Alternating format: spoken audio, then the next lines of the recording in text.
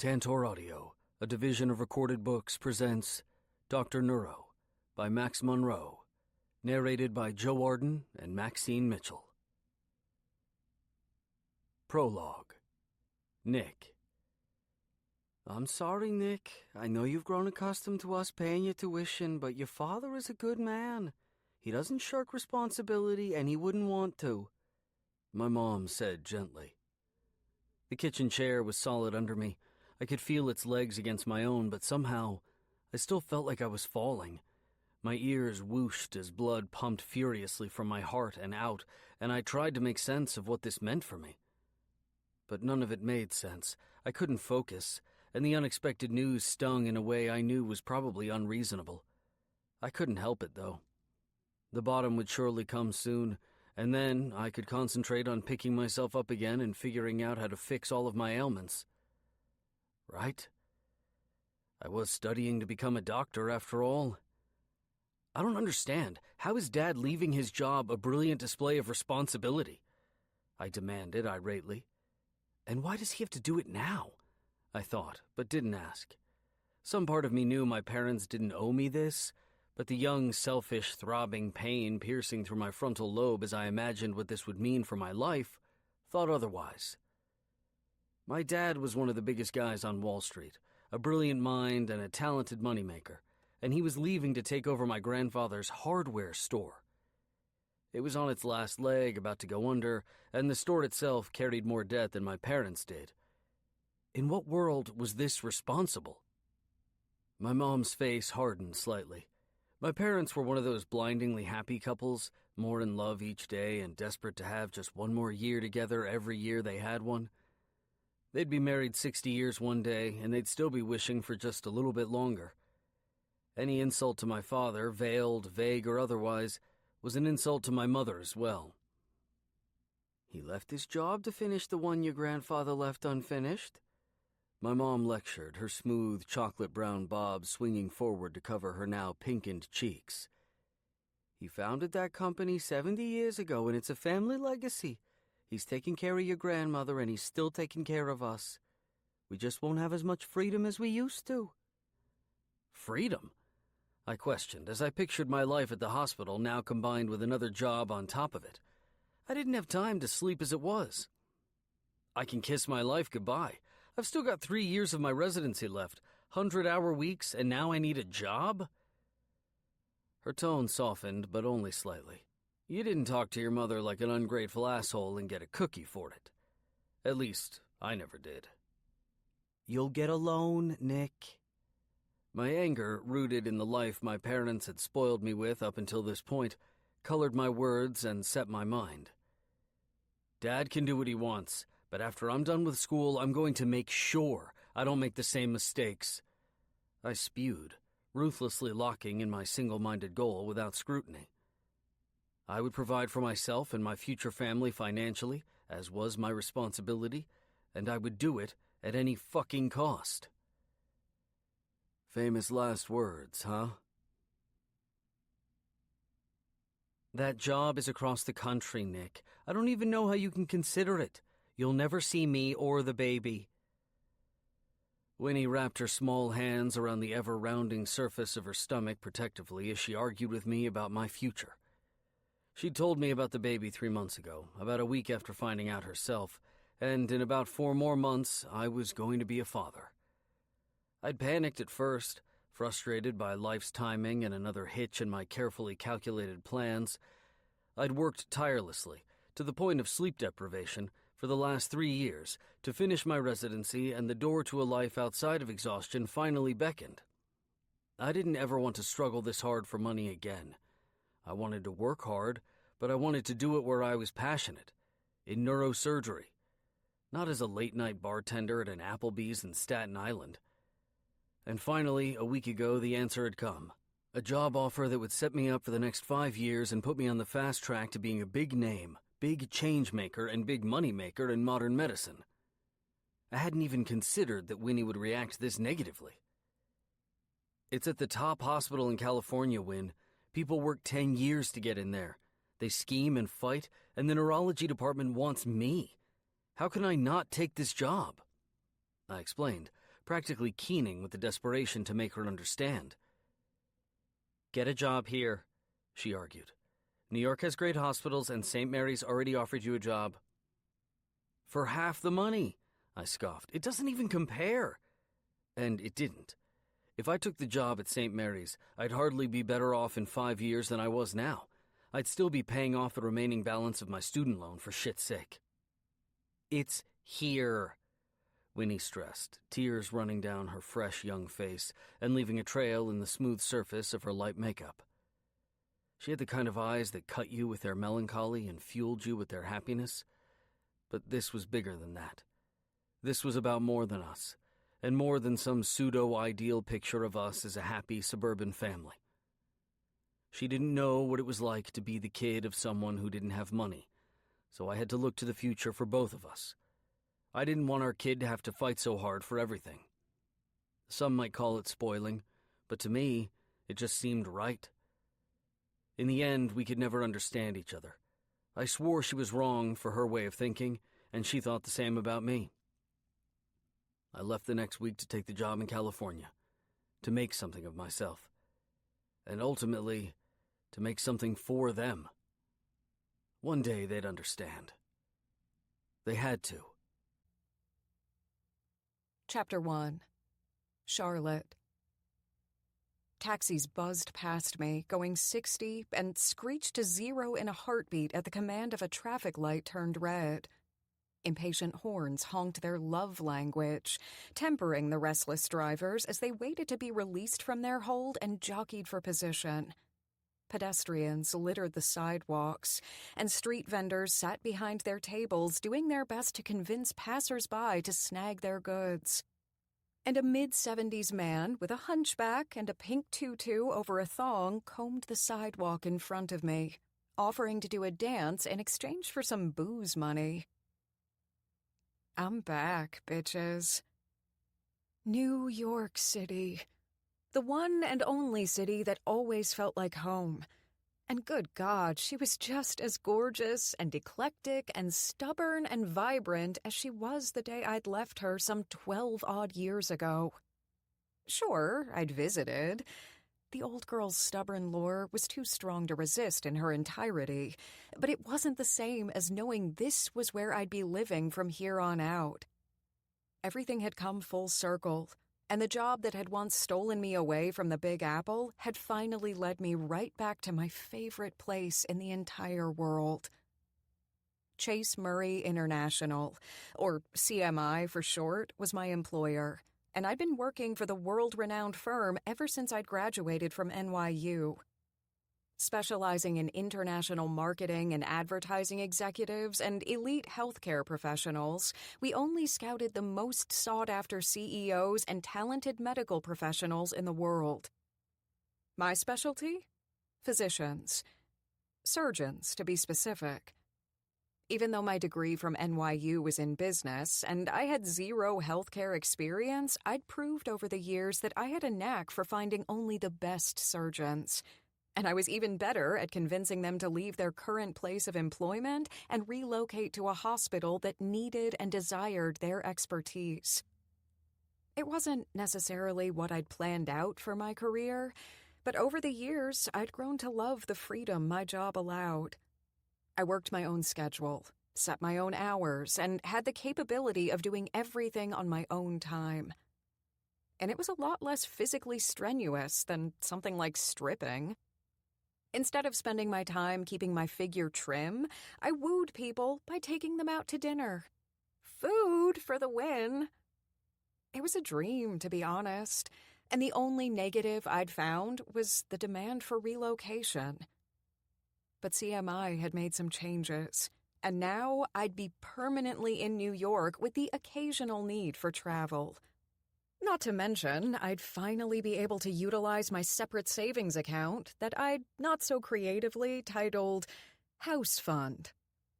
Ever since I'd started working for CMI, I'd been stockpiling money away for the hope of purchasing my own home, but I'd never stayed in one place long enough to even consider looking for a house. But now, I was back in my city, and not only would I be enjoying the sights and sounds and energetic vibe, but I'd also have my eyes wide open for real estate. Fingers and toes and legs crossed, I find something sooner rather than later. Because living in a sardine box-sized apartment in Chinatown is no easy feat. "Hey, watch it, lady!" A cabbie shouted out of his window as I crossed the street and then honked his horn twice for good measure.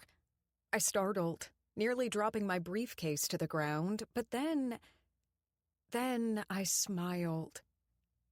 New York. Good God, she was beautiful. The lights of Times Square danced and swirled in the late afternoon sun as I headed toward the subway station on 42nd to catch the shuttle to Grand Central. I'd taken a detour, the long route, so to speak, but it was all in the name of seeing and breathing and just living my city again.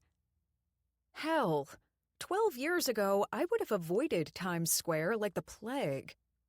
All of those tourists milling about, crowding the sidewalks and making it damn near impossible to get anywhere faster than a snail's pace.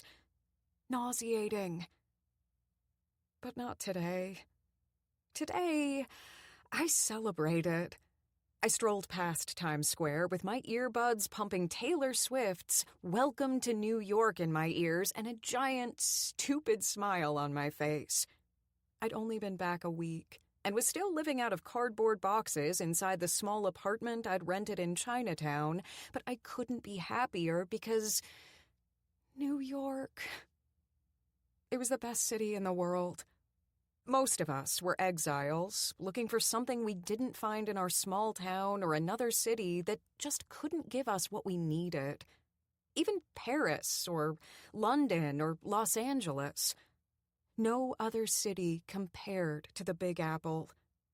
It was the city that asked nothing of us except that we make ourselves brand new. No other city demanded that.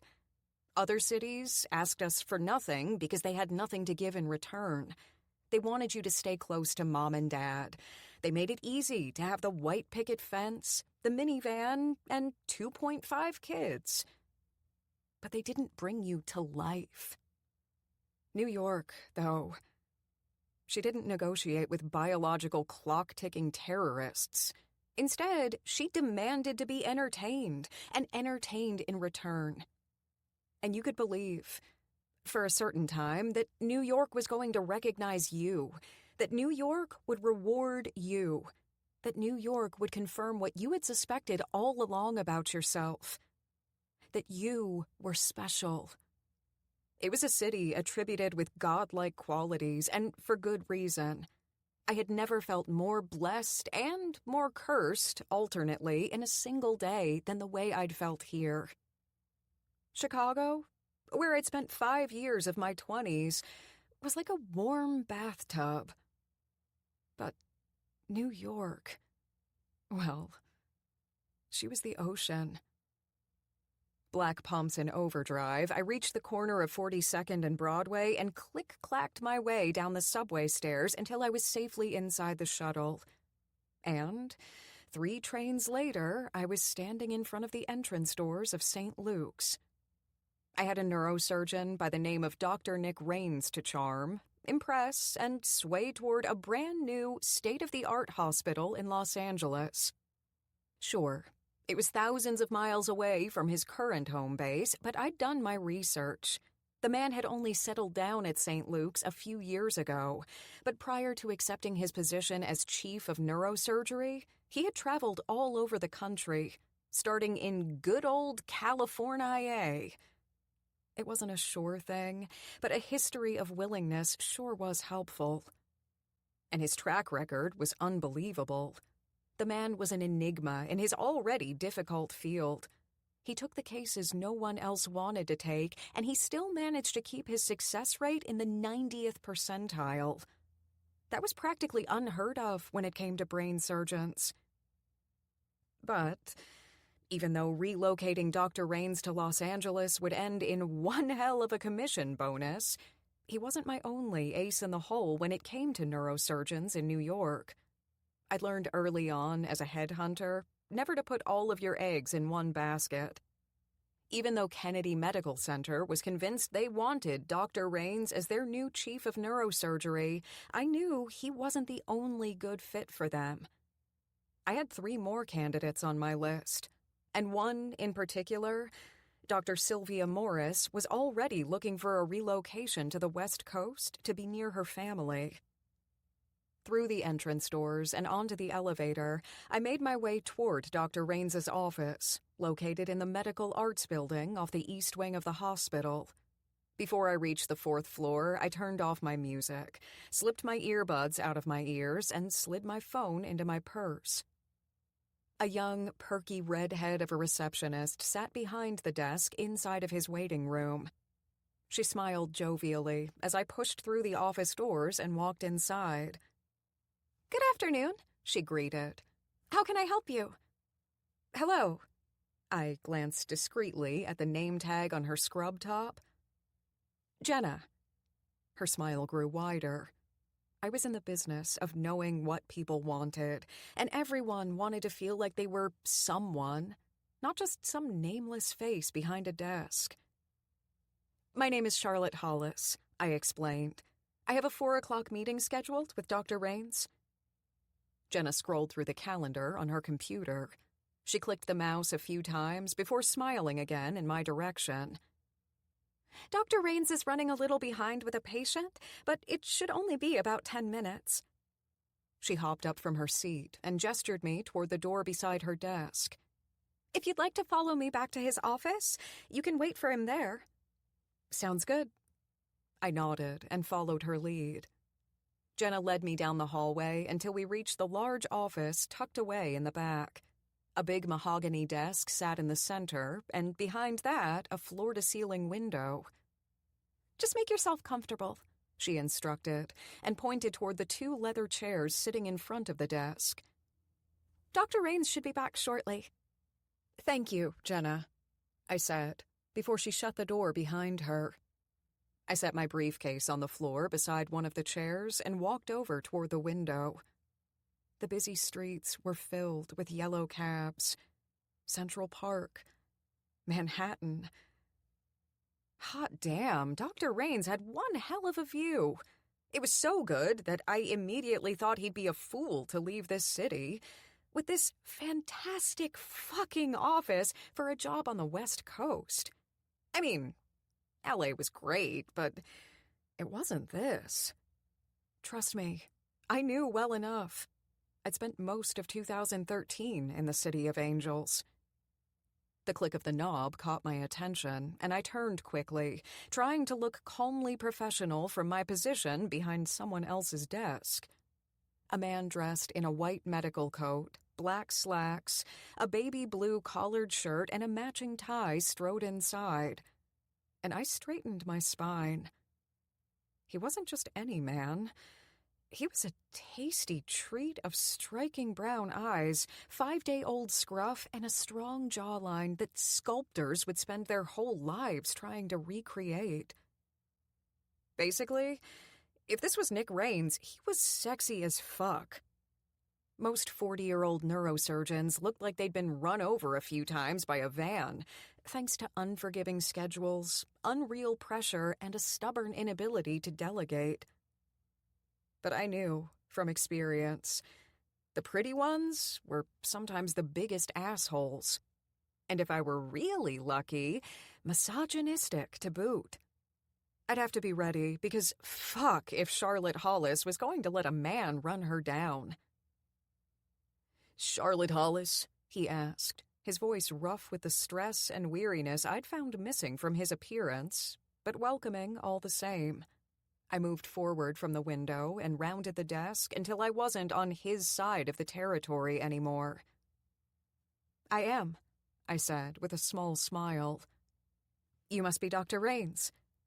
"Please say yes." "I am." I couldn't ignore the waves of satisfaction that filled my belly. "Well, hello, doctor." He offered a friendly smile and held out his hand. Obviously, I took it willingly. "It's a pleasure, Dr. Rains," I said. "I hope you'll excuse me for shamelessly enjoying your view." I honestly wasn't sure if I was talking about the window or him. Probably both. No apology necessary. He waved me off with a nonchalant hand. Considering I spend most of my time either in the OR or in patient exam rooms, I'm thankful at least someone is able to enjoy it. I grinned. A neurosurgeon who wasn't overtly possessive of his property and ideals? Maybe unicorns do exist. That's a shame. I know, right? He teased and shrugged out of his white medical jacket. If someone would go scatter some brains out there, they might let me look every once in a while. I barked a laugh, and he winced. I guess that's a little gory, huh? I shrugged. Maybe. Funny, though. Visible lines of lean and toned muscles strained and stretched beneath his baby blue dress shirt. Good Lord, this man did not fit the bill for a surgeon. No time to look out the window, but you must have time to work out, I see. I pinched my wrist to wake myself up. I'd come this close to saying that out loud. But the more I stared at his friendly face with a contrastingly hard jaw, the more I realized who he kind of resembled.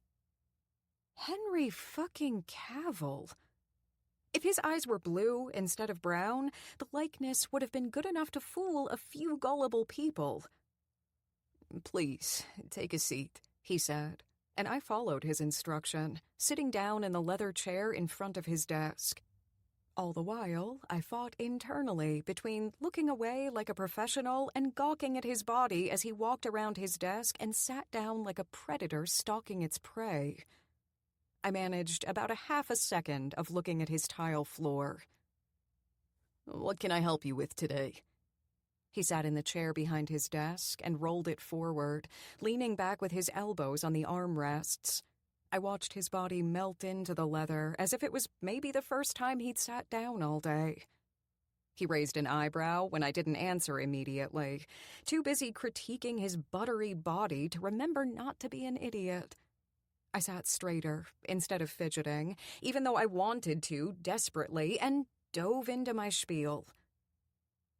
One of the youngest chiefs of neurosurgery in the country, and a physician with a surgical record better than most general surgeons.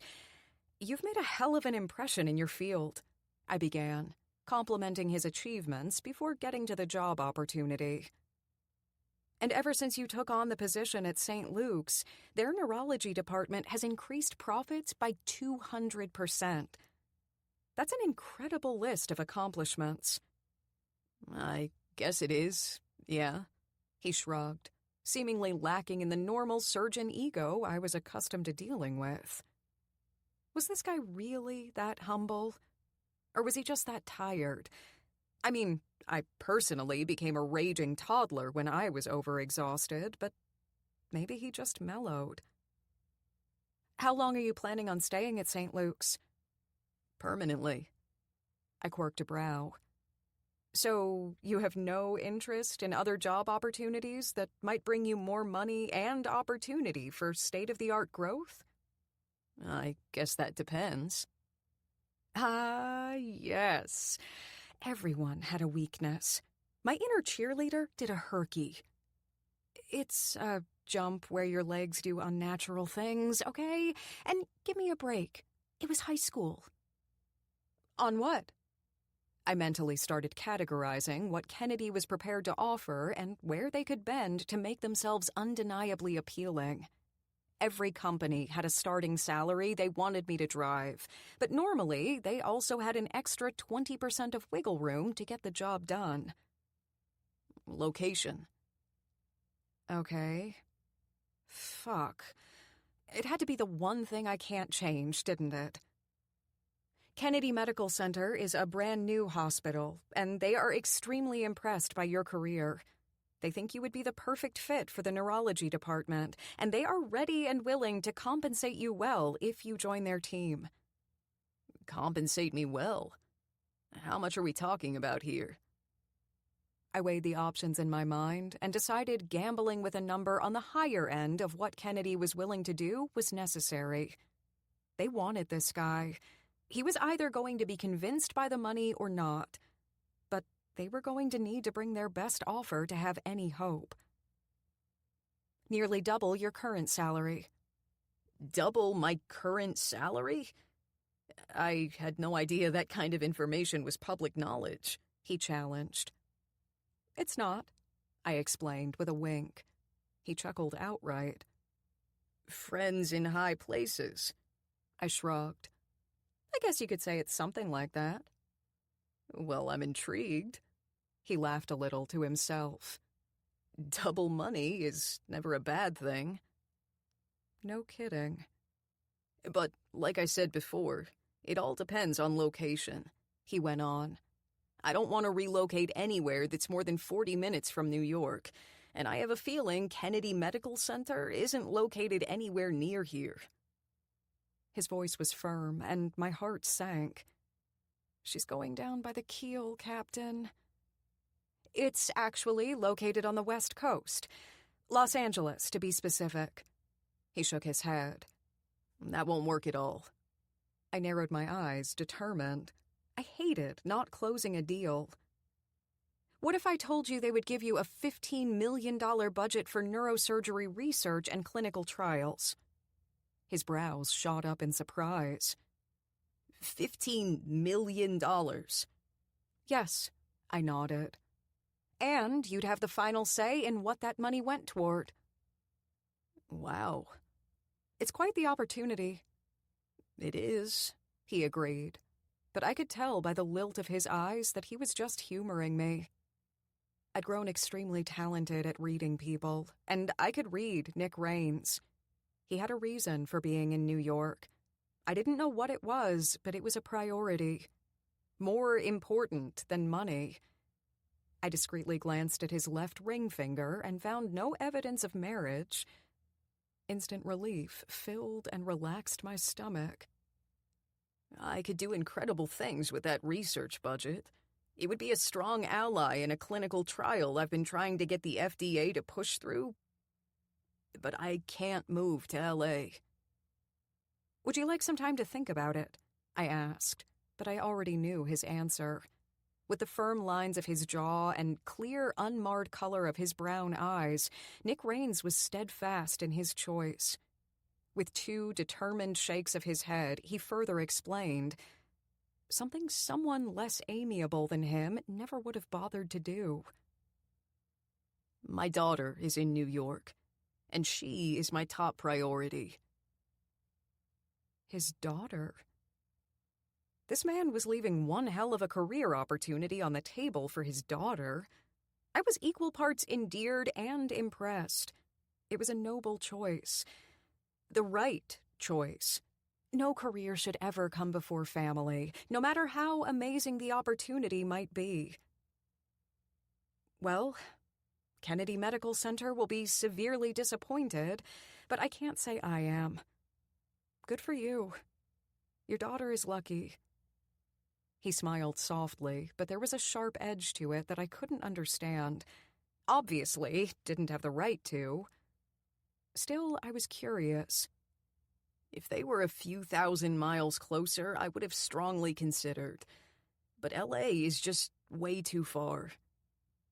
Understandable, I acquiesced. Normally, I would have shaken his hand and gone about my day. But something about him wouldn't let go.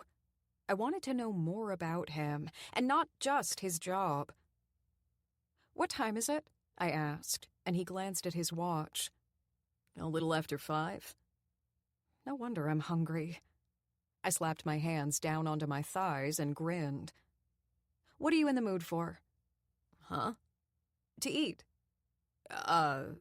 He glanced around the room, confused. I'm not sure. I hadn't planned on eating yet. Well, I'm sure you'll get your appetite on the way, I said, and stood from my chair with my briefcase in hand. All right, then. Let's go.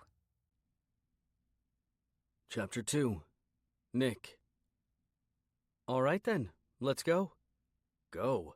Go where? To dinner. Internally, I sighed. I'd been impressed by her willingness to accept the decision I'd made and move on. Most headhunters were relentless nags no matter how many times you said no, and I'd actually believed she was different. Soft and forgiving of real human problems and circumstances, and as pretty on the inside as she so visibly was on the outside. Fuck, she's pretty on the outside. Obviously, that was a ruse. Look, I really appreciate the offer of the job and the time you had to take out of your day to come here and try to woo me, but as I told you, I have more here to consider than a salary and helping other people. My daughter is here. I'm not going. Her smile ratcheted up and the creases of confusion at the corners of my eyes only deepened. Good. Let's eat. Ms. Charlotte, I acquiesced. I don't know how I can be any clearer on this. Nick, she called almost teasingly. The left side of my chest contracted at the friendly familiarity. I've got it.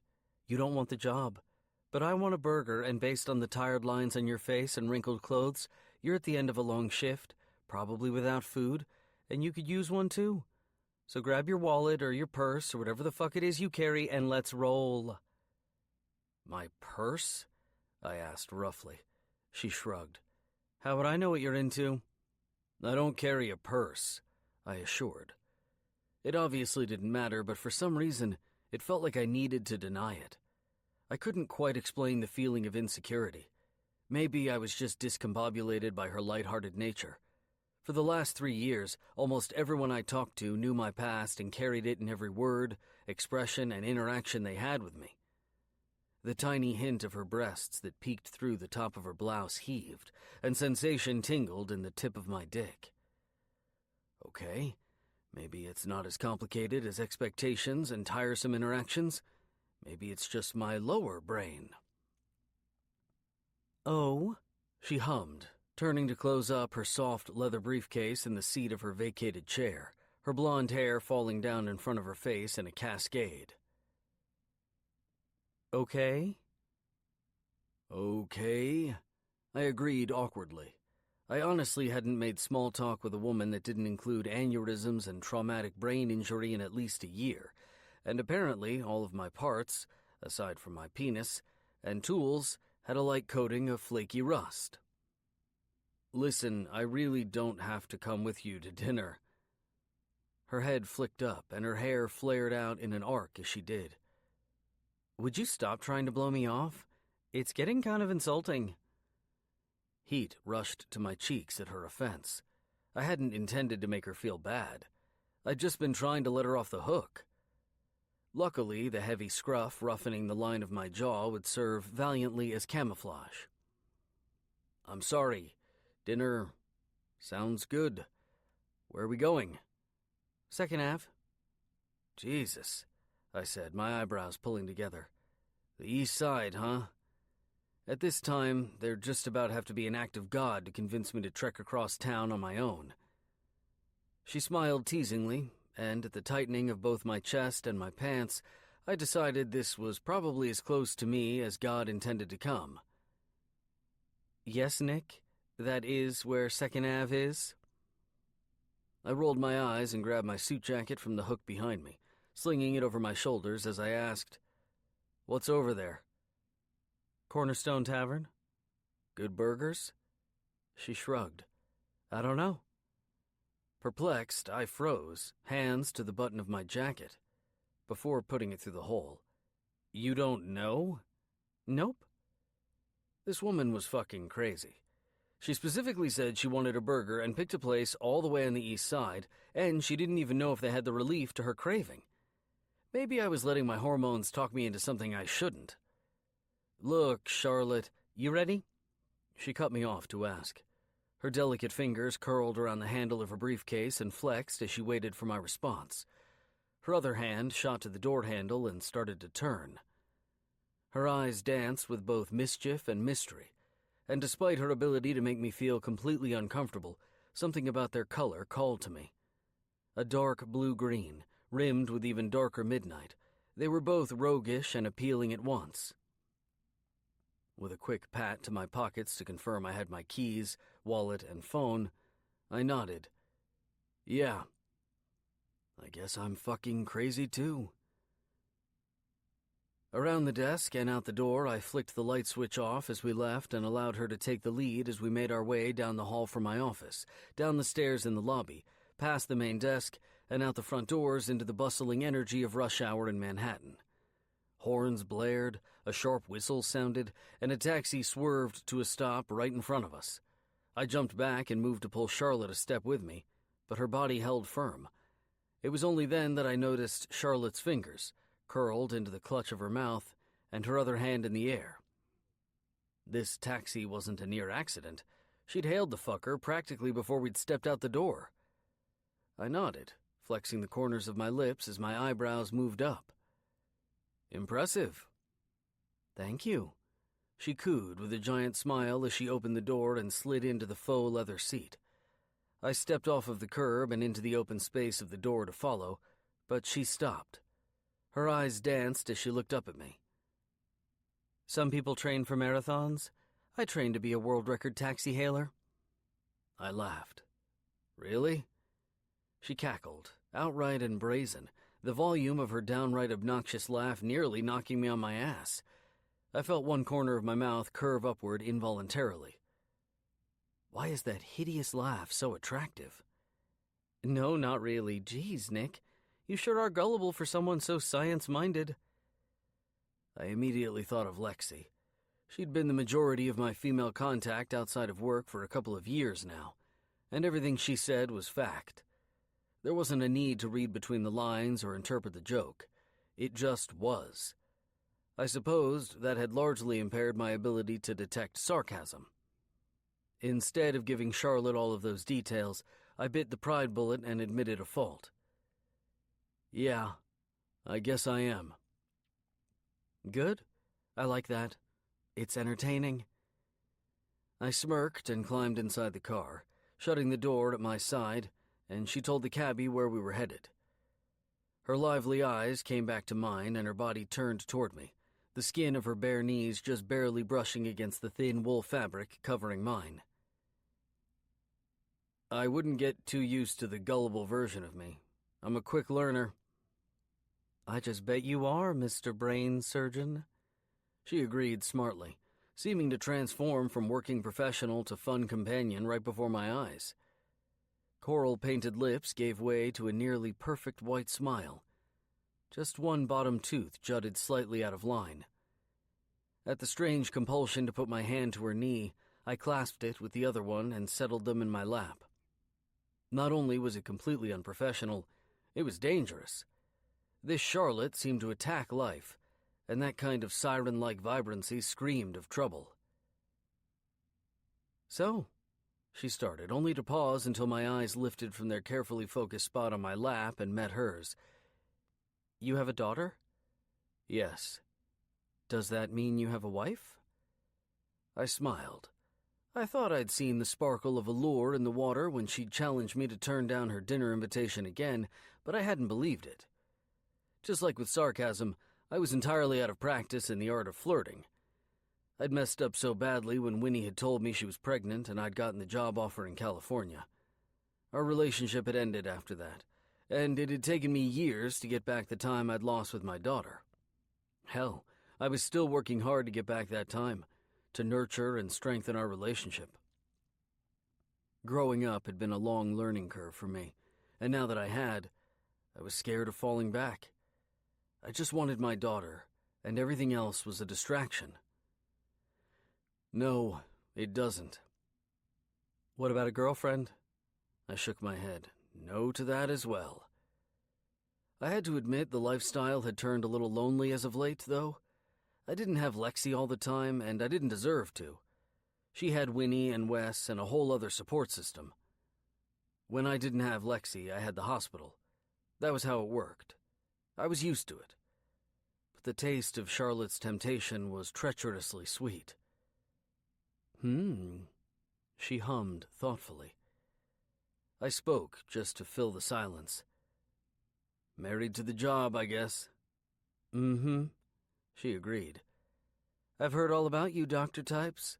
40-hour weeks are non-existent. Hey, I try to keep it to 60. That's normal, right?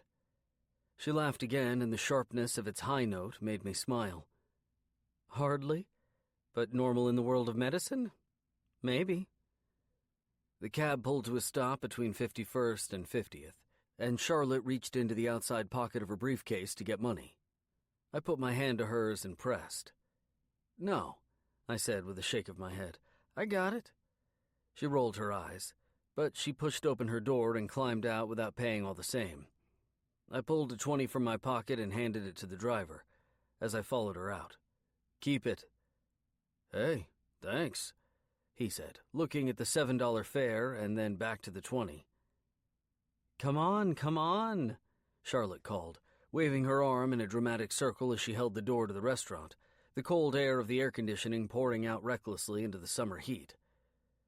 Shaking my head, I still quickened my step, almost as though my body felt compelled to comply, and scooted behind her to take the way to the door.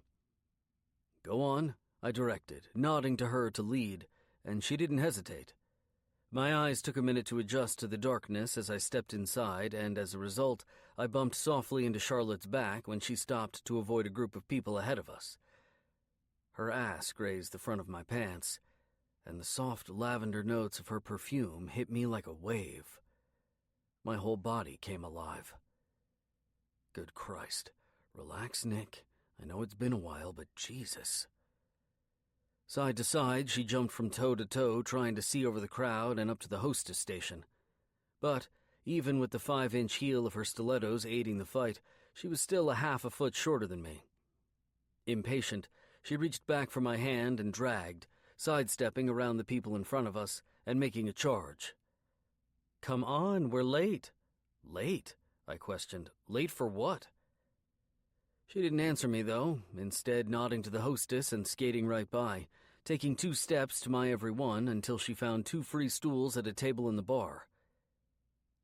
Hi, she greeted cheerfully, unfazed by the table of strangers we'd just invaded. To be fair, they didn't seem all that affected either. I was apparently the only one who found it strange. What's going on? I asked. She smiled gleefully, settling into her stool and hanging her briefcase on the high spoke of the back. She reminded me a little of an evil overlord as she rubbed her hands together. Charlotte, what's going on?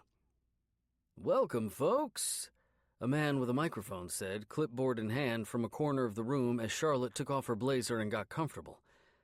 Silky tanned skin glowed at her chest and shoulders, and a flowy white blouse billowed to cover the rest. I see a lot of familiar faces and some new, but you're all on time, and that's all I really fucking care about. Let's get trivial. Charlotte? She smiled, a little shrug, just barely lifting the bare skin of her shoulders. It's trivia night, and I have a feeling I've finally got a good partner. Chapter 3. Charlotte. You brought me to a trivia night? Nick asked, and a shocked laugh escaped his lips. His hair ruffled up slightly in the front as he ran a hand through it and widened his deep brown eyes rimmed with lush lashes. With all due respect, Charlotte, I just met you an hour ago. I usually make people wait at least 2 weeks before accompanying them to things against my will, he muttered. And it was my turn to laugh. Time is fluid, like lapping water. An hour, 2 weeks? What is the difference, really? Anyway, I bullshitted. What's really crazy is that we haven't picked a team name yet, I said, redirecting the conversation toward the obvious priority. Got any cool ideas? I'm pretty sure I'm still busy wrapping my mind around how I ended up here. No worries, Nick, I said, and patted him on the shoulder as I hopped to my feet. I'm the queen of brilliant trivia team names. You just relax and look pretty. I'll handle the rest. I didn't leave him any time to respond, instead strolling toward the MC and grabbing a pencil and trivia answers sheet from the stack in front of his microphone. Team name? He asked, and I grinned. Fleetwood Mac's Sex Pants. Nice, the MC laughed and added our name to his list. It's refreshing not to hear Suck It, Trebek, or Trivia Newton-John. Hey, I chastised. Don't knock the classics, he smirked. How many team members? 2, I said, and pointed toward Nick sitting at the bar-top table behind me. Just me and this neurosurgeon I just met. The MC's brows rose to his forehead. You just met? And he brought you to a trivia night? Nah, I refuted. We just met and I brought him to a trivia night. That's even better, he laughed again. All right, Fleetwood Mac's sex pants, you're all set. We'll be starting in about 5 minutes. Fantastic, I smirked. And without wasting any time, I walked over toward the bar and ordered 2 beers and a few apps off the menu from a pretty blonde bartender. Here are the beers, she smiled and slid the brews in front of me. The apps will be done in about 10 minutes. Perfect. Thank you, I said, nudging the necks of the bottles in between my fingers and weaving my way back to the table. Nick offered an amused smirk when I sat down on my bar stool and slid his beer in front of him. All right, I started, and set the pencil and paper in front of us. We've got the beers, and the food is coming shortly. I hope you like bar apps. Sounds good, he answered, and then his brow rose in question. Wait, you bought my dinner? I took a quick sip from my beer and grinned. Of course. It was the least I could do after dragging you here, I explained as I grabbed the pencil and wrote our team name at the top of our answers sheet. Plus, you paid for the cab. Fleetwood Mac's sex pants? He read aloud and chuckled. I know absolutely nothing about trivia nights, but that's a good fucking team name. I grinned, preening a little in the light of his compliment. It'd be an even better band name, but I have 0 musical talent. Me either. A genuine smile kissed Nick's lips just before he brought his bottle of beer to them and took a long, hearty drink. I watched intently. They were so full and soft in appearance, I had the urge to run my index finger across the plum-shaded pillows just to see if they felt as amazing as they looked. No drumming or guitar skills? I'm starting to wonder if you have any talents other than surgery. 1 or 2, he responded instantly, and the tone of his words matched the knowing, even slightly heated smirk that lifted the corners of his lips. Sweet kittens. So innocent were the words, but so ripe with sex was the tone. The verdict was in. This man had a mouth I wanted to run my tongue across. Only 1 or 2, Dr. Raines, I teased, forcing an aroused swallow down my throat. No doubt, if I let it escape, it would turn into a highly embarrassing plea of some sort. Show me you can motorboat a 10-second mile, kind of thing. If you're going to ask me about my talents, you should probably drop the formalities and just call me Nick. Okay, I agreed and tilted my head to the side as I leaned closer to him. So, Nick, what are these talents you speak of? He did that sexy smiling thing again, but didn't offer any response, merely keeping his gaze locked with mine. Hot damn. I think this sexy-as-fuck doctor is flirting with me. I silently prayed my gut instinct was right and tucked any and all shame into my back pocket. It hadn't been that long since I'd been fucked by someone. Some months ago, on only 1 occasion, if I'm truthful, but it had been nearly forever since someone had done it well. My attraction to this man was more than apparent. Isn't it? He kept his emotions close to the cuff, so it was hard to tell. But every once in a while, I thought I saw a little hint of recognition in his eyes. Not to mention, he'd willingly come along to this bar with me. Okay, after a little coercing. I frowned thoughtfully. But once he'd figured out I'd brought him to a trivia night, he hadn't made a beeline for the door. So that had to mean something. Right? If anything, he seemed amused by it all, like he was enjoying the spontaneity. Between his perfectly matched baby blue attire, even the face of his watch was blue, and his choice in careers, I had a feeling Nick needed some impulsiveness in his life. I might have been jumping the gun by assuming he'd want me to, but I was more than capable of showing him some.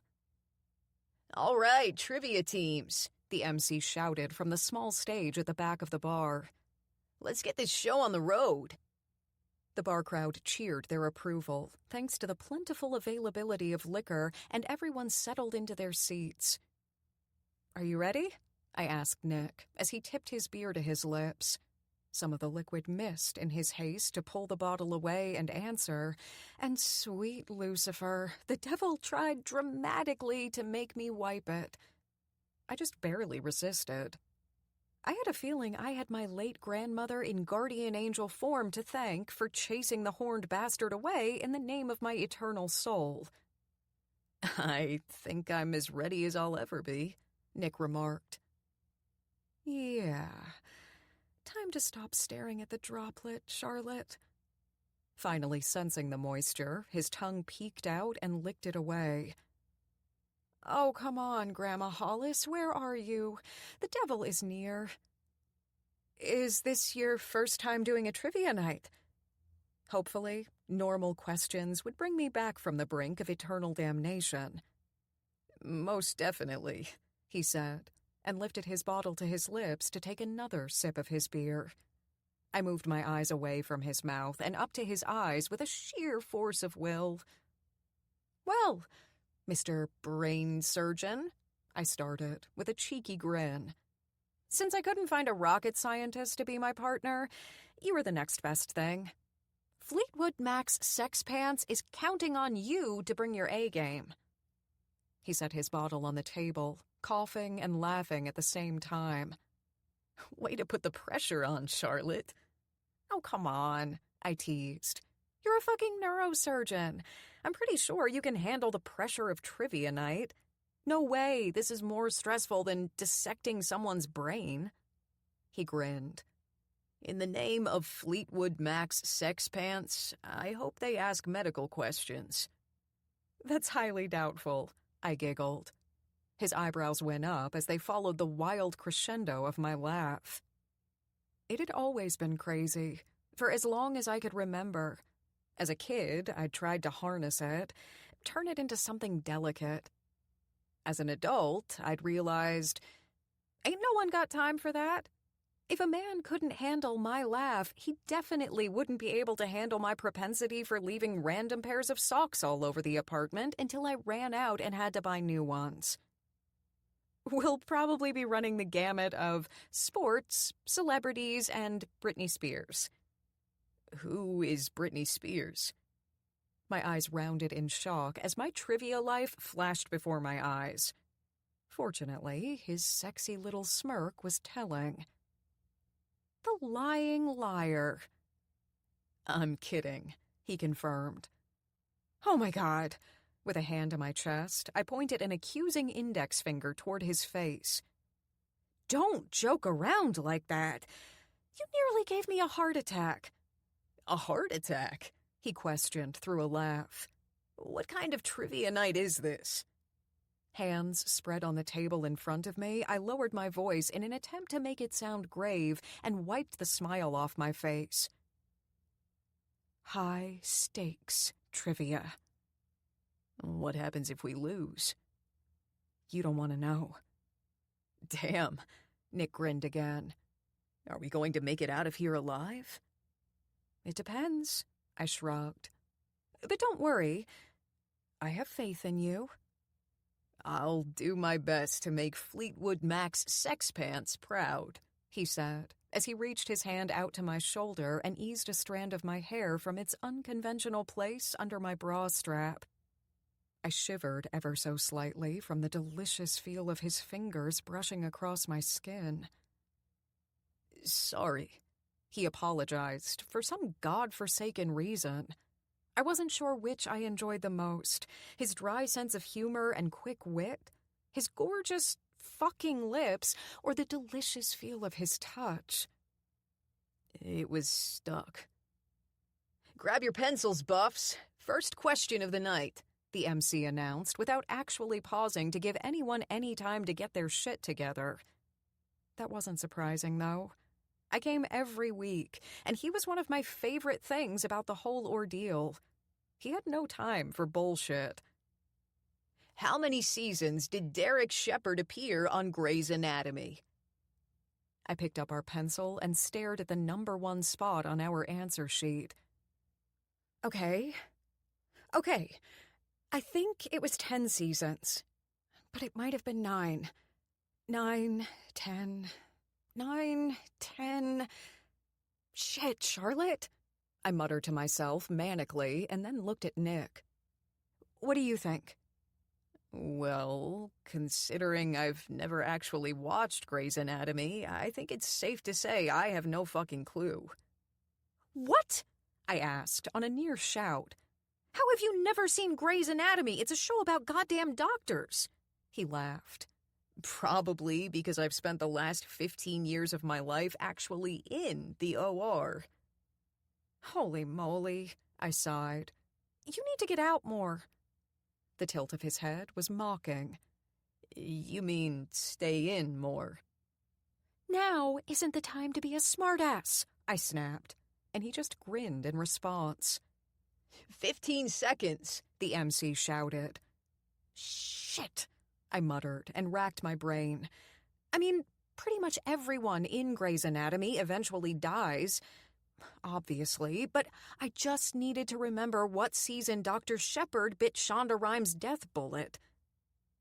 Okay, I think it was 9. Yeah, it was 9. Okay, yeah, I'm putting 10. I rambled and quickly jotted down my final answer. Time's up. Pencils down. As I set my pencil beside our answer sheet, Nick whispered, Are you sure it wasn't 11? Shut up. I playfully slapped his shoulder, and he chuckled. Question number 2. A little bit of sports trivia. Oh, good, I whispered toward Nick. You should be able to answer this one. Who has the most wins as a head coach in the NFL? The mic squealed in annoyance as the MC announced the second question. I picked up the pencil and stared at Nick, awaiting his response. He smiled, took a sip of his beer, shrugged. What he didn't do was give me an answer. Do you know this one? I asked, and he shook his head. Nope. What the fuck?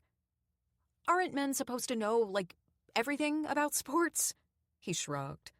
Maybe, but I don't. Time in the OR, remember? When was the last time you watched ESPN? He ran his hand across his jaw. A few years ago, I guess. A few years ago? Haven't you ever heard of DVR? I questioned with widened eyes. He had the good grace to laugh, even in the face of my insults. Jesus Christ.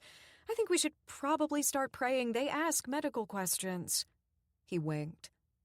Good plan. Fleetwood Mac's sex pants are going to be so disappointed in you. A hearty laugh left his lips, and I couldn't help but smile in return. Time's up, the MC called out. Pencils down. Son of a bitch, I muttered. We didn't even get an answer for that one. Nick patted my shoulder. Don't worry, trivia girl. We'll get the next one. If we do, it won't be because of any help from you. I tried to feign annoyance, but even playful anger slid from my features as if I were greased up like a slip-and-slide. All smiles here. Now that, he said with a grin, is probably 100% accurate. I was hoping your trivia success rate matched your surgical success rate. Sorry, Charlotte. Looks like we're going to lose this one on the table. I couldn't not giggle at that. Don't talk like that. Get out the defibrillator. It'd be a damn shame if Fleetwood Mac's sex pants didn't live to see another day. I get it. I'm attached to this patient, too. Then don't let FMSP die. Get in there. FMSP? It's getting too long to keep repeating, I admitted. He moved his lips into a firm, serious line and slapped his hand on the table. Come on, Charlotte. We have to get it together here. In the name of freedom, liberty, and the pursuit of Fleetwood Mac's sex pants, we need to make our country proud and bring home the trivia trophy. I narrowed my eyes and mimicked his stern expression. Let's do it. Let's show these trivia bitches who's boss. We talked a big game, but our follow-through was subpar at best. The next 23 questions went the same as the first two, and by the end of the night, when the MC ran through all of the correct answers, we had only managed a whopping 2 out of 25. Our only right answers revolved around my expertise in Harry Potter and Friends. Question number 12. For Harry's birthday, what color did Hermione turn the leaves of the Weasleys' crabapple tree? My correct answer? Gold. Question number 19. What does Phoebe legally change her name to? My second correct answer. Princess Consuela Banana Hammock. Nick, the fucking brain surgeon was zero help. And when I say zero help, I literally mean zero help. The man was absolutely terrible at trivia. But despite the fact that he'd given Fleetwood Mac's sex pants a bad name, I couldn't remember the last time I'd had so much fun with someone. Nick Raines might have sucked at trivia, but he sure as fuck had caught my attention. Chapter 4. Nick. The bar was dark and the air felt thick as I shook the last of my Jack and Coke and tipped it to my lips. Somewhere over the last 5 hours, Charlotte's skin had taken on a sheen that I couldn't stop analyzing. Was there glitter in her moisturizer that came out the longer the day went on, or did she have a natural glow? Did it taste salty like sweat, or would it be as sweet as her smell? I'd become accustomed to the fragrant lavender, sitting in the aura of it as it permeated off of her, and now that it was time to go, I wondered if I'd notice the difference as soon as it was gone. I guess we have to go, huh? Charlotte mused, jerking her head toward the bartender who looked like he wanted to wait for us assholes to get the fuck out about as much as I wanted an ice pick to the brain. I knew from experience ice picks to the brain weren't good. Brain surgeon, remember? Looks like it. Looks like he might find a gypsy to curse us if we don't leave soon. Charlotte rolled her eyes. It's only 11 p.m. If he's upset about closing this late, he probably shouldn't be in bartending. It is a Wednesday. Maybe he's got more patience on the weekends, I excused. Maybe. She shrugged and smirked as she put the rim of her wineglass to her peach-colored lips. I couldn't even tell you when we'd switched from beer. Frankly, we'd been so busy talking, I didn't even know how many drinks I'd had. Good thing I wasn't driving. Maybe he needs to be slapped by a dick. A startled bark of laughter left my lips, and I reached for her glass. Okay, maybe you've had enough of these. I just missed the pretty blonde. She muttered dejectedly, and I laughed again. I didn't know who she was talking about, but the pretty blonde I knew was still sitting in front of me making adorably tipsy threats of genital violence. What pretty blonde? The one behind the bar? She gave me our first beers and no attitude. She snapped her fingers and struck an imaginary line in the air. That's what I like in a bartender, fast alcohol and limited lip. You know he can probably hear you, right? I tried not to smile, but I couldn't drum up even an ounce of austerity. Psh, duh, she agreed. What's the point in insulting someone if they can't hear you? I'd never thought of it that way, but the more I considered it, the more I reckoned she had a point. Okay, fair enough, but we should probably go. I'm sure you have work in the morning, and I know I do." "You're so responsible," she teased. My chest tightened with the insult, but she turned it around pretty quickly. "That's good, though. I should probably be more like you." "I haven't always been," I offered. "I messed up a fuck of a lot when I was younger. Why the hell am I telling her this?" "Yeah?" She leaned close and put her hand to my arm. "Really?" "Really?" A cold chill ran down my spine at how much I hated some of what I'd done. "Jesus, you'd probably lose all respect for me if you knew." She shook her head nearly immediately, her long blonde hair swinging at the ends and tickling at the skin just above each breast. "No way. I'm sure I messed up worse." "Definitely not," I challenged. I'd left Winnie alone to raise our daughter despite knowing how much it'd affect her. I'd known. I'd watched her cry and listened as she'd told me what she needed, and still, I hadn't given it to her.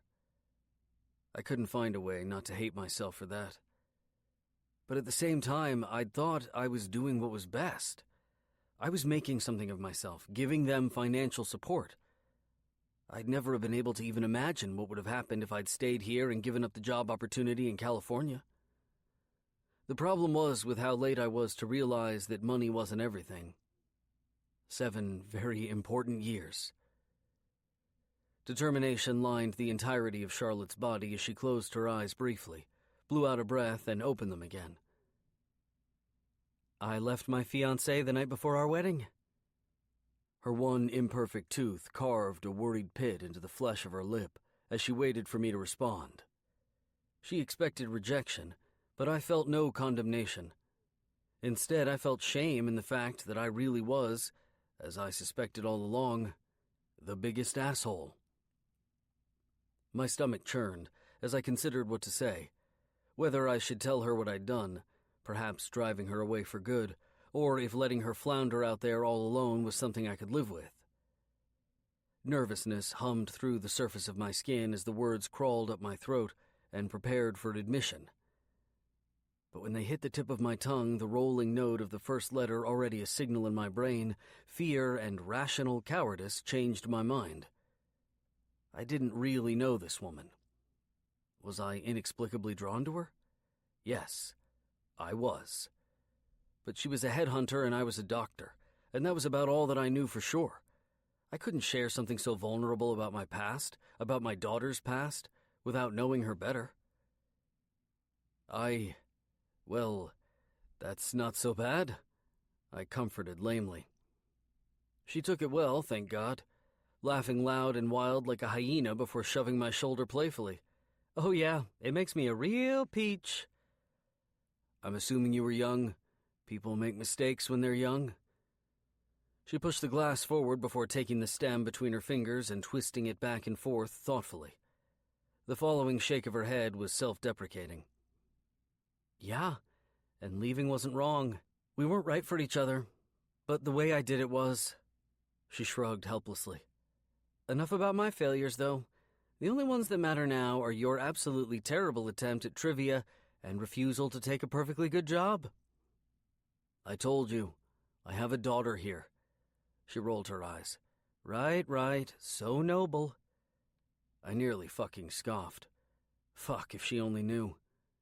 "You could have told her," my subconscious poked, but I hadn't. I guess I'm still a real asshole. "Come on," I said. "Let me get you a cab." Her eyes narrowed and the tip of her tongue peeked out just enough to wet the seam of her lips. "Okay, but at least give me your direct number. Trivia partners don't have to go through the main line at the hospital, right?" I smiled and pulled my phone from my pocket. As she spotted it, she dug hers out from her briefcase. We exchanged quickly and typed our numbers in each other's phones as the bartender started turning out lights behind us. Literally. It was like an approaching total solar eclipse as the darkness made a run toward us. Charlotte scoffed. "Totally needs to get slapped by a dick." I couldn't say I disagreed. But then again, so did I. Chapter 5. Charlotte. The metal subway car I was aboard screeched to a stop at Union Station. Several riders climbed to their feet, including me, and shuffled out of the doors like a herd of sheep until the light of day peeked down the stairs to the outside world. I pushed past the unhurried walkers, the pedestrian version of slow assholes daydreaming through their drive in the left-hand lane, and climbed up from the abyss. Droplets of rain painted the material of my khaki trench coat as soon as I left the tunnel's cover. Rainy, cloudy, surly, thick air that clung to your lungs as you tried to breathe. Mother Nature might have been depressed, but the other world that was NYC bloomed and flourished anyway. Prepared for perhaps the first time in my life, I pulled the polka dot umbrella from my purse and popped it open toward the sky a moment later. I was generally a chronic forgetter of all things that kept my life from devolving into some kind of rain-soaked hell, but every once in a while I managed to act like a real adult. It probably had more to do with my extreme excitement over visiting Strand Bookstore, one of my favorite bookstores in the entire world, than anything else, though. The life of a book was important. I'd survive being waterlogged. A vintage copy of Pride and Prejudice would not. As a long-term bibliophile, I found nothing excited me more than rows and rows of book-filled shelves and the oh-so-perfect vanilla musk of the ones that had lived a good, long life. That made Strand Bookstore's rare books room my favorite place. A little gem with plush seats and the most eclectic and wonderful collection of all things vintage books. When I'd last visited, 12 long years ago, I'd managed to find an old cassette tape of Ernest Hemingway reading an excerpt from For Whom the Bell Tolls. Tell me you didn't just get chills. Mystery, romance, women's fiction, autobiographies, paperbacks, ebooks, audio. I was a reader through and through. And any time I could get my hands on something rare and vintage, one page of my book heart grew its wings. My heels smacked against the pavement as I crossed the street, and a taxi turning right impatiently honked his horn. Pedestrian crosswalks be damned, apparently. This taxi driver was way more important than anyone else in the world. I laughed to myself and ignored his frustration. Some people just weren't worth the time or energy it took to get angry over something so small. Now, if he'd run me over with this cab, I would have risen from the grave to stab the motherfucker. But sitting there, honking his horn and most likely shouting profanities at me from the inside of his cab wasn't worth my ire. My phone began to ring inside my purse. Thankfully, after I'd safely stepped onto the concrete and month-old gum of the sidewalk, and I bobbled my umbrella into my left hand as I snagged my cell with my right. After a quick glance at the screen, I answered by the third ring. "Hello, Conrad," I greeted the CEO of Kennedy Medical Center. "I was hoping to hear from you today." "Hey, Charlotte," he responded. "Sorry it took me a bit to get back to you. I had to attend a last-minute conference in Denver." The smartass in me yelled, "And they don't have phones in Denver?" But the woman who wanted to keep working and paying her bills and stuff kept her mouth shut and excused the inconvenience as if it were nothing. Plus, realistically, it had only been about a day. As much as I wanted people to, they didn't live on Charlotte Hollis time. "No worries. I figured you were busy. Did you happen to read my email?" He sighed. "Unfortunately, I did." I'd been expecting this phone call and this very reaction since the second I'd clicked send on my carefully crafted email explaining that Dr. Rains had declined the position.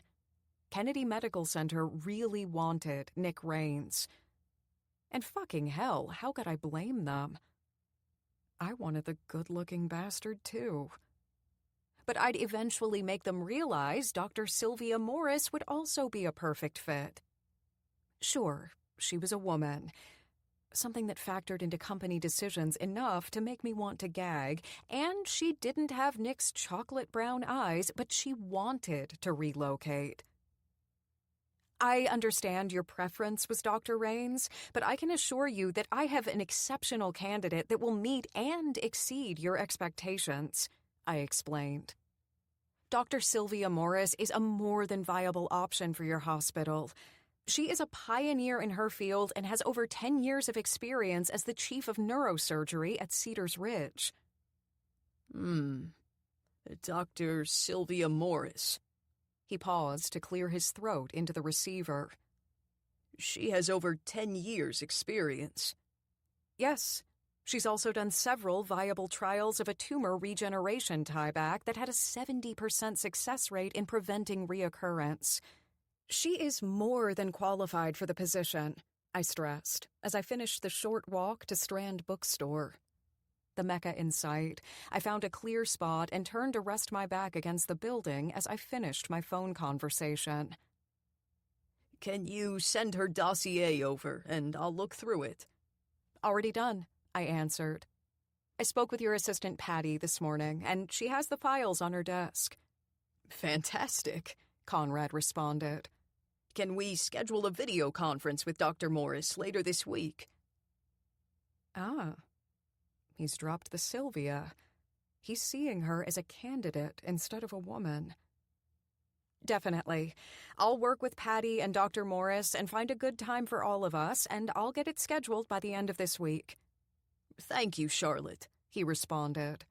Oh, and just to let you know, I've already contacted CMI, and we would like you to help us with filling another position. I smiled. I look forward to it. Good to hear, he responded. And a few moments later, he ended the call with a brief yet friendly goodbye. Another headhunting assignment equaled job security. Not to mention, it was pretty damn fantastic when the CEO of a major LA hospital was so happy with the work you'd done for his organization that he requested you for future assignments. Good job, Charlotte. I smiled to myself as I pushed through the doors of the bookstore and took off my jacket to shake the rain out of it right in the entry. And far away from the pretties. My senses went into overdrive as I took in the gorgeous view. People browsing books, people reading books, people buying books. Just books. A million different worlds resting between millions of pages and waiting to be explored. I'd never been to heaven, but if I had to take a guess, this is what it looked like. After a quick perusal of the first floor, I headed upstairs to my sanctuary, the rare book room. All wood floors and a quiet space, the room squeezed on my chest and hugged me right in the heart. The sights and smells of well-used books sitting prettily on the shelves, and that undeniable, beautiful scent of vanilla and almond. It was just as I remembered. I found an open, plush velvet seat nestled between two giant shelves in the corner of the room and happily plopped my ass down. Pulling my laptop out of my soft leather briefcase and resting it in my lap, I took a short detour to my favorite real estate site. But after I came up empty-handed on my ongoing house hunt, I scrolled through work emails and focused on my priority tasks of the day. CMI had a home base in Midtown, and since I'd relocated to New York, I'd even obtained my very own office space. But some days, I just needed a place where my coworkers weren't milling about and interrupting my flow. My calendar for today was stacked with 5 prospects to follow up on, and when I saw the name Nick Rains listed, I smiled like a loon. It had been 2 days since our trivia night, and if I was being honest with myself, this sighting of his name wasn't the first time I'd encountered it. Dr. Nick Rains had filtered into my brain a lot over the past 48 hours. I was fascinated by pretty much everything about him. His insanely intelligent mind, his career, his dry humor, his sexy smile. I pulled my cell out of my briefcase and tapped on my text inbox.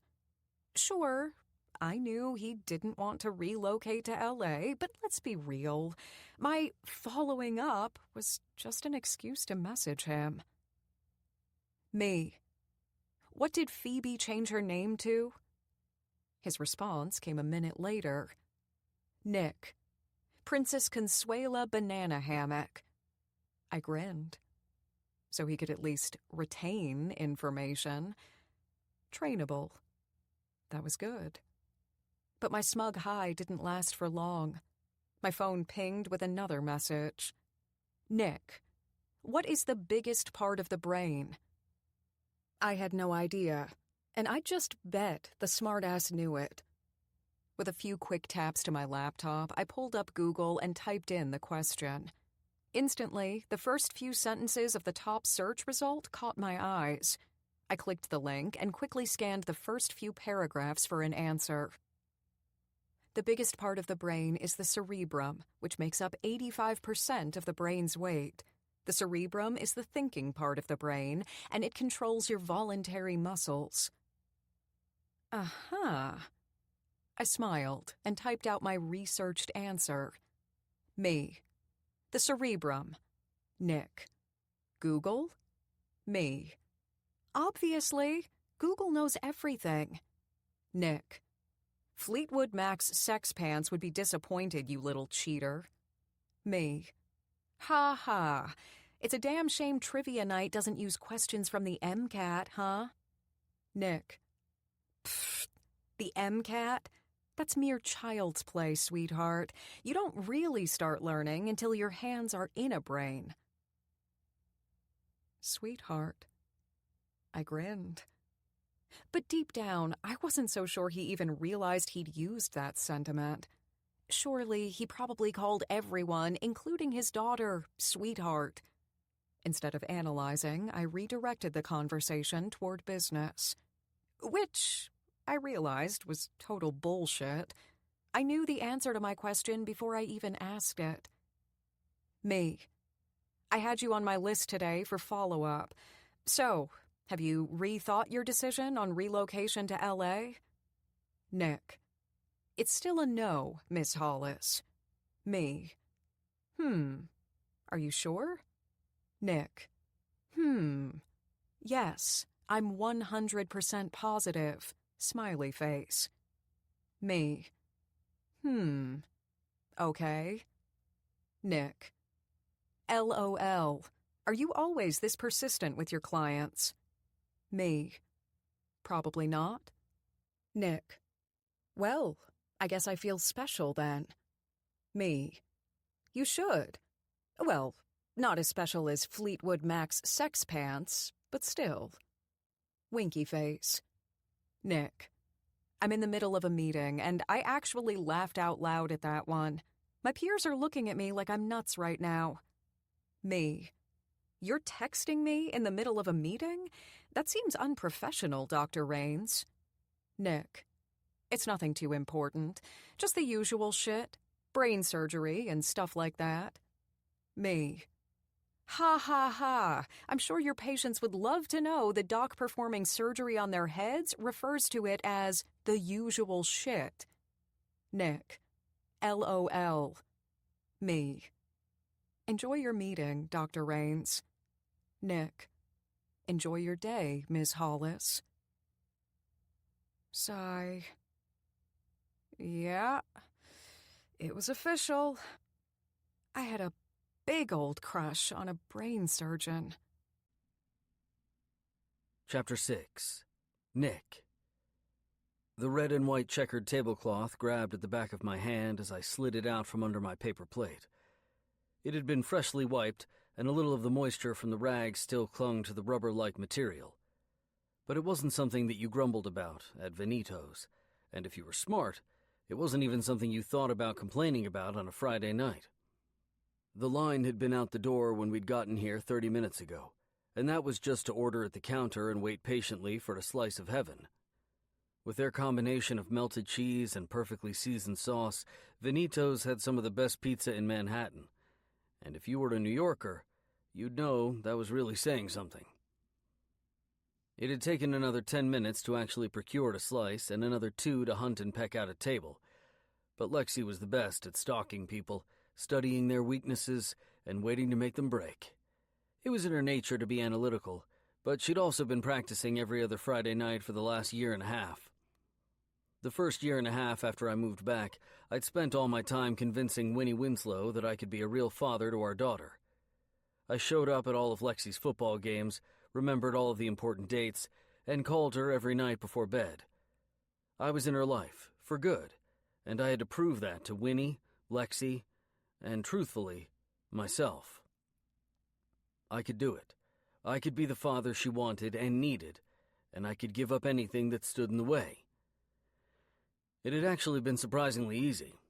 Lexi was a brilliant force of nature. She liked you or she didn't, and despite my mistakes, she'd sniffed out something in me she believed in. I clung to that on the days I doubted myself. After a long road of building trust, Winnie had finally admitted to the change she saw in me. And so she'd given in. Selflessly, and without past repercussion, Winnie had put her daughter first, at the very front of the line, and given her alone time with me on a regular basis.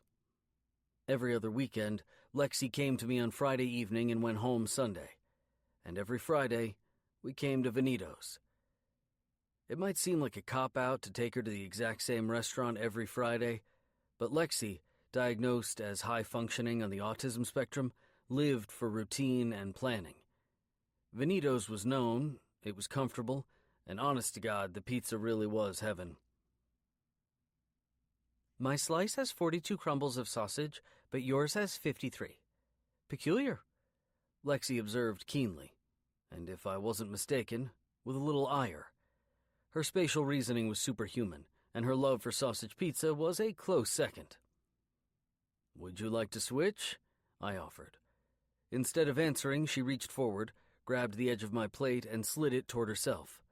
She compared the two pieces closely while they were side by side, and I chuckled when she didn't slide one back. "Lex." Mine has approximately 2% more cheese than yours, and the sauce ratio is nearly 1-to-1. "Lex, please just pick a slice and give me the other." She huffed. It's not that simple. "Lexi." I tried to be patient, I really did, because it was amusing as all hell and seriously special to watch her mind work, but if I let it, this could go on forever. "Give me a minute." She shushed me, waving a hand and diving closer to smell each slice. I could only assume she was assessing the herbs. I was just about to reach out and grab one before they both got cold when my phone rang in my pocket. Lexi, knowing that meant she'd have a little more time for her appraisal, smiled gleefully. I narrowed my eyes, and then, without looking at the screen of my phone, swiped my finger across it to answer it and put it to my ear. "Hello?"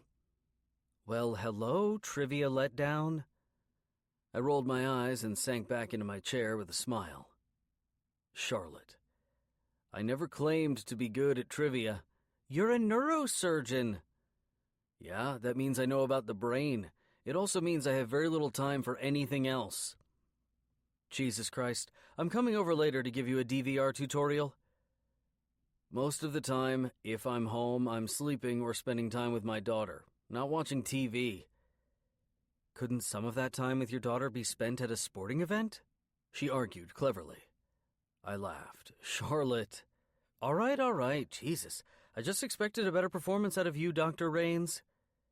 "Sorry, I guess you'll have to find a new partner for..." I glanced at Lexi and decided to abbreviate.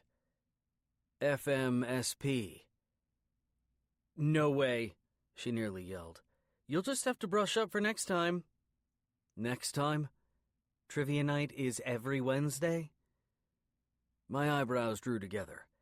Lexi, meanwhile, finally slid a slice of pizza back over to me. It was the one I'd started with. "You know I said no to the job, right?" I asked, suddenly. I knew she knew, but she was still trying to make me her new best friend. I didn't want to let myself succumb to the pull, only to find out it was all a powerful professional ruse. "Yeah," she said easily. "Of course." "All right. "Why?" "You're just contacting me a lot. I wanted to make sure you knew it was a dead end. For the first time since I'd met her, she actually sounded a little bashful. I'm contacting you a lot because you're cute. She laughed, but it was completely devoid of its normal magnificence. And dense, apparently. Jesus, I'm an idiot. Charlotte. Dad! Lexi interrupted. I chose the better slice. Eat your inferior one. You sound busy, Charlotte said in my ear. I'll talk to you later, okay?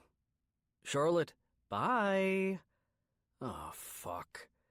I sighed and pulled the phone away from my ear to stare at the blank screen and grind my jaw. That didn't go well. Who was that? Lexi asked, frankly and without pause. Internally, I groaned. I couldn't lie to Lexi.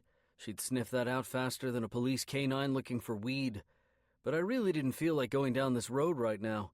I already felt like a grade A jackass for embarrassing Charlotte unnecessarily. I thought she was cute too, for shit's sake. I was just slow.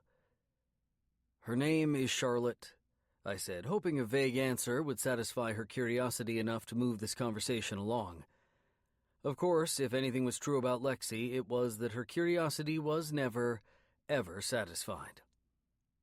How old is she? I mumbled, swallowing a surprised half-laugh. I honestly have no idea. Are you having sex? What? I yelled. Everyone in the pizzeria turned to look at me at once. Averting my eyes to the table, I picked at the crust of my rapidly cooling slice and forced my voice back to normal. What? No. Why would you think that? According to Bryce and Romlin's latest study, male-on-female interaction without familial relation is 72% more likely to be sexual in nature than platonic. It's biology. The male brain... Jesus Christ. Okay, yeah, I get it. But no, Charlotte and I are not sleeping together. She shrugged. You don't have to sleep together to be sexually active. I shook my head and looked at the ceiling, asking God why he made me have these conversations with my almost 10-year-old daughter. Part of me thought it might be penance for missing so much of her magnificent mind when she was younger, but the other suspected it was strictly for his entertainment. Sleeping together is an expression for sex, I explained, rubbing roughly at my eyebrow as I tried to fight a blush. Oh, she shrugged. You should really find out her age. If she's not 18, you could have a legal problem. I laughed, just one sharp bark, before biting into the flesh of my bottom lip. She's older than 18, and we're not having sex. I'm just saying. Well, stop. I know Charlotte from work. She rolled her eyes. Your smile didn't say work. I pulled my face into a frown almost on reflex. I wasn't smiling. Okay, Dad, she allowed with a small scoff. Dad. Every time she called me that, I swear my heart contracted in my chest. She got off the phone fast, she criticized. Lex, I chastised. She didn't even bat an eyelash before delivering the real blow. Well, you'll be jail-free for at least another day. After your performance just now, tomorrow should be sex-free for sure. Chapter 7. Charlotte. Monday morning. Ugh. Hairy ballsack. I was sitting inside of my actual office at CMI's home base in Midtown, and my email box was filled with new potential prospects of companies searching for their next great leaders and executives. Business was fucking great. Fate was smiling on me, and I was a happy, healthy woman living in the best city in the world. I truly had nothing to complain about. But I kind of felt like complaining, and Mondays were a package deal. I mean, holidays aside, could anyone really remember the last time they had a fantastic Monday? Celebrated it. Told somebody, oh, fuck yes, I'm happy to be back at work instead of napping by my pool and reading? I thought not. After a quick scroll through page 2 of my emails, I organized my shit into color-coordinated folders, flagged the most important items, and moved on to page 3. First rules of headhunting: keep your ass organized and your clients happy. So, really that was 2 rules, but whatever. My eyes barely made it halfway down the page before my attention was pulled to my cell phone as it lost its shit from its cozy spot next to my laptop. Ring, bling, vibrate. I had that fucker set on every available notification setting possible. It's possible I've missed phone calls in the past. Nick, I owe you an apology. My heart fluttered at both the name and the content, but I squared my shoulders. Me. It's fine, Nick. I've finally come to terms with the fact that you're a horrible trivia partner. Okay, so obviously I was deflecting, but a girl could only take so many blows to her ego, and I wasn't all jazzed up to dive right back into the land of rejection. I silently prayed his need for apology had everything to do with our last, and extremely awkward at the end, phone conversation. And I hoped if it did, my redirection would force him to vocalize his exact trespasses as a means for further avoiding confusion. Nick, LOL, that's not what I'm talking about. Boom. Perfect lead-in. Me. Oh, then what exactly are you apologizing for? Nick, for being a slow, dense idiot. I stared at his text for a good 30 seconds, trying to find some kind of response to his words, but it was fruitless. I'd gotten just what I wanted, a direct admission of his obliviousness. But recognition of his failure to follow context clues was not the same as an admission of feelings on his end. If I got any farther out on the pirate plank, my mouth would be full of salt water in no time. Nick, I'm new at this whole dating thing. I mean, Lexi's mom was literally the last woman I actually dated, and that was over 10 years ago. Needless to say, I suck at it. I suck at keeping my foot out of my mouth, and I suck at saying I think you're cute, too, because I do. Over 10 years? Hot damn, that was a long fucking time ago. It didn't seem possible with his body and eyes and overall fucking Bachelor of the Year eligibility, but I could definitely relate. My last serious relationship had been 12 years ago, and I'd ended it about 16 hours before we were supposed to say I do. Not my finest moment, but despite being the hardest thing I'd ever done and taking years to get over it, it had been the right thing. I had been young, 22 to be exact, and too young for marriage. That didn't apply to everyone, but it definitely applied to me. I had a wanderlust, a fervor for living life and building myself into a strong, independent woman. My fiancé had wanted me to settle down, and I wanted to spread out and up. I begged him to see the light, but he wanted me how he wanted me. I was just glad I found the strength to step away, regardless of the scrutiny. Granted, I'd hauled ass all the way across the country and stayed gone, so I hadn't exactly had to run into these people at the fucking grocery store every day. Since that ended, I'd been boots, or stilettos, depending on the occasion, to the ground and running as I chased after career goals and personal bucket list items. I occasionally dated, and sometimes, if I'd really enjoyed the guy's company, one date would turn into more. But for the most part, the train tracks I was following were more like a monorail. Prior to Nick Raines, the time of death of my last casual date was over 6 months ago. His name was Barry, and he owned 3 commercial car washes throughout L.A. and Malibu. We weren't a match made in franchise heaven. So I guess, really, Nick's inexperience was a remarkable mirror image of my own. I just thought I knew how to play the game. Not to mention, it was pretty fucking adorable that he was willing to openly discuss the barren qualities of his past.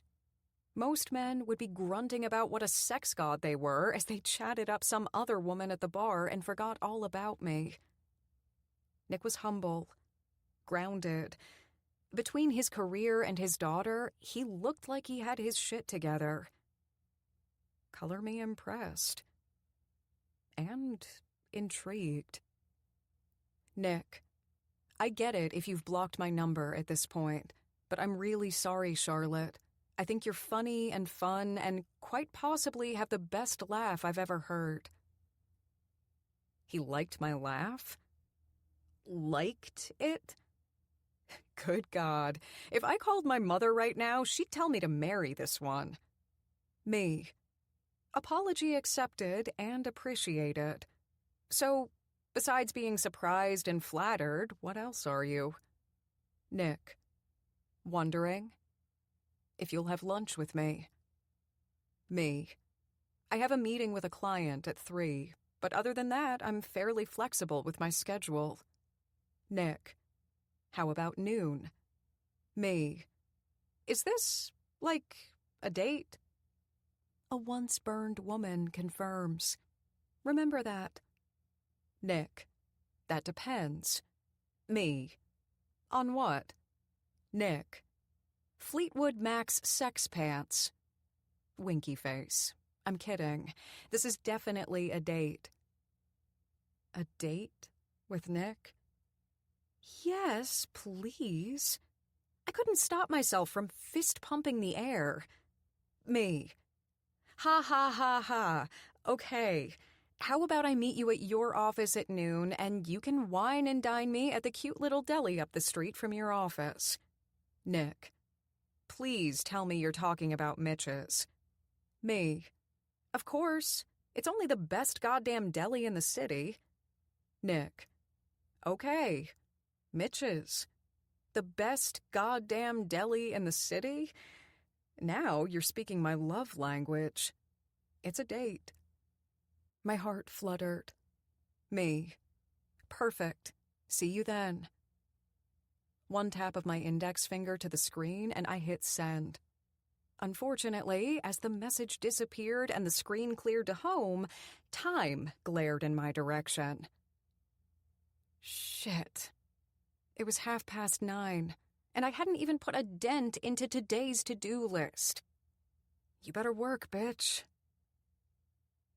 After barreling through half of Monday's work responsibilities and micromanaging the other half to my assistant Laura, I managed to slip out of the office a little later than I'd planned, but still in enough time to arrive at Nick's office only 10 minutes after 12. When I stepped through the doors of his waiting room, 2 things stood out. Though, to be fair, one was decidedly more of a sore thumb than the other. Nick's perky receptionist, Jenna, was very familiar and showed no signs of sore thumbs at all. But the 2 men holding cameras and filming footage of reception? Well, they were all swollen up. What the fuck? Was there some kind of emergency? I checked in with Jenna, a crooked eyebrow refusing to go down on my face. She looked like she wanted to laugh, but she didn't open her mouth to do so, or otherwise explain the dog and pony show. She stepped forward, and I followed, all the way into Nick's office, where I realized suddenly one of the cameras from reception had come along for the ride. Not to mention that once I'd stepped inside of his office, another cameraman had already set up shop, filming anything and everything that occurred around him. What in the ever-loving fuck was happening? I felt like I was on candid camera or something. Any second, I wondered if a clown would jump out of a closet and scare the ever-living shit out of me. "Hey, Charlotte," Nick greeted me from behind his desk, that all-too-familiar smile of his holding my attention hostage. "Hungry?" I muttered, and glanced around at the white elephants, otherwise known as a fucking film crew, standing in the room. What in the hell is happening right now? I guess I forgot to mention that I'm currently being filmed for a docu-series about the hospital, huh? Yeah, I said, through a surprised laugh. I think it's safe to say you never mentioned the fact that I'd be on camera while stuffing my face full of meat. Deli meat. Jesus Christmas, Charlotte. Nick chuckled. Don't worry, they won't be following us to lunch. Well, that's good news. A snort escaped my nose before I could stop it. Instantly, my cheeks heated, and I covered my face with my hand. Now is not the time to snort like a freaking pig. His big brown eyes locked with mine, and a hint of a smile crested his lips. It was cute. Really cute. But I resisted the powerful pull and sighed instead. I mean, a little heads up would have been nice. Cripes. If I'd known I was going to be on camera, I might have considered brushing my hair or applying fresh makeup before leaving my office. I wasn't looking for some kind of big break into Hollywood, but I'd prefer that my on-screen debut didn't occur after speed-walking 5 blocks and sweating like a glass of fucking iced tea. Nick stood up from his desk and slipped his phone, wallet, and keys into the back pockets of his dress slacks.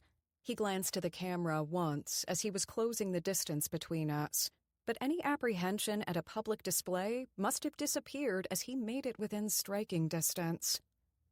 His arm was warm and heavy around my shoulder, and his breath felt like sex in disguise as he whispered into my ear, "You look beautiful, Charlotte.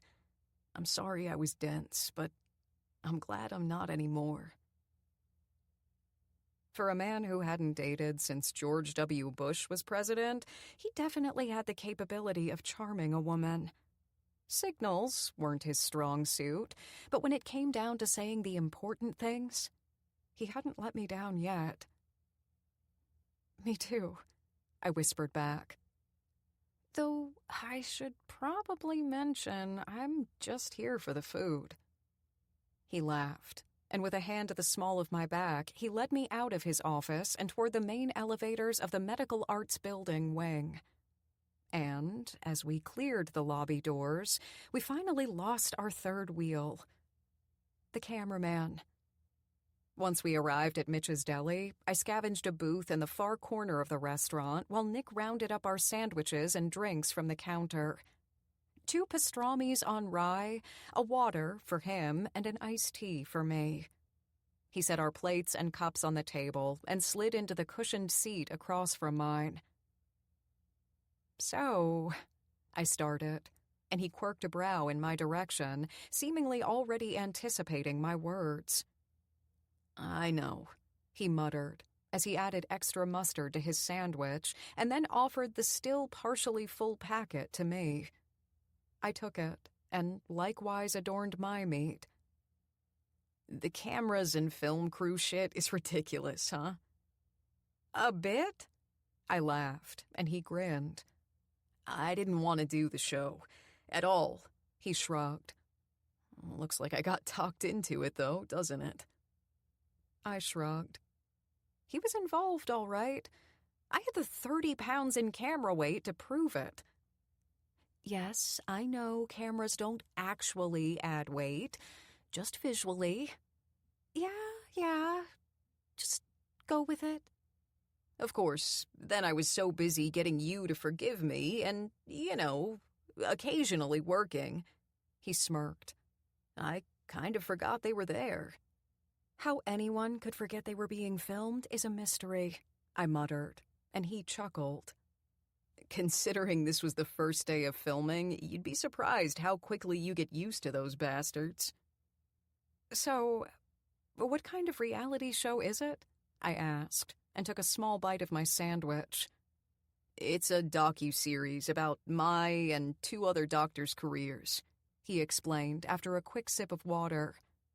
"Actually, I have Will and Scott to blame for roping me into it." "Will and Scott?" "The other 2 doctors who are also being filmed." "So, is it supposed to be like the real-life Grey's Anatomy or something?" "Good God, I fucking hope not," he answered. "The way our hospital executives and the producers from the show pitched it to us, the series is just supposed to be like a day in the life of a physician kind of thing." And Will and Scott are doctors too. He nodded. Will is chief of obstetrics, and Scott runs the ER at St. Luke's. Gotcha. So, between the 70-hour work weeks and filming your first television debut, when do you find the time to enjoy yourself? 60 hours, and I just started filming today, during work hours, he corrected. I used my silence as a question and held him at the top of the loop until he broke. Fine, he acquiesced. 60 to 70-hour work weeks and enjoy myself. What does that even mean? He questioned with a soft smirk. You know, like grabbing some drinks with friends, dancing, movies, that sort of thing. Honestly? I nodded. Yeah. Well, the last time I grabbed a drink with friends was about 3 years ago at a medical conference. I haven't been to the movie theater since Avatar came out in 3D, and the last time I danced was at my cousin Jimmy's wedding about a year ago, and I was heavily under the influence of alcohol. Oh boy, I winked. I'm going to have to loosen you up, aren't I? He smirked, but didn't offer up any kind of answer. Instead, he reached his hand across the table and gently swiped something off of the corner of my mouth. The small hint of yellow mustard sat on his thumb as he pulled his hand back to his side of the table. But then, Nick Raines surprised the hell out of me. Fascinated, I watched as he slid his thumb into his mouth and sucked the mustard off of his skin. Hell's bells. That was pretty fucking sexy. Chapter 8. Nick. As soon as I walked through the automatic front doors of the hospital, the blinding light of the camera, held high on the shoulder of my new personal cameraman Jorge, pierced my eye. I had 3 guys who were around most of the time, but Jorge stalked me. From the moment they'd set up that morning, it had been clear that if cameramen were friends, he was to be my bestie. He didn't speak, he didn't question, he didn't even acknowledge me in any way other than to trail patiently after me as I swatted at the light briefly and started the journey to my office. He'd been deathly silent all day, and a part of me wondered if he was going to be like this for the 6 or so weeks of filming we had coming down the pipeline. Ironically, even as the bearer of the question, I had absolutely no idea what I wanted the answer to be. Maybe the quiet would be nice. Maybe I'd slowly lose my mind, medical license, and life, one silent day at a time. It was a toss-up. After a nice lunch with Charlotte, the tang of the mustard I'd stupidly wiped from the corner of her mouth and sucked off my thumb, still tingling my taste buds, I'd almost forgotten the completely claustrophobic feeling of losing my privacy, of exposing myself both to criticism and approval at the discretion of several million strangers' judgment. I hoped it would get better the more we filmed, the more Jorge became like background noise along with the rest of the busy hospital, but I wasn't sure it would. I'd been uncertain about The Doctor Is In, a reality show following me and 2 other heads of department at St. Luke's around our daily lives at the hospital, from the beginning. I didn't like to invite people into my personal space, and I didn't do it often. With the exception of Winnie and Lexi, I'd scarcely let anyone know anything about me. But I'd been pressured by both the board and my peers, and I was largely at the mercy of the hospital these days. It didn't matter anymore that I was one of the most talented neurosurgeons in the country, or that I had a nearly blemish-free backlist of patients singing my praises. I wanted to be in New York for my daughter, and I wanted the freedom I'd worked into my schedule here at St. Luke's. They had me over a barrel, and they knew it. Still, every day I got to know more about my daughter validated any sacrifice I might have to make to stay at St. Luke's. When I thought about Lexi sitting down at the table in my apartment, after pulling one of my medical books from my office, mind you, and opening it to a page about the frontal lobe to ask me specific questions with game show flair, reality show glory seemed like a relatively small price to pay. Dr. Raines, my nurse Carol called just as I stepped inside the door to my office and turned on the light. Yeah? I didn't even have my jacket off of my shoulders when she followed me inside. I was just about to page you. I know you've got surgery scheduled for this afternoon already, but we've got an emergency downstairs, blunt force trauma, and the scans are showing a bleed. Where's Dr. Johnson? I asked of the only other neurosurgeon on the floor today. In OR2. I thought he was supposed to be done at noon. I half-asked, half-stated. It had taken me a few egotistical years in the field before I realized how much nurses really ran the fucking show. I might be trained in precision, but Carol was the one who dealt in details. I'd never be able to run this department without someone like her helping me keep track of shit. The damage was a little more extensive than he was expecting, but vitals are still strong. He doesn't see any reason that the extra 2 hours under should be a problem. All right, I accepted, closing my eyes as I thought through my other options. Dr. Forrest was on call, but knowing the kind of lunchtime madhouse it was in Midtown at this hour, having just been out there myself, I didn't think that was a good option.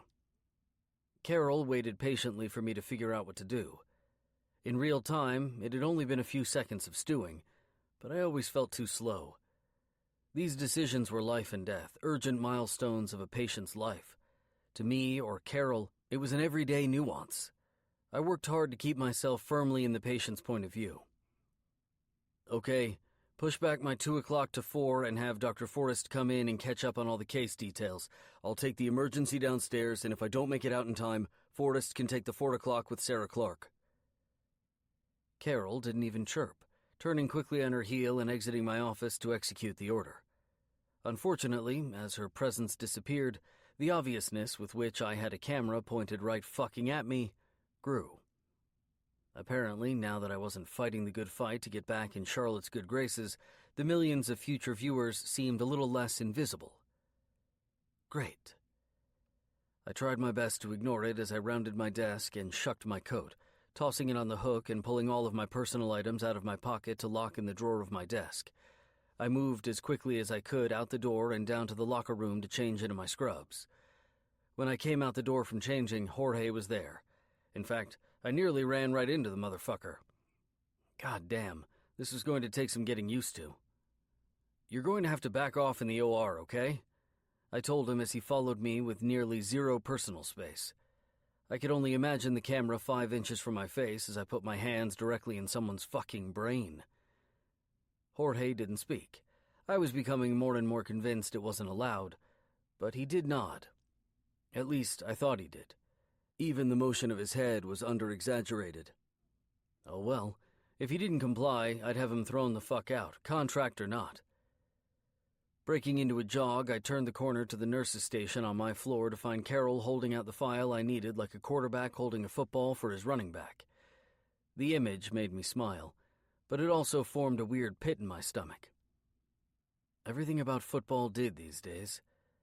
I'd told Charlotte that I didn't have time for sports, and mostly that was true. But there was another reason I didn't immerse myself in all things athletic, and it wasn't nearly as easy to explain. Winnie was married now to Wes Lancaster, the owner of the New York Mavericks, and even more than that, my daughter called him Dad. Naturally, at first, I was jealous of the way he was with her. He coached and supported her foray into football, and I sat on the sidelines. Luckily, that didn't last long. No, I realized pretty swiftly that I'd spent my daughter's entire young life being a jackass with nothing more than money and a few sporadic calls to offer, and Wes had come along when she'd needed someone. He'd given her the structure and love of a father when I hadn't, and I was grateful. It was, perhaps, the first truly adult emotion I'd ever experienced. But the twinge never went away, the swirling mist of what if and why not, a power in my mind I couldn't will away. My life could have been different if I'd been a quicker learner, if I'd realized the things I had now earlier on. But I also couldn't go back. And if I had to let someone fill the voids my faults had left, Wes Lancaster had done a great job. As thanks, I tried carefully to avoid treading on the territory he'd built. Sports with Lexi could be his thing.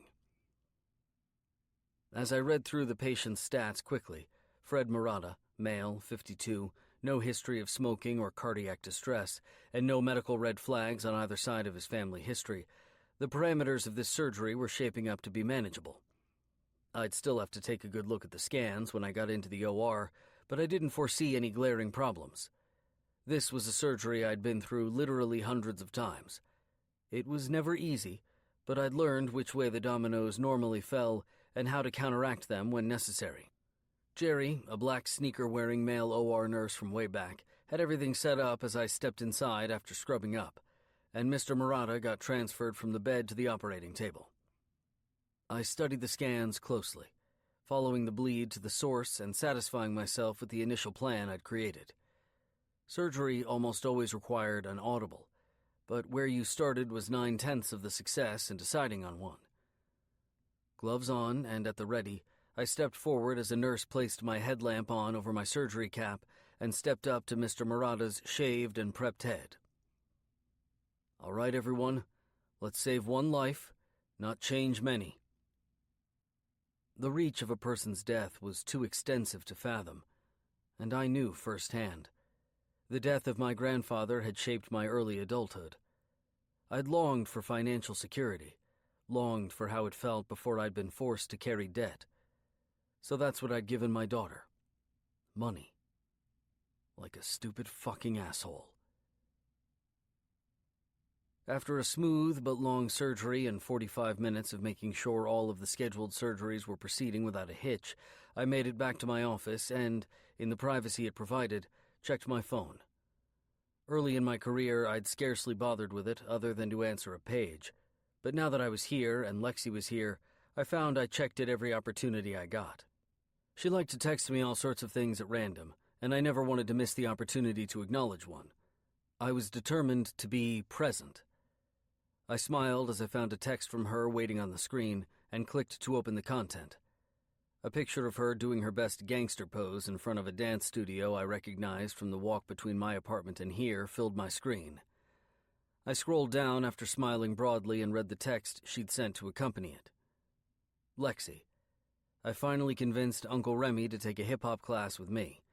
He declined the opportunity to be photographed." Oh shit. I could only fucking imagine Winnie's brother Remy's reaction to his new foray into the world of dance. "Me, I will pay you $20 if you procure a picture during class, no questions asked." Lexi, "Really, Dad? Mom is paying me $50. I shook my head at her swindling tactics. Me, "Well then, altogether you'll make $70. Lexi, "Fine, but I'm docking the time of receipt of said photo for you by 10 minutes. I groaned. Jesus Christ, only my daughter. Me, "I'll survive." Lexi, "Of course you'll survive. Anticipation has no proven ill effects." Me, "Aren't you going to be late for dance?" Lexi, "I have 14 minutes. I shook my head. Late wasn't in Lexi's vocabulary. It just wasn't possible when your mind was that precise. Me, "Get warmed up then, I have to work." Lexi, "Bye." I laughed outright before putting the phone down on my desk, looking at it, and then picking it up again. I opened a fresh message, clicked on the address box, and searched my contacts. CHAR. Charlotte. One click and her name was there, just waiting for me to type up something witty or charming or in any way interesting and push send. Me. Hi. Fucking hell. Well, that went well.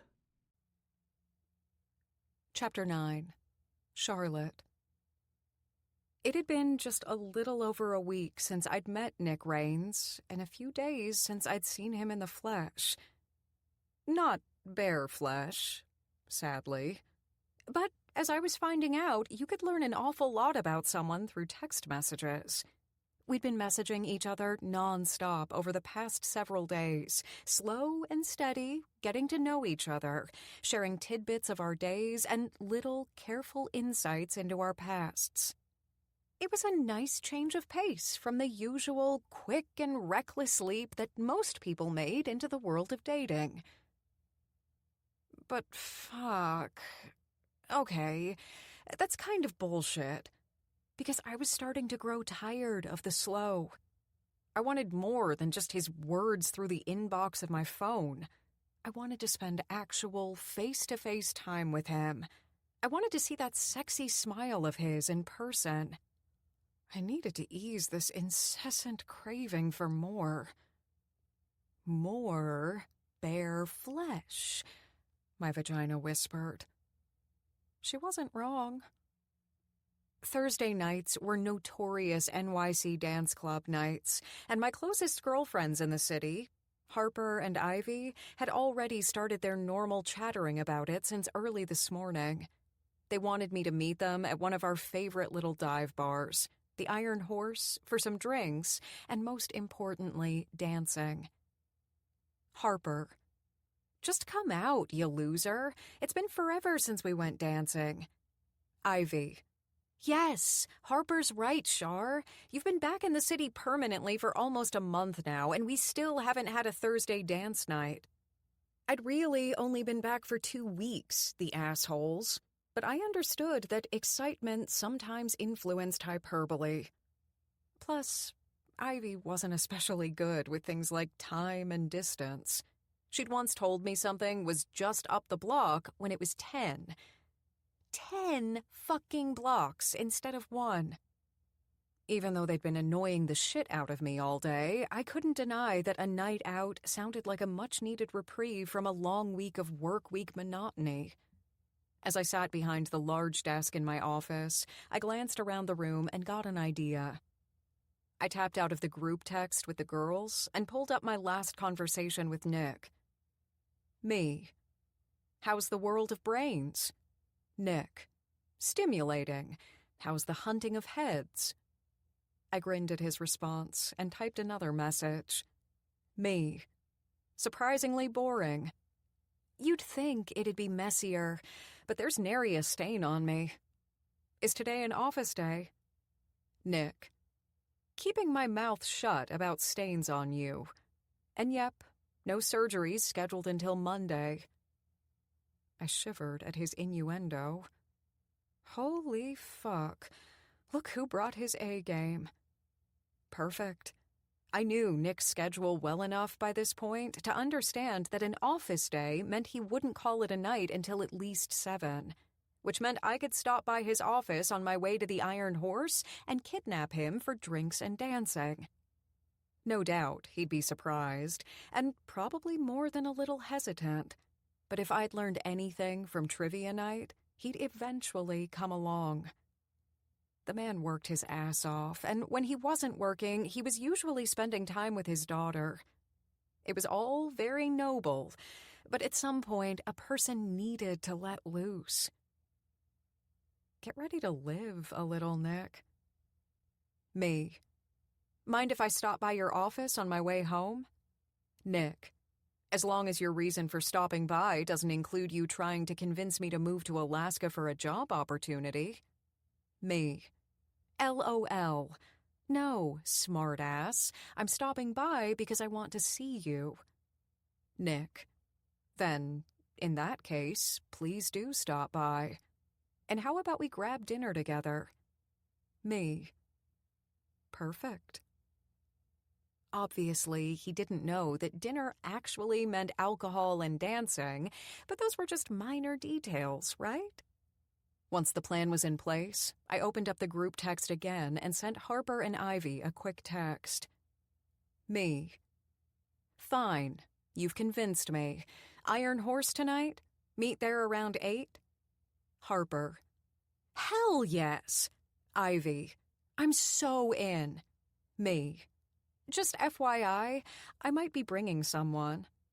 Harper: "Someone? Details, please." Me: "Honestly, it's all pretty new and fresh. No major details yet."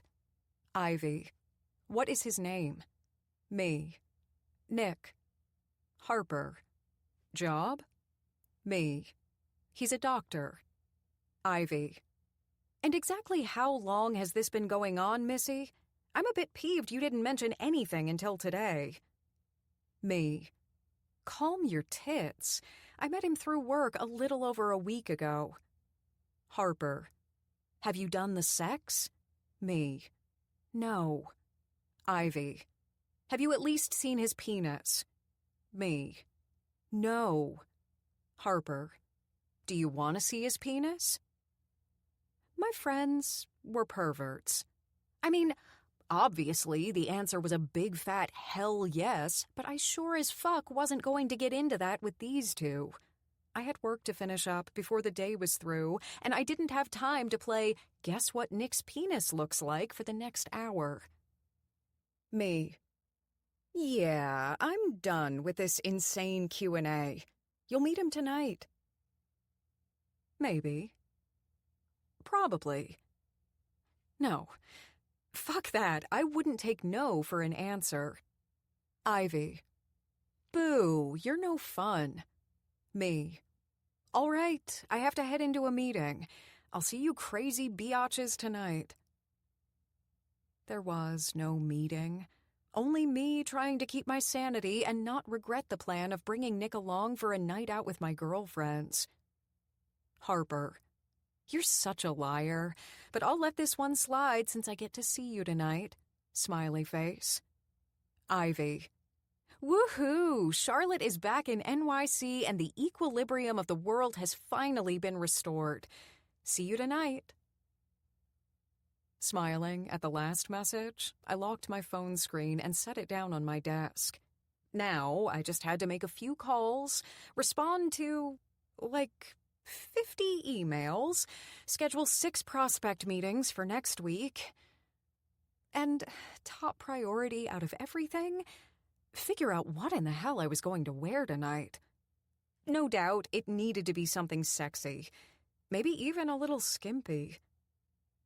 Add a shopping trip to the list, I thought to myself as I scrolled through my emails.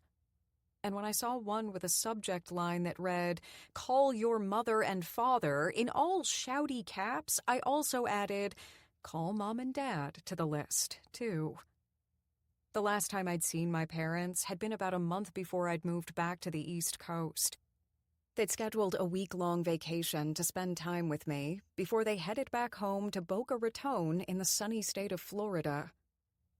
Yes, my parents were those retired people. Born and raised in NYC, once my dad was able to retire from his law practice, he and my mother had sold their apartment on Fifth Avenue and moved to a warmer climate with palm trees and early bird dinner specials. Sure, it would have been nice to have my parents still in the city, especially since I was now here to enjoy time with them. But Dave and Sue were happy in their little bungalow close to the water, and when it came down to it, that was all that mattered. Plus, there were always some advantages to having several states between you and your parental units. I mean, obviously, I loved my parents. Being an only kid, I had a childhood that revolved around both my mother and father doting on me constantly. But there was no denying that when I consider the fact that my mother had a tendency to meddle, the distance had its benefits. So, being the good daughter I was, I'd make sure I called them before I left the office. Otherwise, Sue Hollis might call the local police and have them file a missing persons report. "You can stop right here," I instructed the cabbie as he pulled in front of St. Luke's main entrance. He slipped the engine into park. "And that'll be $15. "Thanks. Keep the change." I handed him a $20 bill and slid out of the cab. Stilettos safely on flat ground and not in one of the 20 cracks in the concrete, I shut the door and headed up the walkway toward the lobby of the hospital.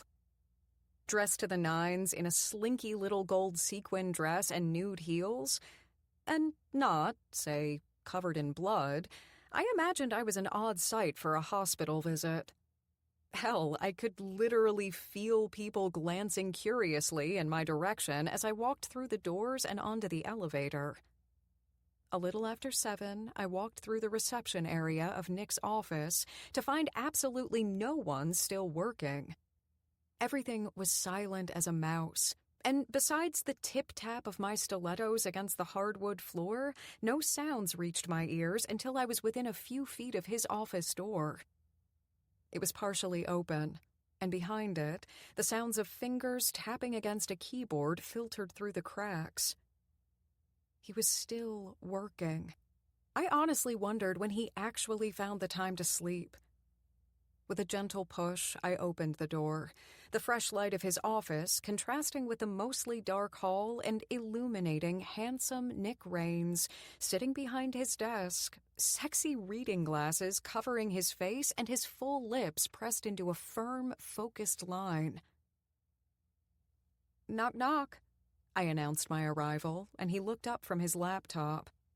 Waves of satisfaction filled my belly as he took an extra-long perusal of my body.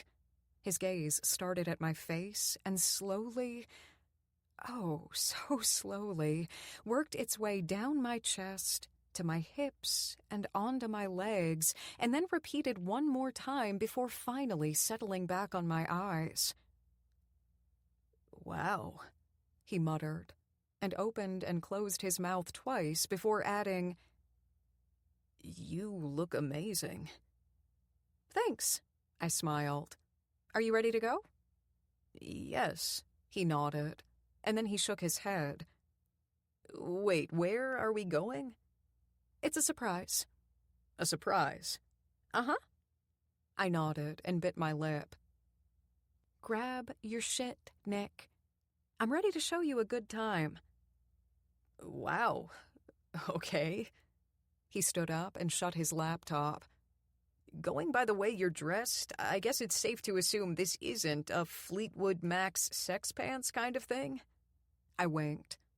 "That would be a correct assumption." For a man who stuck to a schedule that very rarely deviated, I knew it said a lot that he didn't ask any more questions as he shrugged on his suit jacket and tossed his keys, phone, and wallet into his pocket. "I have a feeling it's a good thing I'm not on call tonight," he said, and I grinned. "That is a very good thing." Nick rounded his desk and met me near the door. I went to move, ready to get the night underway, but he stopped me with a press of his hand to the bare skin of my back. My front effectively drawn to him, he leaned in and placed a soft kiss to my cheek. My panties prepared themselves for a deluge. But that was it. An innocent kiss and done, before turning me, his warm hand still fresh on the skin of my back as he led me out of his office and toward the elevator. As we stood in front of it, waiting for the cart, he wrapped his arm around my waist and tucked me into his side.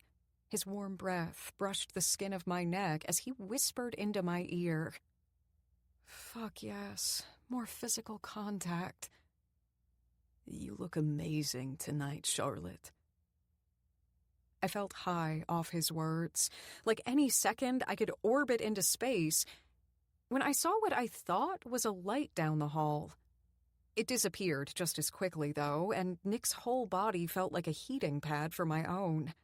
I didn't have time to bother thinking about fucking lights. "Thank you," I quietly whispered back. His deep, chocolate gaze locked with mine. No words exchanged. Just my eyes searching his and his searching mine. I wasn't sure what either of us was looking for, but the butterflies fluttering inside of my belly told me neither of us needed to search anymore. Everything we wanted was standing right in front of us. The elevator dinged its arrival, and Nick guided me inside. Our night had just begun, and already I was a fan. A big, big fan. 2 hours later, we were surrounded by pounding pop music and chatty patrons inside of a little dive bar in the Fidei district. Known by locals as the Iron Horse, it was nothing more than a dingy open space with a bar in the back, a dance floor in the center, and several tables nestled near the front corner of the establishment. But what it lacked in visual appeal, it made up for in cheap drinks, happy energy, and kick-ass beats. Nick and I sat side by side, our hands intertwined and resting on Nick's thigh, as my friends continued to ask him anything and everything about his upcoming show, The Doctor Is In. They were naturally impressed when I explained that my date was a neurosurgeon by day, but once I told them about the reality docuseries, they nearly lost their shit. The era of the Kardashians, ladies and gentlemen. I couldn't take my eyes off of him, hungrily devouring every minute detail of his eyes, his lips, his cheekbones. I rubbed at the skin on the back of his hand with my thumb, every stroke of contact electric in intensity. His lips lifted into a soft smile as he chuckled at something Harper had said, and I swooned a little more. No, Jesus, this is nothing like the Kardashians, he explained. It's just a reality docuseries about 3 doctors from St. Luke's. Holy shit, Shar, Ivy exclaimed over the pounding music and slapped her palms onto the table. Have you been on camera yet? I don't think so. She quirked a brow. What do you mean you don't think so? Well, I mean, maybe once, but I doubt it would get used. Oh my God, you're going to be famous. No. A shocked laugh escaped my lips. I highly doubt me meeting Nick at his office for lunch while cameras were filming equals fame. She rolled her eyes. What were you wearing? I have no idea. A black skirt and a pink blouse, Nick chimed in. Holy hell, he remembered what I had on? Wait, was it the sexy black one that has a little slit in the back? Harper asked. Nick grinned and offered a little nod of an answer. Oh boy, if your face isn't on camera, no doubt your ass will be. It looks crazy good in that skirt. It was my turn to roll my eyes. I highly doubt my ass will be the focus of a reality series about medicine. Harper opened her mouth to most likely refute my argument, but the bartender dropping off another round of beers and shots at our table stopped her before she could start. I was eternally grateful for the reprieve alcohol had just provided. Shit, Nick muttered with wide eyes. More shots. Uh-huh, Ivy responded with a wink and held up her shot glass. Cheers, bitches, she said, and downed the amber liquid. I followed her lead, and Nick did the same. I couldn't help but grin at his bitter facial expression after he'd successfully downed his 3rd shot of the night. Jesus, was that whiskey? Yep, I said with a laugh and stood on my heels. Now, if you chatty bitches don't mind, I'm going to drag him onto the dance floor. Ivy and Harper grinned, but Nick stared up at me in confusion. Wait, what? He questioned. Dance? I don't dance. I grabbed his hand and tugged him out of his seat. You do tonight? With what felt like 2 cinder block feet, Nick followed my lead as I weaved us through the crowd until we stood in the center of the dance floor. The bar felt charged, everyone feeding off of the smiles and dancing to the beat of Hotline Bling. And I was more than ready. Ready to move, ready to dance, ready to watch Nick let loose. With a little smirk, I put his hands on my hips and started to slowly move my body like an uncoiling rope. Standing frozen in his spot, he looked uncomfortable and awkward, but completely fascinated as he watched me dance.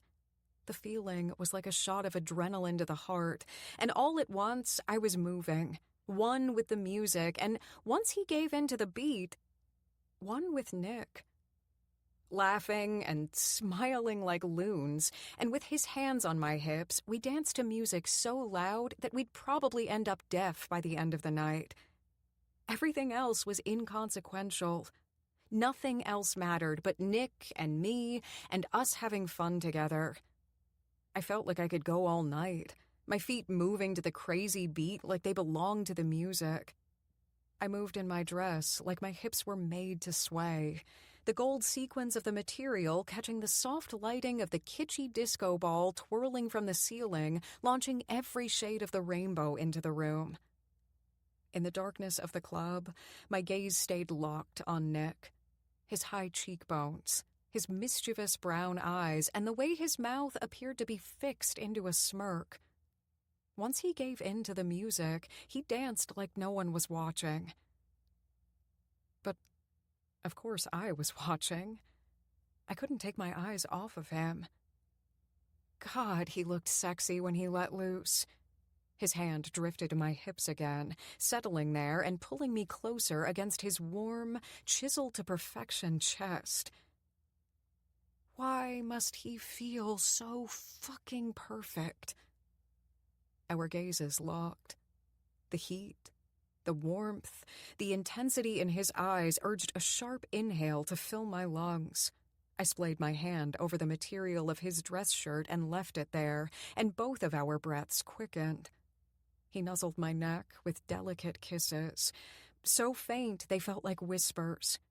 My heart tripped into a quick and reckless rhythm as he angled his head to the side and his lips came closer and closer to mine. I parted my lips. Our breaths mingled, and my heart fluttered inside of my chest. And then his lips brushed mine. Not innocently, like a tease, but hot, fiery, passionate and demanding. Senses seduced, I fell head first into his delicious kiss. God, he tasted good, and his lips, his oh-so-perfect lips, felt better than I'd imagined. I moaned against his mouth, and I sensed his lips quirk up into a smile. "Charlotte," he whispered slowly, prolonging each letter as if to savor them. I smiled, my heart beating quicker at his voice as I clasped my hands on either side of his face and gazed into his warm mocha eyes. God, never before had my name ever sounded so wonderful until it was leaving his lips. Without caring about who or what was around us, Nick took my mouth in another deep, slow, and delicious kiss before he wrapped his arms around my waist and swayed my hips with his. And then we danced. All night long, we danced and kissed and danced and kissed. I couldn't remember a night so good and an intimacy so right. Chapter 10. Nick. Assault rifles sounded and a trumpet blared, all within an inch of my head.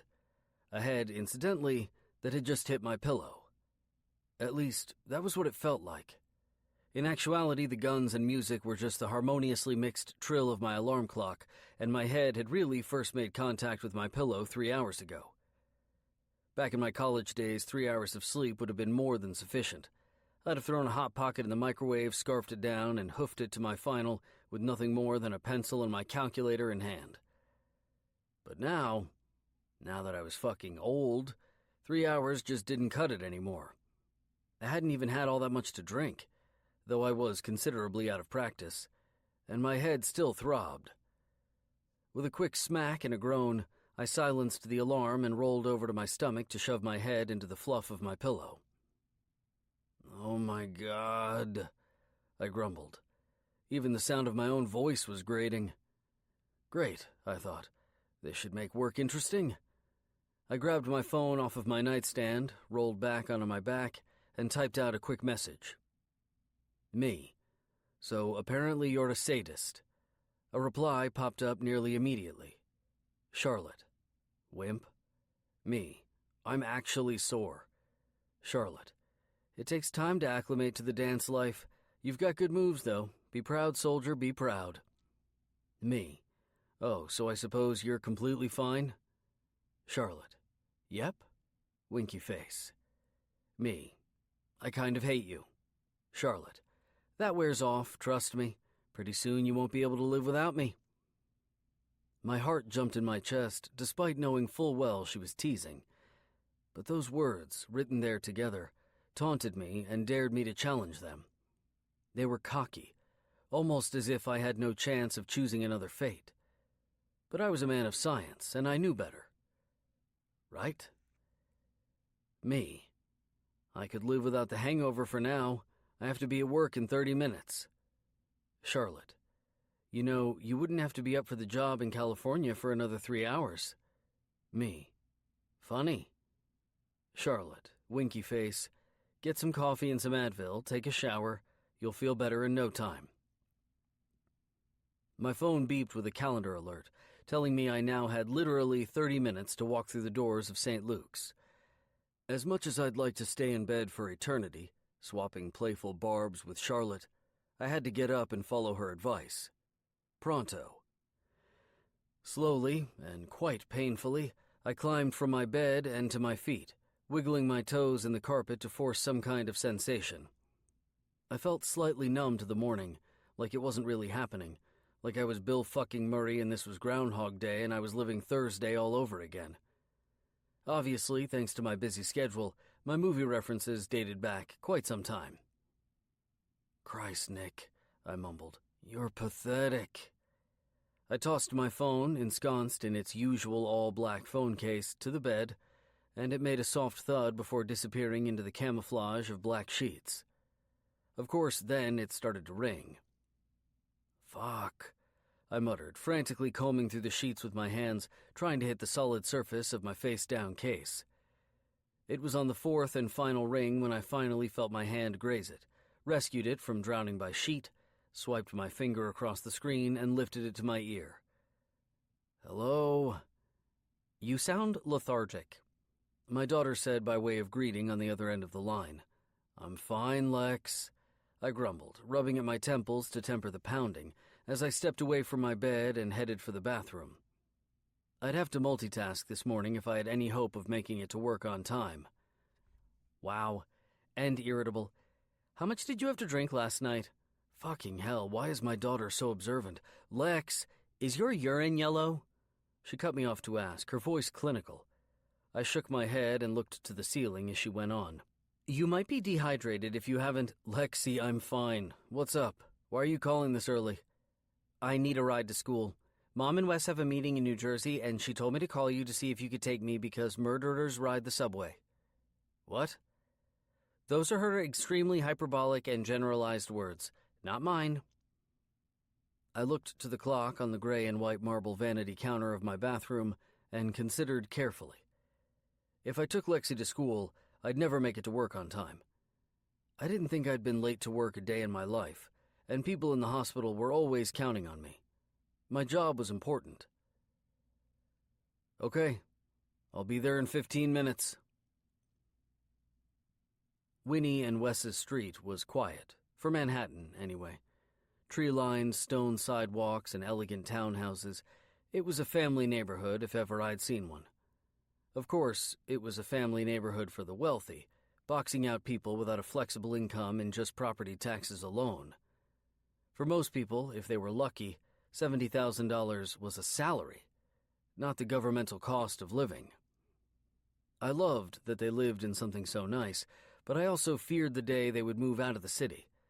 I knew it was coming at some point, more and more of their work happening at the stadium in New Jersey, and a chance for even more value for their money, and I knew I had no say in it. I also knew I didn't deserve a say, but that didn't make the reality any easier. 3 sharp knocks to the solid chestnut-colored wood of the door complete, I stepped back and waited for Lexi to answer. What I wasn't expecting was someone who would never, could never, be my #1 fan. Nick? Remy? Winnie's oldest and most protective brother, Remy, had a special vat of hate stored deep inside, all for me. I didn't blame him. I'd been a jackass to his little sister, and he'd picked up the slack as a consequence. But he was one of the most prominent people in Lexi's life. He loved her with a ferocity that made it impossible to even fake dislike him. Still, all of that didn't make our interactions any less uncomfortable. "What the fuck are you doing here?" he demanded, as though I were the enemy there to attack. "Lexi called me to take her to school. Did she now?" he asked, looking over his shoulder and back into the house to yell for her. "Lex," he shouted, "come to the door." He turned back to me and sneered. "You look like absolute shit, asshole. Would you sleep in a fucking pothole last night?" Lexi came fairly quickly, thankfully fast enough that I didn't have to answer Remy, but slow enough that she hadn't heard his words, her backpack already in place and her sweet blonde hair swept off her face in a half ponytail. "Hey, Lex," I greeted softly, even if through some confusion. "What's going on?" She shrugged, her cheeks warming sheepishly. "I know you said you were coming, and I believed you, but Mom said I should have a backup plan." Christ almighty, the lash of that whip was painful. I deserve it, though. Memories of opportunities past flashed in my mind like a firefight, and I struggled to find cover. When I finally came up for air, Remy's smug smile hit me again. I swallowed thickly before nodding. None of this was her fault. Not the strife between her uncle and me, and not the reality of the mistakes I'd made in the past. "So, do you want me to take you?" I asked. "Or are you going with your uncle?" Lexi looked between Remy and me and then pointed to him. "We're going to run by the dance studio and pick up our costumes on the way. Is that okay?" I swallowed my disappointment and pulled her in for a hug. "Of course, honey. I have to get to the hospital anyway." With a quick kiss to my cheek, Lexi's sweet smile returned full force. "Okay. Let me know if you do any craniotomies." I forced myself to smile back and nodded before turning to jog down the front steps of their brownstone to head to work. I didn't look back to see Remy's face. I didn't need to. I could feel karma as she curled around my guts and squeezed quite well enough on my own. Chapter 11. Charlotte. After another round of ibuprofen and a cup of much-needed caffeine, I was well on my way toward feeling rejuvenated. A whole whopping hour before the end of my workday. But whatever. Considering I'd spent the better part of my morning nursing the small hangover, courtesy of the multiple drinks I'd consumed with Nick and the girls, it was just nice to reach the point where the side effects of alcohol had made their official exit. Timing be damned. The slight headache and sleepy eyes I'd started the day with had been my body's way of saying it had been a while since I'd engaged in alcohol by shot glass. I couldn't complain, though.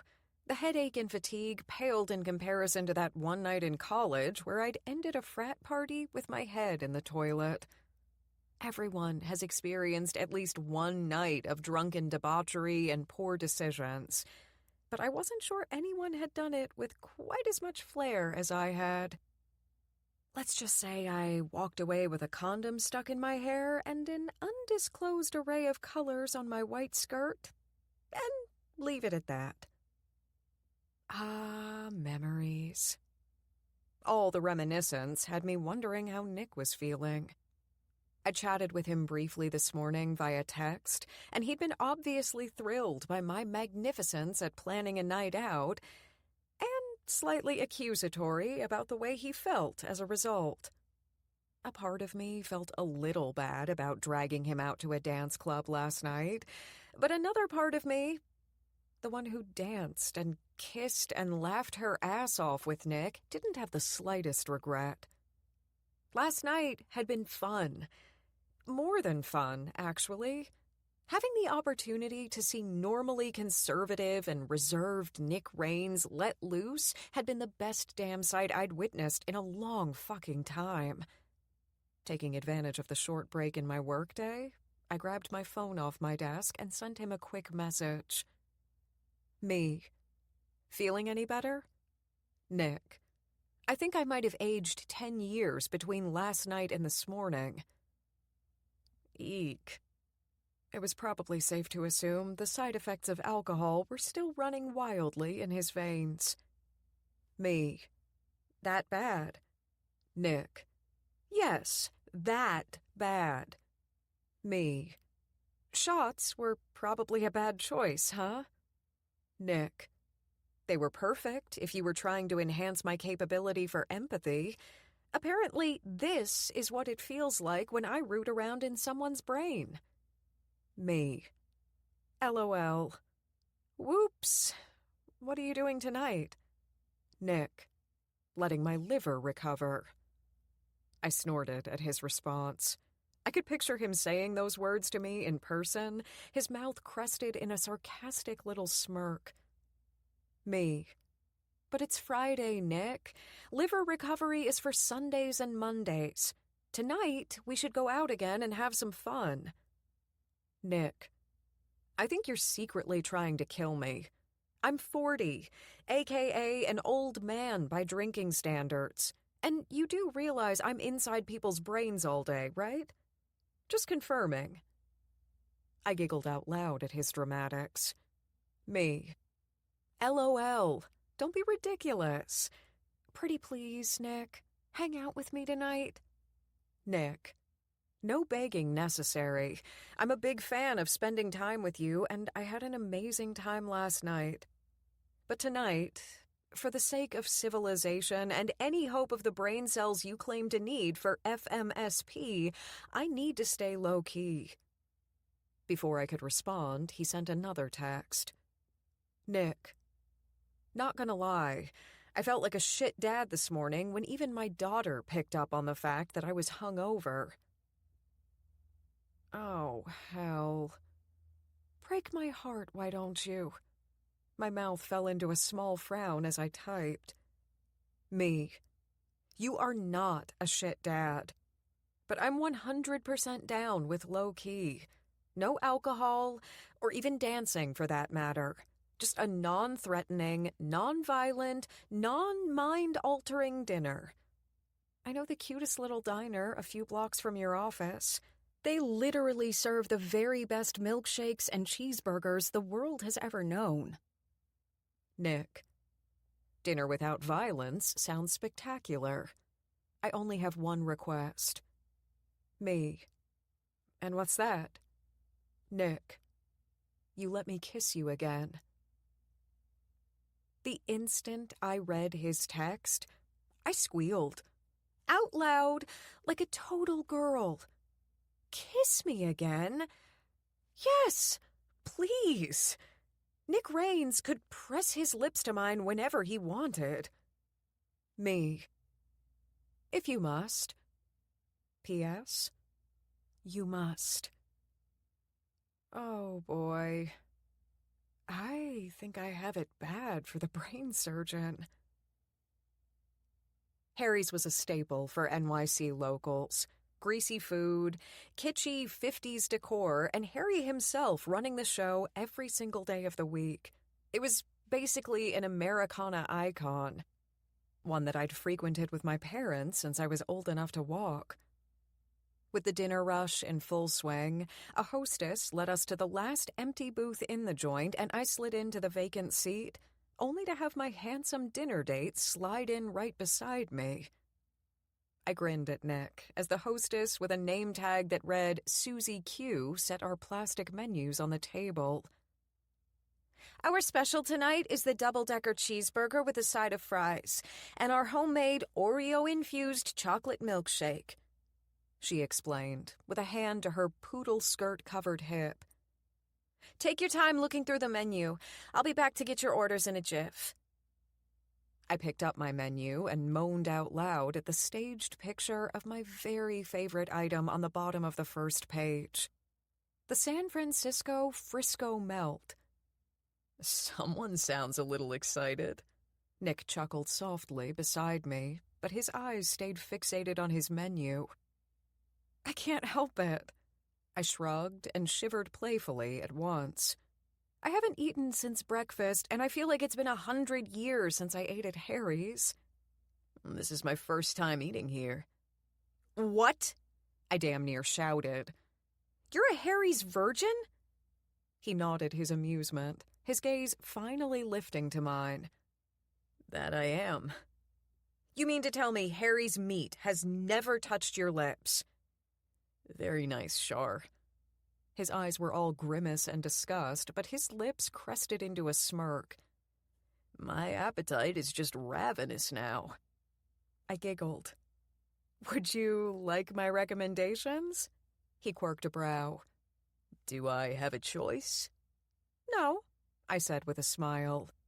But sometimes it's nice to feel like you have a choice, isn't it? Nick grinned. Have you just given away one of womankind's greatest secrets? You all just make it seem like we have a choice, like we have some kind of control, but in reality, you've chosen everything for us? I avoided outing the sisterhood with an innocent smack of my lips and proceeded to give him my Harry's spiel. For a newbie, I suggest going for the double cheeseburger and fries, just so you don't get overwhelmed by the goodness. But if you're feeling real frisky, I highly recommend the Frisco Melt. And what's the Harry's veteran getting? Obviously, the best damn thing on the menu. Do tell what that is, he demanded, but I shook my head. Nuh-uh. That's top secret. Harry's VIP kind of information. Before he could take the witty banter further, Susie Q arrived back at our table, setting down 2 fresh water glasses and napkin-covered silverware. Have we decided? I'll have what she's having, Nick announced cleverly, and I quirked a teasing brow. But I haven't even ordered yet. I know, but I figured it's best to order the same thing as the woman who seems to know Harry's mate better than anyone else. A barking laugh left my lips. Ew, gross, I muttered, and Susie Q just stared at the two of us like we were crazy. Fine, I acquiesced, before our waitress just up and left us to our inside jokes-focused conversation with none of Harry's meat for either of us. We'll have 2 Frisco Melts, a large order of fries, and 2 chocolate milkshakes. She jotted down our order on her notepad and shouted, over her shoulder and toward the kitchen, I need 2 number 7s, a jumbo fry, and 2 Choco Shakes. Once the chef dinged the small silver bell in response, she slid her pen and notepad back into her apron. Is there anything else I can get yous? I think we're all set, Nick answered. Thanks. As our waitress walked toward the kitchen, he wrapped his arm around my shoulder and tucked me in close to his side. You look beautiful tonight, Char. I smiled. So do you. Isn't it amazing what a good hangover can do for your skin complexion? He teased, and I giggled. Oh, don't be so dramatic. There's no way your hangover was that bad. He raised his brow. Trust me, it was bad. I would have canceled surgeries if I'd had an OR schedule today. Sheesh, I muttered. I guess that means we need to work on making your drinking game strong. Hell no. He laughed and shook his head in 2 determined side-to-side motions. I'll stay alcohol-free, thank you very much. If it makes you feel any better, my morning started out a little rough, too. I guess that does make me feel a little better. It also enlightens me to the fact that you aren't ashamed to lie for your own amusement. He shook his head and did his best to change his voice to that of a woman. Oh, I'm fine. Hungover? Ha ha ha. No, sir, I have the blood of a goddess and the hardiness of a god. I laughed and covered my mouth with 2 fingers when the rolling waves refused to stop. I'm sorry I told you I was fine when you were suffering. I cleared my throat and bumped up the volume on my faux melancholy. I only puked 12 times. I lied again, and his eyes widened in concern. Shit. Seriously? No, I grinned. He discreetly pinched the side of my ass in retaliation. Actually, I only woke up with a little bit of a headache, I admitted. Nothing some ibuprofen wasn't able to solve. So, if you're measuring on the same scale as I am, I guess your first proclamation of fine wasn't so off base. I woke up feeling like I'd attempted my own brain surgery without anesthetic. Eek, I grimaced at the metaphor. Sorry I made you drink last night.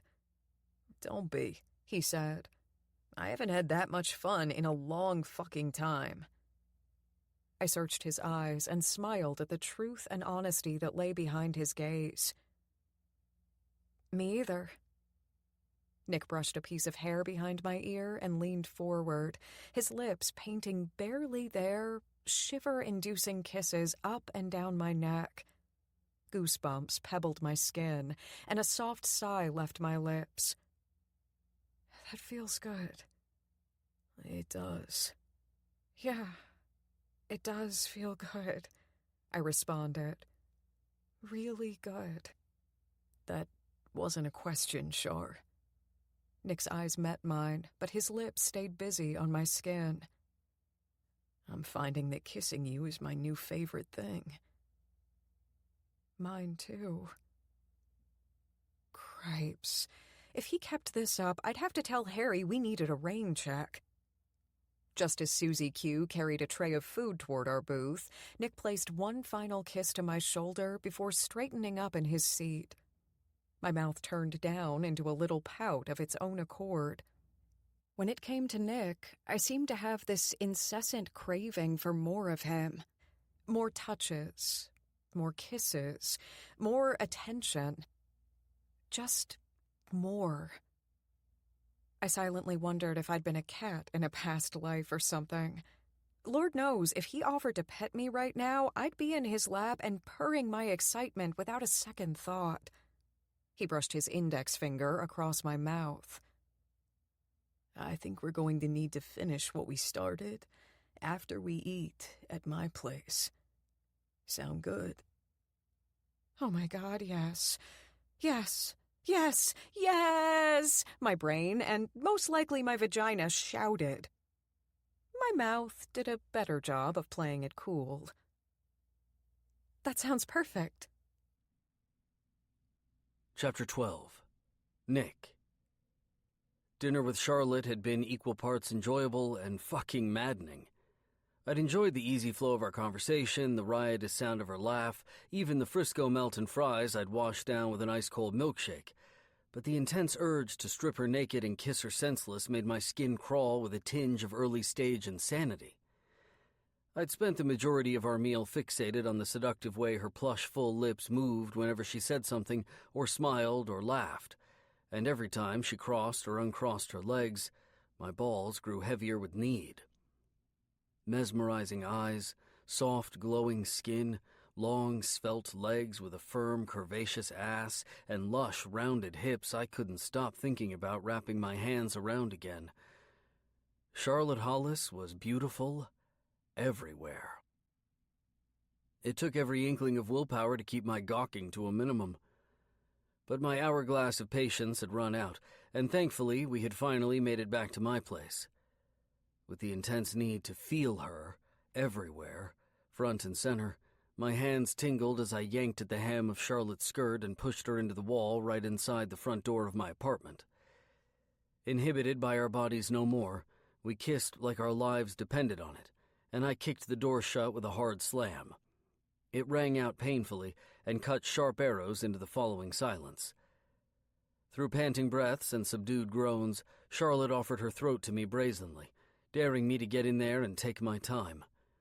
I did so without complaint, almost drowning in her intoxicating smell and warmth.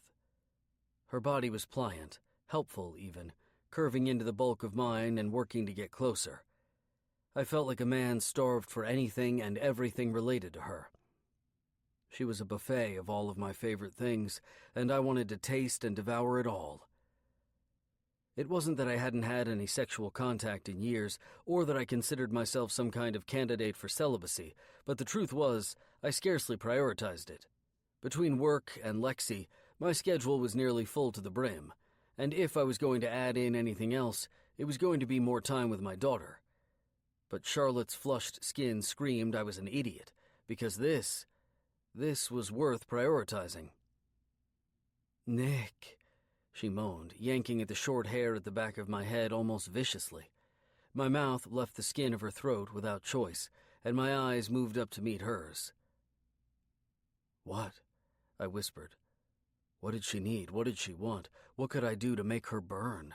I wanted the answers to all of my questions at once, and I got the feeling she sensed it. Her irises darkened to the midnight that outlined them as she demanded, "Kiss me." Both hands to her jaw, my fingertips tangled into the loose hair at her shoulders and flexed as I slammed my mouth against hers. It was a war between us, her lips advancing on mine until I forced their retreat. She was so brazen, so bold in every encounter I'd had with her, and I wanted control of this. I wanted to own every square millimeter of her peachy flesh and then work my way inside until I'd discovered every taste. The chocolate milkshakes we'd had with dinner lingered and itched against my lips as I licked and sucked it off hers, and a gasp gave me the freedom I needed to spear my tongue inside. She welcomed it with her own, tangling the two in a dance that made my grip on her jaw tighten and the air in my stomach lift. She tasted even sweeter than the milkshake and whipped cream combined, a dessert so loaded with sugar it should be illegal. I groaned, almost a growl, and she pushed into my body to wrap her arms around my shoulders tightly. Stomach to mine, she pressed herself to me and lifted a leg, cocking it at the knee to get closer. I was focused, living in her mouth, but the pull of her hands and my hair made me realize I needed to find a new location and quick. She was light, taking some of her weight in her own arms as I slid my hands from her jaw, down the sides of her body to her hips, and lifted. As her thighs clenched my hips, her hands regained some freedom, and they didn't waste it. She dove into the top of my shirt, 2 buttons undone on purpose, and made getting the rest undone the most immediate purpose of her own. I chuckled at her hurry, but she didn't take offense. If anything, it egged her on to go faster. I pulled at the already lifted hem of her skirt, yanking it higher and smoothing my hands over the bare cheeks of her round ass. It felt perfect in my hands, meaty and thick, and every bit womanly. Awareness shocked me as she ground herself against me and forced my eyes closed for nearly an entire second. "Fuck. Yes," she whispered eagerly. "Let's." Unbidden and completely unwarranted, Lexi's recent words jumped into my head. I was seconds from divulging the completely inappropriate, ill-timed line of my thoughts when my dick took control and threatened death by dismemberment if I ruined this for us. He must have been imagining how that conversation would have gone just as I was. "What? Why are you laughing as you touch my vagina?" "I'm sorry," I apologized. "I'm just remembering something my daughter said." "Wow, thinking of your daughter as you touch my vagina. I'm not sure this is improving very much." No, it's just, she was there when you called me last week, and she said something about how most male-female relationships end in sex. How old is your daughter again? Almost 10. I'm not sure what to think about that." Christ, this imaginary conversation just got worse and worse.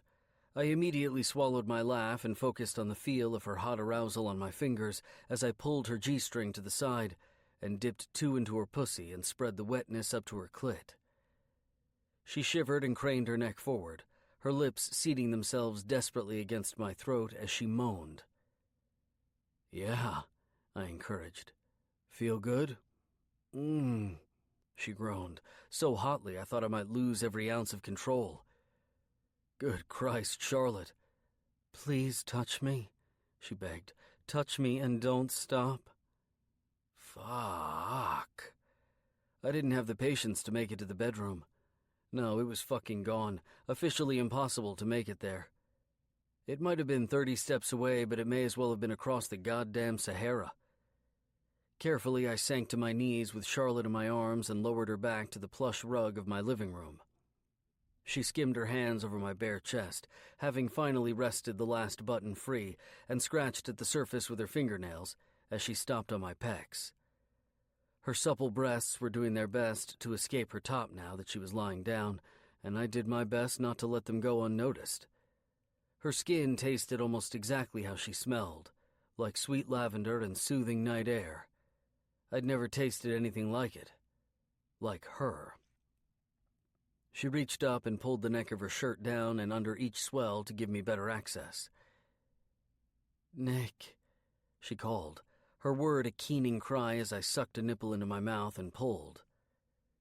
"Yeah?" I asked after releasing her. I nipped at the skin all around the now wet flesh while I waited for her response. I'm a virgin. Time stopped as I tried to make sense of those 3 words and find a way to make my heart start beating again all at once. I didn't know if I had the power to subconsciously defibrillate, but I sure as hell hoped so. Her eyes were wide and pleading as I searched them for something to say, some way to move forward. And then she started to shake as she dissolved into laughter. Oh my God, I'm kidding. Your face, though. She pointed at it. It's something I'll remember forever. Christ, woman, why would you do that to me? She smiled then, sweetly. Heartfelt. Soft. Because I'm not a virgin? I'm all for foreplay, but I'm fucking primed and ready, and you seem hesitant to stick your dick in me. For the first time in 3 years, I didn't hesitate. I didn't question, I didn't second guess. I unbuttoned my pants, pulled down the zipper, yanked an emergency condom out of my wallet, because getting inside of Charlotte was an emergency if I'd ever heard of one, rolled it on, and sank slowly inside her. Every inch deeper was an inch more of right, and an inch closer to fixing something inside me I didn't even know I had broken. We both moaned as the base of my cock settled against her skin, the entirety of me surrounded by the entirety of her. God, she felt so good, fucking heavenly, wrapped around me. I don't think I ever want to leave. Chapter 13. Charlotte. Strong arms tightened around me as I slowly fluttered my lashes open. The warmth of Nick's cheek pressed against my back was a welcomed sensation as my brain sluggishly slid out of dreamland and into reality. Once I could focus my gaze, I glanced at the clock on his nightstand, and my eyes widened in surprise when I saw it was already a little after 9. Holy hell, I must have slept like a rock. I honestly couldn't remember the last time I'd slept in past 7. It had to have been years at this point, like college or high school. At least a fucking decade. Ever since I'd started working for CMI, my days generally started at 6 a.m. sharp. Still savoring his embrace, I pushed my legs straight out, flexing my ankle and pointing my toes, and stretched the creaks out of my muscles. Maybe it was because of the orgasms. Or maybe it was all related to the man lying beside me. But holy hell, I'd slept well last night, like a little baby swaddled up in a warm blanket. Or, in my case, like an adult and very naked Charlotte wrapped up in an equally adult and naked Nick. Yeah, I definitely like the idea of that. Nick moaned softly into my ear and tightened his arms around me. This is a nice way to wake up. The sleepy sound of his voice urged a smile onto my lips. I'm certainly not opposed, I whispered, and a raspy chuckle left his lips. Well, that's good news. If you were, I'd fear I'd be having an entirely different conversation, and it'd be with a nice police officer down at the precinct. He pressed a soft kiss to my shoulder as I smiled at his slightly dark humor and sank deeper into his embrace. What time is it? After 9? Damn, he said softly. I can't remember the last time I slept in like this. I guessed I wasn't the only one who usually rose before the sun. Me either. His hands skirted across my skin until they apparently found what they were searching for and stopped at my breasts, wrapping around the pliant flesh and squeezing gently. I'd like to make a rule. I giggled at his words and at the fact that he was literally giving me a morning wake-up call via boob grabbing. A rule? I questioned. And what would that rule entail? Anytime you sleep over, you're not allowed to wear clothes to bed, he whispered.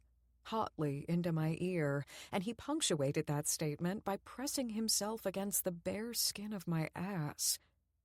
He was hard, thick, fucking perfect. And does that same rule apply to you? Only if you want it to. I don't make the rules for me. You do, he answered. Oh, believe me, I definitely want it to. Fan-fucking-tastic, Nick agreed, with a smile in his voice, and I giggled again. All right. I guess it's time for me to get my lazy ass out of bed and make us some coffee, huh? That would be pretty awesome. In fact, consider it the next rule. He chuckled softly as he sat up on the edge of the bed and got to his feet. Instantly, I missed the warmth of his presence against my skin. And what exactly will you be doing while I'm making coffee? He asked, and I stretched out onto my back with a giant smile covering my lips. Probably lie here and continue to be lazy. Well, at least you're honest, huh? He winked and stretched his arms above his head. All the while, I gawked at his muscular and deliciously naked body without shame. He should always be naked. All the fucking time. Before he could pull a pair of boxer briefs out of his closet, I demanded, "Stop what you're doing! I have another rule." Another one? 3 rules within as many minutes is kind of pushing it. It's not really a third rule, I argued smartly. It's more of an addendum to the naked rule. A Rule 1A, if you will. Nick's gaze met mine, and he quirked a brow.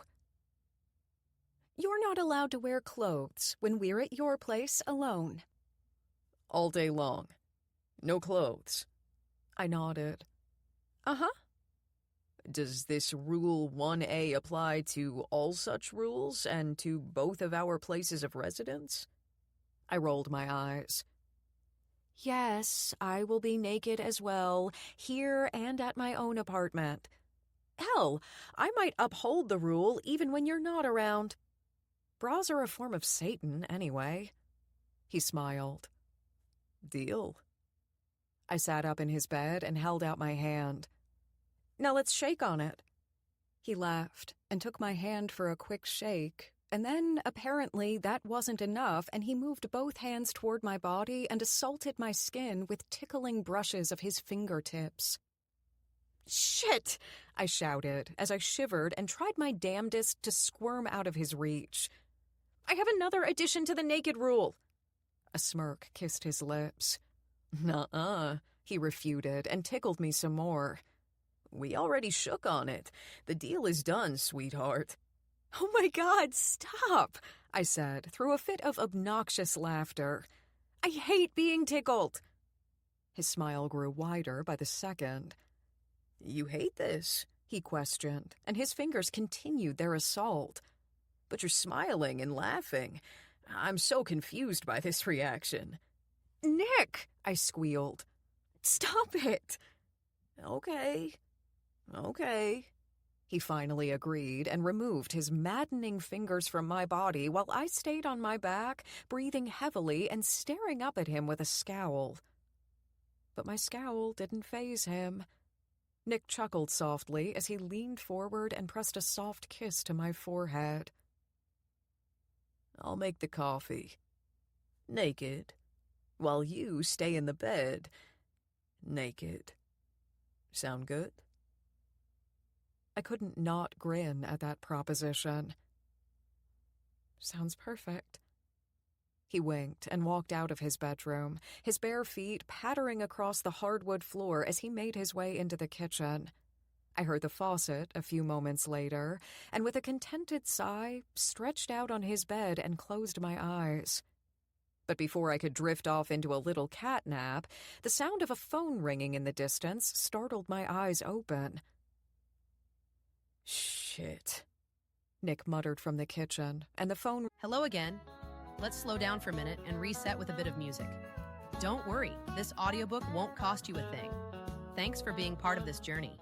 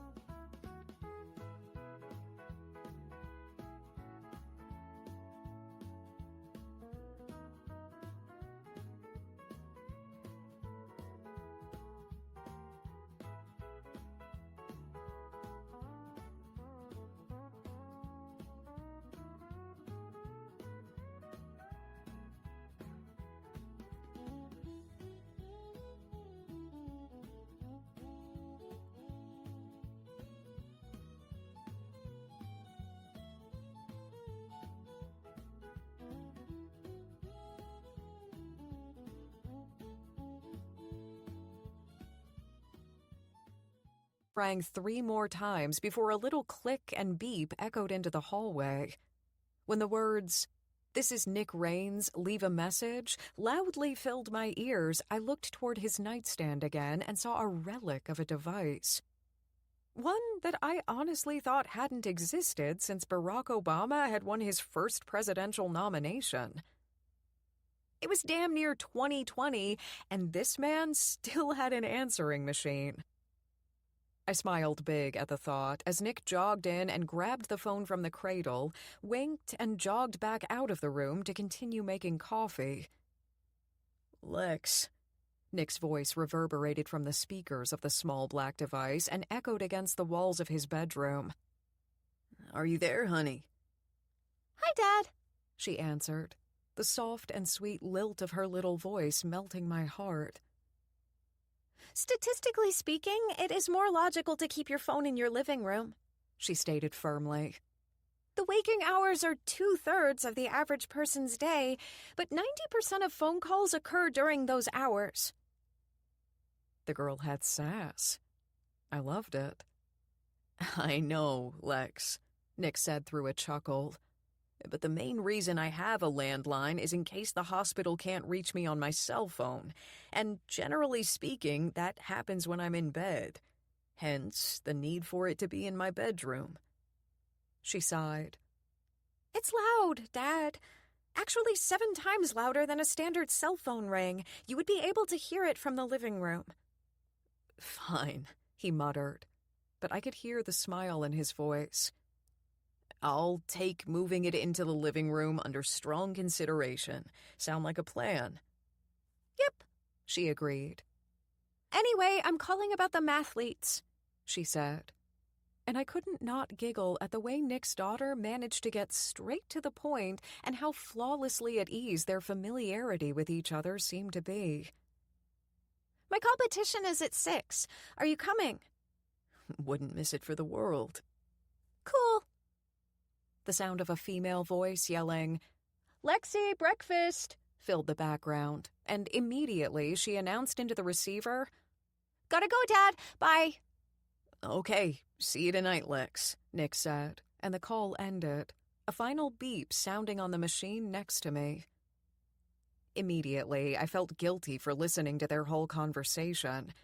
Sure, it wasn't something I'd sought out or done on purpose, but despite the accidental circumstances, I'd still listened to the whole thing without restraint. A few minutes later, he strode back into his bedroom with 2 steaming coffee mugs in his hands. He set them on the nightstand and sat on the bed beside me. "I feel a little bad," I blurted out, and he looked at me curiously. I pointed my index finger toward his answering machine and cradled one of the pillows from his bed to my chest. "I accidentally overheard your conversation with your daughter." Nick smiled softly. "Why do you feel bad about that?" "I don't know," I shrugged. "I mean, I just felt like I was forced into eavesdropping or something, and it was a conversation with your daughter. I guess it just made me feel uncomfortable that I'd overheard the whole thing, like I was invading your privacy. By accident, obviously, but still, I want you to know that I'm not that type of person." "No apology necessary, Shar." He kissed my forehead. "So don't waste time feeling bad about it. It's not warranted in the least."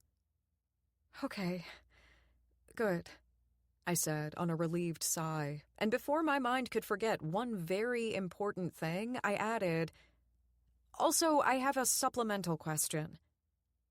"Okay," he responded, stretching the A sound out with a curious lilt to his honey-smooth voice.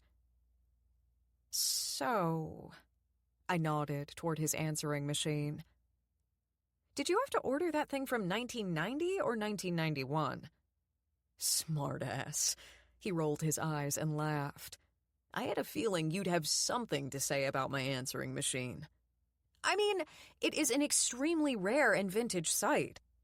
I'm shocked the Museum of Natural History hasn't contacted you directly to procure it for an exhibit or something." "Are you done yet?" "For now. Yes. But later? Probably not. I grinned as I sat up on the bed and rested my back against the headboard. He handed me my mug of coffee, and I took a much-welcomed sip. But still, I couldn't hide my continuing smile. He scowled once his gaze took in my expression. It's not that funny. Oh, but it is, I teased. One of the country's best neurosurgeons utilizes an answering machine from the 90s. Trust me, it's hilarious. It was hilarious, but the thing I loved the most was the adorable half-scowl, half-smile that kissed his lips. God damn, he was handsome. I had the urge to wrap myself up in his smile, his laugh, his gorgeous brown eyes, and stay there forever. It had been years and years since I'd felt such a connection to another human being. My fiancé had been the last man I'd felt that way about, and when I really looked back on the past, on that relationship, I couldn't recall ever feeling this invigorated, entranced, happy by another person's presence. What was happening to me? It sounds like you're falling for him, Shar. I shook off the insane thoughts and buried my nose in my coffee. I mean, I'd known this man no more than a blink in time. No way in hell was I already thinking that 4-letter word. That was completely crazy. Right? Chapter 14. Nick. Me. They just asked a question about prime numbers, and I swear to God my daughter rolled her eyes. Rolled her eyes, like it was beneath her.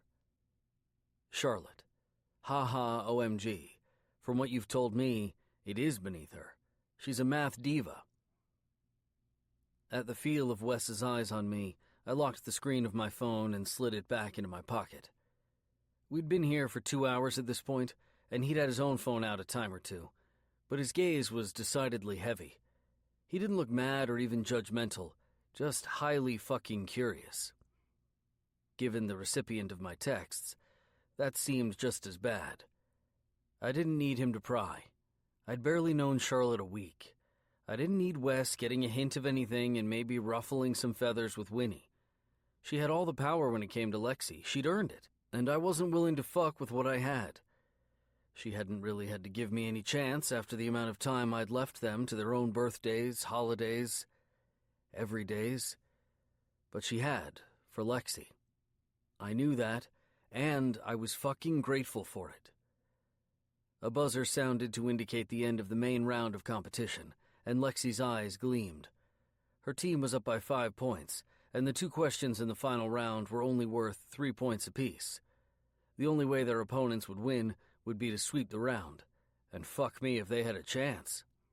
I mean, they were kids and shit, so sure, they had a chance, but they didn't really have a chance. Not only had my little girl been a dominating force the entire afternoon, but her teammates weren't slouches either. The first question was a complex diagram of triangles, and after being directed to assess the total number of triangles within it, one of Lexi's teammates was the first to answer and do it correctly. Lexi smiled the smile of a schemer, like she'd purposely withheld from answering to give the other team a slight advantage solely for her entertainment.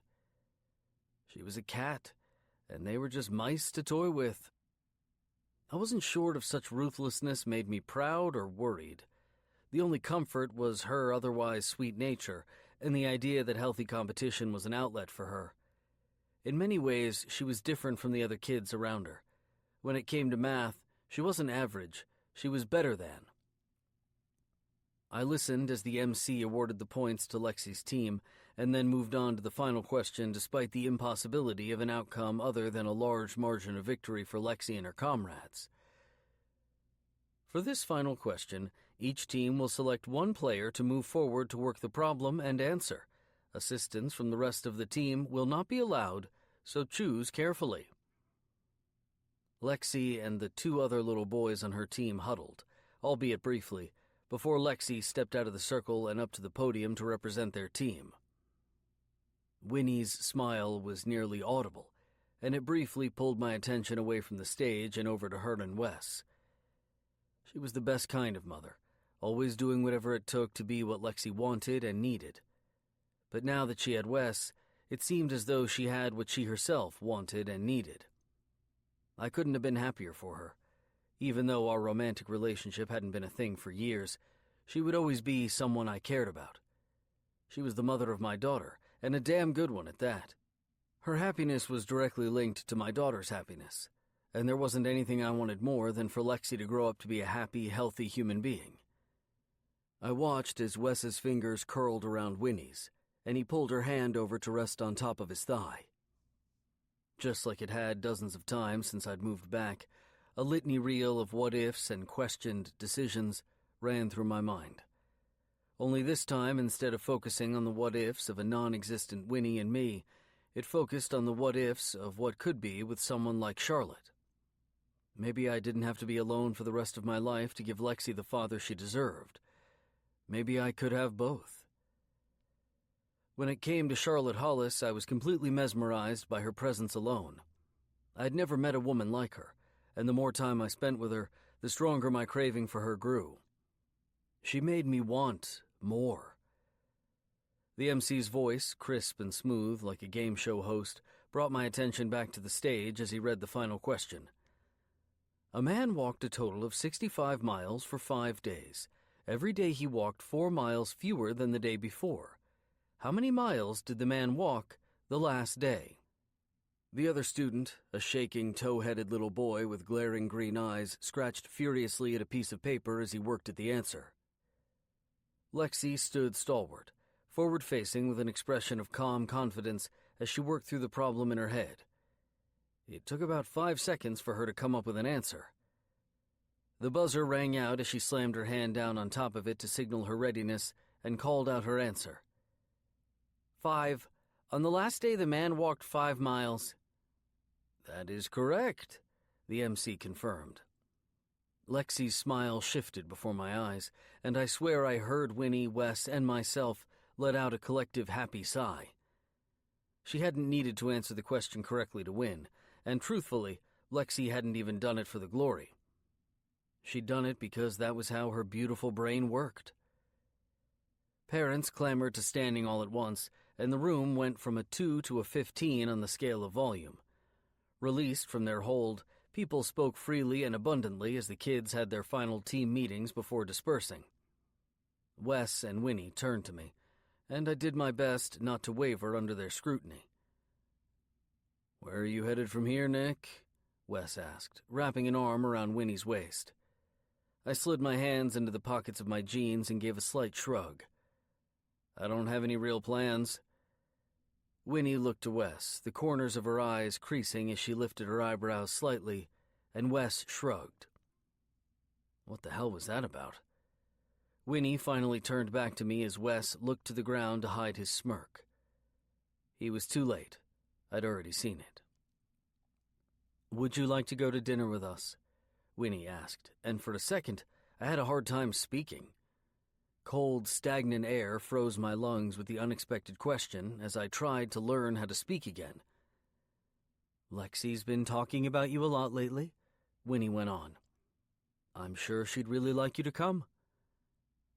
It was a tiny bit awkward, but if by the grace of chance I was being offered more time with my daughter, I wasn't going to turn it down.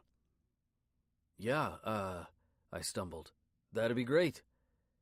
"Great?" Winnie repeated, smiling in a way that made me feel a little like she was teasing me. Emotionally, I wasn't sure what to make of it. It was almost like she was trying to be my friend, and the woman I'd confronted with my move and my desire to build a relationship with Lexi 2 years ago never would have considered a friendship with me. But I'd changed a lot. Maybe she could finally see that. Hell, maybe Wes could too. He seemed to be encouraging her to extend the offer. I couldn't figure it out, and part of me didn't want to. Smart men didn't look gift horses in their goddamn mouths. Lexi came off the stage and ran right into Winnie's arms, Wes following closely behind. I lingered back a little to let them have a moment and surreptitiously pulled out my phone. Me. We're going for dinner, and then I have to work early in the morning. Why don't you meet me at my office for lunch tomorrow? I'll text you with a time. Charlotte. Work? Tomorrow? That's a Sunday. Me. Yes, it's amazing how people never get the memo about Sunday being the day of Sabbath for brain injuries. Charlotte. But you're like in charge, aren't you? Me. Yes, of fixing brain injuries. Charlotte. Stop having a good argument for everything. Me. My fellow surgeons also help me out so I don't work every other Sunday when I have Lexi. Charlotte. I said stop with the good explanations. Not give better ones. You should have taken the job in California. Me. One flaw with that plan for yourself. Charlotte. Yeah? Me. You live in New York. Charlotte. Stop being smart. It's like you're a brain surgeon or something. Jesus. I grinned down at my phone and glanced up just in time to see Lexi, and Wes and Winnie, coming toward me. So I slid my phone back into my pocket without answering and welcomed Lexi's hug around my neck. Dad, Mom said you're coming to dinner with us. Is that true? Yeah, of course. We have to celebrate your win, don't we? She rolled her eyes. Those questions were easy, Dad. I shook my head and gave her one last squeeze before setting her on the ground. Nope. You're just smart. Lexi pushed away and grabbed Wes's hand, ready to go. I laughed as she prattled on with a million questions about where we were going, how many minutes it would take to get there, and the anticipated wait time to get our food. I guessed that was why it caught me off guard when she stopped short and reached back for my hand with her free one. Despite my surprise, I didn't hesitate to take it. And, hand in hand, the four of us left together. Like a big human chain of modern family. Chapter 15. Charlotte. Sundays were for lounging and doing absolutely nothing. It was a rule designated by the Mayans or something, and on my normal weekend, it wasn't a motto I argued.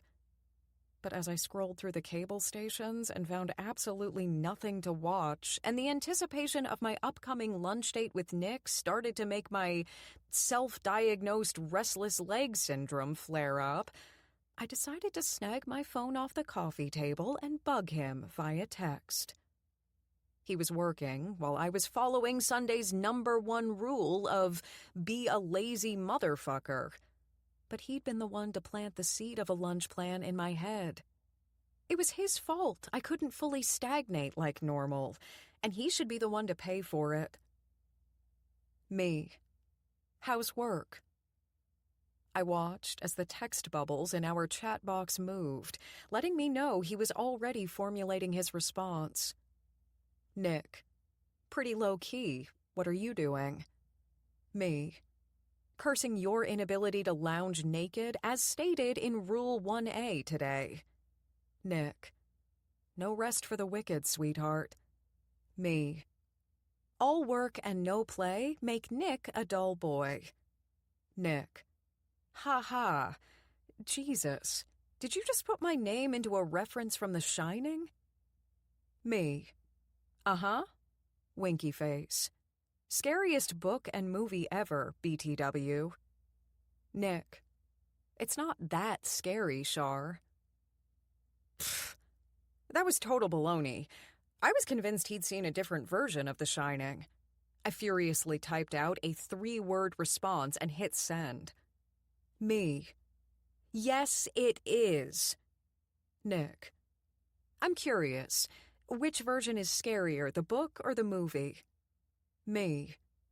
The book, obviously. No movie can ever live up to their book counterpart. Nick.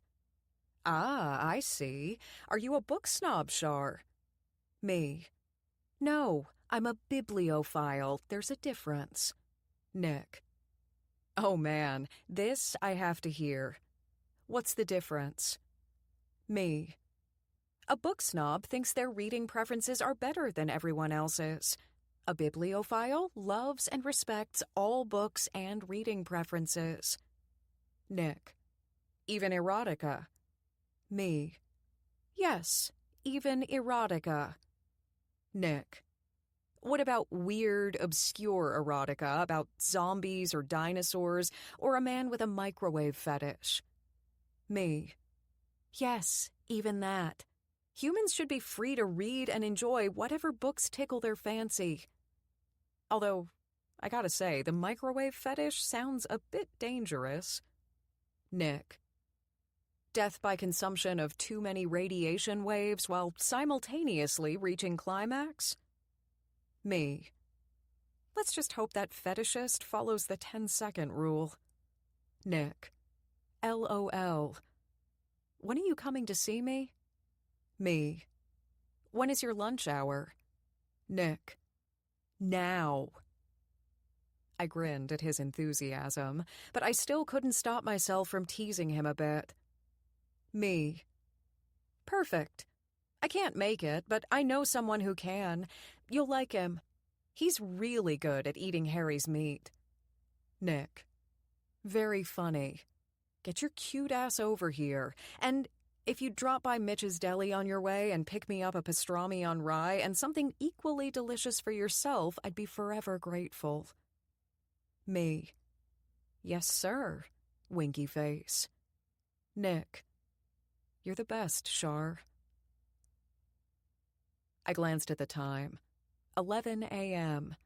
I hopped off my couch and headed toward my bedroom as I typed another quick text and pressed send. Me. I know you said now, but my body composition is nothing more than sweat and Cheetos dust right now. Can we make it 12:30? Nick. Sounds tasty.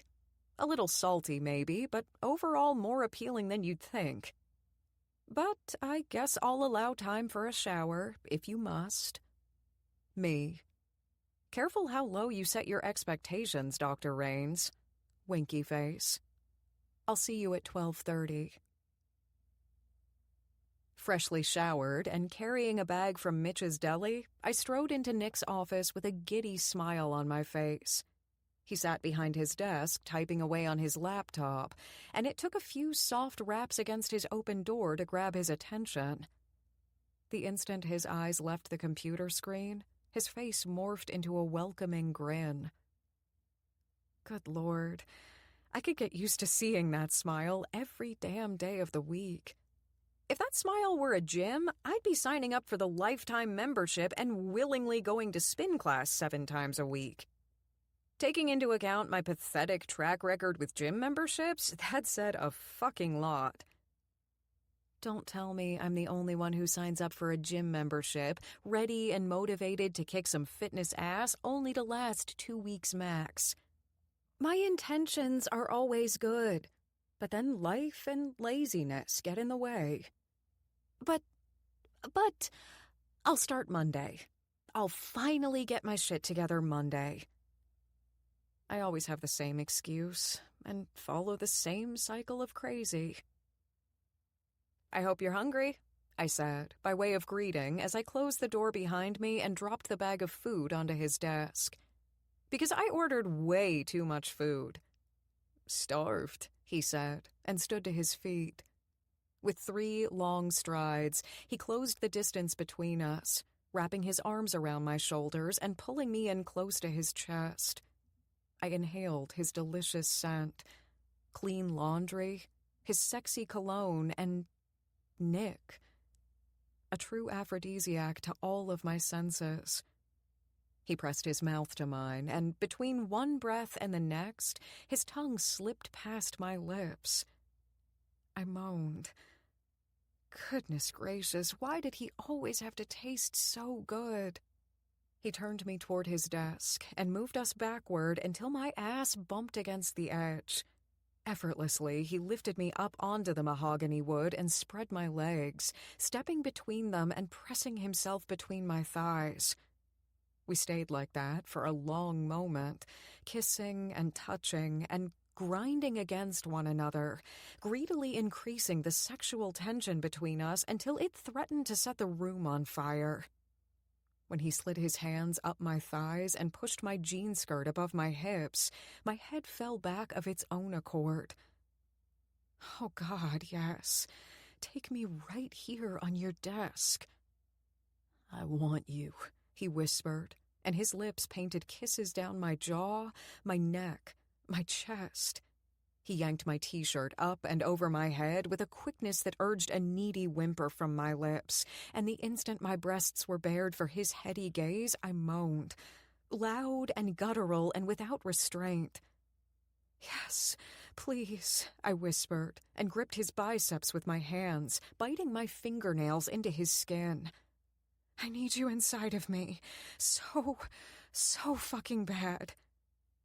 Hot and heavy, with our lunch completely forgotten, we tore at each other's clothes with reckless abandon. My panties were around my ankles, and his pants were unzipped with his hard, aroused cock in my hands in the span of a single breath. Want, need, heady desire, those were the only priorities. "God, Char," he groaned as he rubbed the tip of his cock between my arousal. "You're so fucking wet."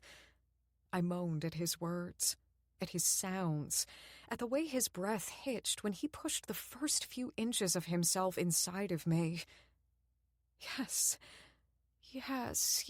I wanted more. But before he could fill me completely, 3 small knocks rapped against his closed office door. We stopped. Frozen in our positions, our bodies still intertwined like ivy, and our widened, surprised gazes locked with one another. Nothing but our heavy, panting breaths and pounding heartbeats filled the space between us. I quirked a brow and whispered quietly, "Are you expecting someone?" He shook his head, completely at a loss. "Yo, Nick," a male voice called from the other side of the door. "It's Jorge," he added. "The producer told me you'd be here for the afternoon so I could get a few live shots of you in your office for the promos and trailer." Both of our eyes went even wider. Fuck. It was Jorge, the fucking camera guy for the show. "Oh, okay," Nick responded. "Just a sec." "Cool," Jorge responded from the other side of the door. "Shouldn't take more than 10, 15 minutes tops." Just a sec? Holy fucking hell! I'd love to meet the human beings who could achieve getting dressed and removing the scent of sex from the air in a matter of just a fucking sec. I shoved Nick out of the way, hopped off the desk, yanked up my panties, and glanced around the room like a lunatic. I needed a place to hide. Anywhere. It didn't matter. Just somewhere that I could hide and get myself back together while Jorge, the camera guy, shot live footage of Nick at his desk. I didn't mind the reality docuseries, but I didn't exactly want to be filmed mere minutes after engaging in sex. I mean, a girl had some fucking boundaries, you know? While Nick hurriedly zipped up his pants, tucked his shirt back in, and did his best to hide his giant sword of an aroused cock beneath his clothes, I stood frozen in my spot, halfway between the door and the desk. I felt like a caged animal that was ready to climb the walls any second. Where could I hide without the camera guy realizing that I'm here? Fucking hell. I had zero clue. His office was spacious, but it wasn't that spacious. My only options for hiding included his desk, his chair, and the stupid plant in the corner of the room. "It's fine, Char," Nick whispered. "Just fix your clothes, sit down, and don't worry about the camera guy." "But this could look bad," I whispered back. He shook his head. "It's fine. Promise." But I wasn't so sure I believed him as I witnessed the slight shake of his fingers as he handed me my discarded t-shirt and adjusted my skirt back into place. After a soft kiss to my lips, he gently ushered me toward the leather sofa at the far corner of his office. "We have nothing to worry about, okay?" I simply nodded for lack of anything better to do. But the second he opened the office door and let Jorge into the room, I wasn't all that sure everything was okay. The way the camera guy's gaze assessed the small space gave me an uneasy feeling inside my gut. It was heavy like a rock, weighing down my stomach with a persistence I couldn't ignore. Had he overheard us? How long had he been standing outside of Nick's office? "Hey, Jorge," Nick greeted. His easy smile and relaxed shoulders helped relieve some of the anxiety lurking inside of my chest. "I hope you don't mind, but we were just getting ready to eat some lunch." Jorge set his camera gear on the floor and gestured with a nonchalant hand in Nick's direction. "No worries, dude. I can work on setting up the lighting while you enjoy your lunch." Wait, did he just insinuate something? I glanced up to meet Jorge's eyes, but he had already begun to busy himself with pulling his equipment out of his black travel bags. And when I moved my gaze to Nick's, he appeared completely unaware of anything weird. I'm just being crazy, I told myself. He probably didn't overhear anything. I wasn't sure I actually believed it, but I reminded myself this was a docuseries about Nick's medical career, not the hospital version of the real world. Chapter 16. Nick. Arms swinging and a new tune on my lips, I hummed and whistled to the beat of Charlotte's current jam, Despacito, by Luis Fonsi featuring Justin Bieber. As should have been obvious by my debut trivia night, I wasn't much in the way of pop culture news. But Charlotte had been forcing me to study, and making me accompany her to the Cornerstone for the past 3 Wednesday nights to rub salt into our failure-prone wounds, and I knew enough to comprehend that I was walking around, humming something that had to do with Justin Bieber, and it was enough to produce fodder in the hospital for years to come. Oh, shit. Especially since I still had a camera following me around. I stopped humming immediately and looked back right into the lens, and then past it to Jorge. He was smiling. Fucking bastard. I'd been watching Will Cummings and Scott Shepard and their cameramen every time our paths crossed in the hospital since filming started, and their relationships were completely different. They talked and advised, offering questions that a viewer might have so that Will and Scott could better answer. But not Jorge. He just watched and observed, smirking any time I made an unsuspecting fool of myself and abstaining from offering anything helpful at all. I didn't know if it was just his personality or a tactic the show specifically used for me, but it was playing a mind game with me. And these days, I made an unsuspecting fool of myself often. I hadn't expected to get used to the camera so quickly, but it had happened nonetheless. I guess it was like a construction worker getting used to loud noises or a parent getting used to the constant chatter of their child. After a while, you just tuned it out. Something I wasn't yet used to, however, was narrating every play of my day to what felt like no one. So we're heading down to the recovery floor to make rounds, I explained for the sake of the silent camera behind me, glancing back to the lens every few seconds as I walked.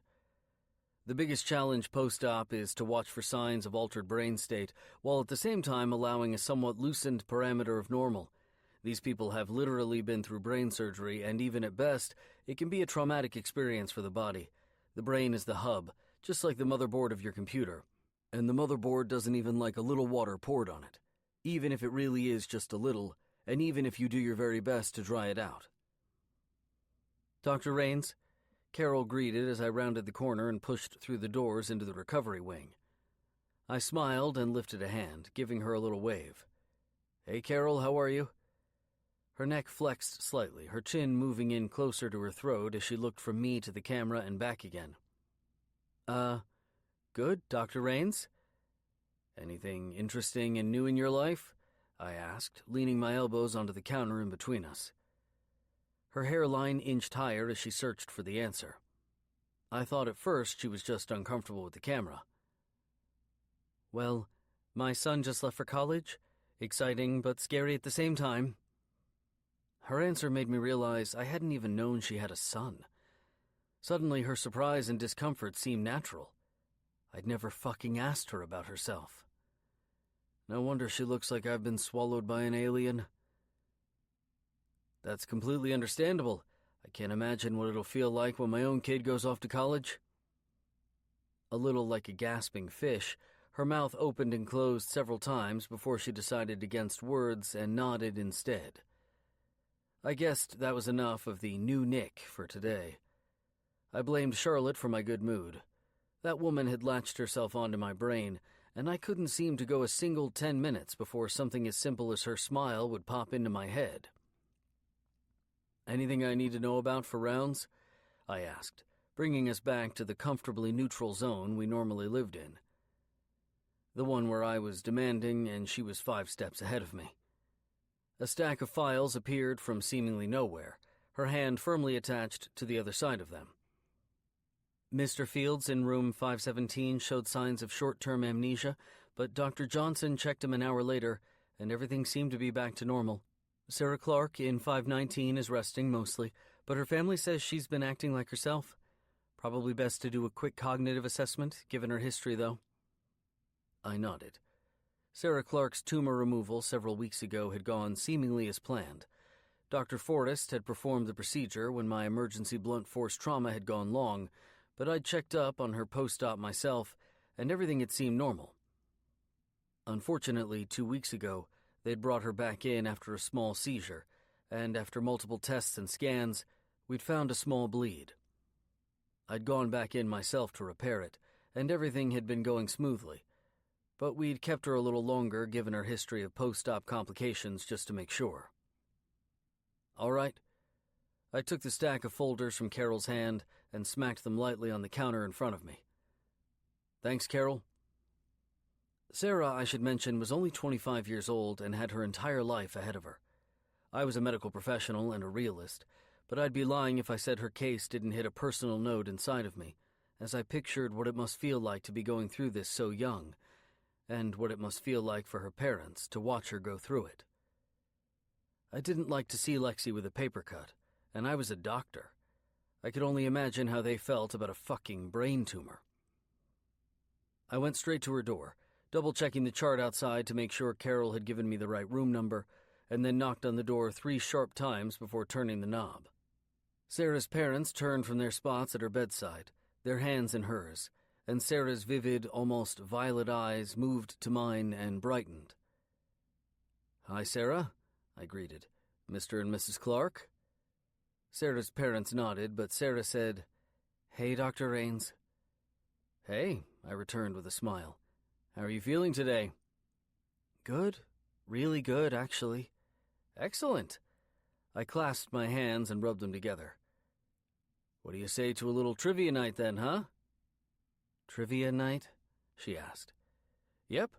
I've got to do a little cognitive assessment on you today, and what better way than with a few trivia questions, right?" She shrugged nervously. "I guess."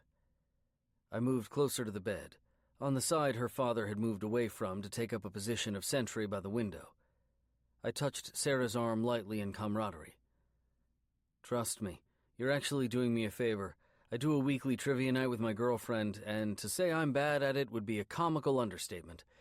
If you're any good, maybe it'll help me next Wednesday." She smiled hugely then. It might have been at my expense, but I didn't care. For one, I'd just publicly acknowledged, hell, it's my first private acknowledgement too, the true status of my relationship with Charlotte. We hadn't discussed it ad nauseum, but I was trying my hand at being better with signals.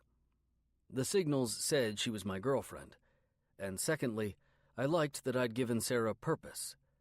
From talking to some of my previous patients, feeling incapable and like a burden was one of the hardest parts of recovery when it came to any kind of traumatic brain injury. "Okay, let's start with some easy ones. What hospital is this?" "St. Luke's," she answered. "And what city are we in?" "New York, the Big Apple, Manhattan." "Wow," I teased. "Overachiever?" She laughed. "Oh yeah, I should win an award." "Hey," I smiled. "Some days I don't know where the hell I am." Comforting words from my brain surgeon, ladies and gentlemen. Sarah said over my shoulder and directly into the camera, I suspected. I laughed at her theatrics. Okay, let's try some tougher ones. I gestured with one finger as I dug into my back pocket and pulled out my notepad with a wink. But first, let me make sure I have something to take notes. I'd only made it up 2 out of 3 steps at the front of Winnie and Wes's house when the door flew open and my daughter burst out to hug me. I went back a step and down as she hit me full force, wrapping her arms around my neck and squeezing, before jumping down like it had never happened and running back into the house. I watched as she ran down the hall toward the kitchen like a bat out of hell until Winnie stepped pointedly into my line of sight with a huge smirk on her face. Your expression right now amuses me greatly. I lifted my eyebrows with an eye roll. Thanks. Winnie laughed, long and melodic, and unwarranted. Charlotte's completely off-key and off-rhythm one came to mind. It was weird to think about, but I imagined the two of them would get along quite well. My stomach twisted, and my chest ached as I tried to make sense of the complicated way that made me feel. Awkward, for sure, but mostly I think I just liked it. Winnie was the mother of my child, after all, and Charlotte, well, she was my girlfriend, and she'd quickly become one of the most important people in my life. I really wanted to reach that place where Winnie and Charlotte had not only met one another, but liked each other too.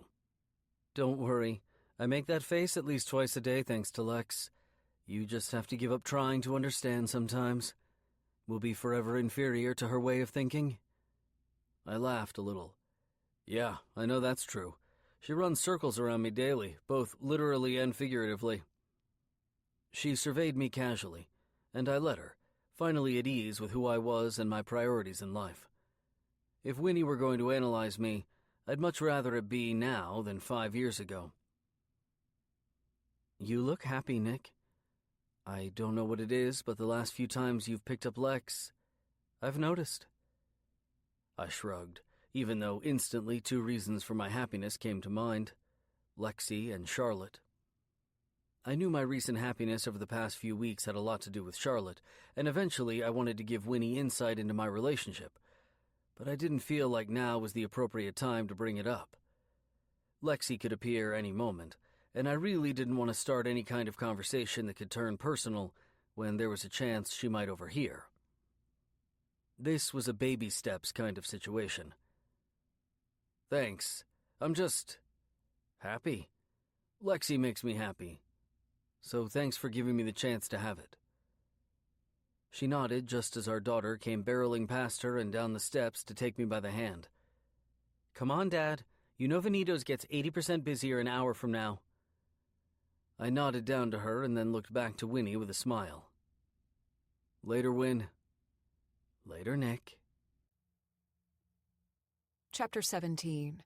Charlotte. Don't worry, Mom. I did my research. The house is in great condition, and if I can manage to win it at the auction, I'll have an incredible amount of equity from the get-go. Are you sure you did research? Immediately, my eyes rolled of their own accord. I chalked it up to muscle memory, but also silently offered up my thanks to the gods above that this was just a phone conversation. No doubt, my mother wouldn't have appreciated a reminder of how much of a pain-in-the-ass teenage Charlotte used to be. Sue Hollis hated only 3 things: eye-rolling, orange juice with pulp, apparently it isn't real juice, and the fact that she'd visited Dollywood 3 times without ever actually seeing Dolly Parton in person. Yes, I'm 100% certain it's a good investment, I answered calmly. I was more like 90% sure, but leaving doubt in a conversation with my mother was like leaving evidence at a crime scene. She'd have me in cuffs in no time. I knew she meant well and only wanted the best for me. It didn't mean her current line of questioning wasn't annoying as hell, but her intentions were there. When is the auction? I glanced at the clock on Nick's dashboard. In about 30 minutes. I'm on my way there now. Are you on the phone and driving? That's so unsafe, Lottie. Just last week, Vilma, from 2 condos over?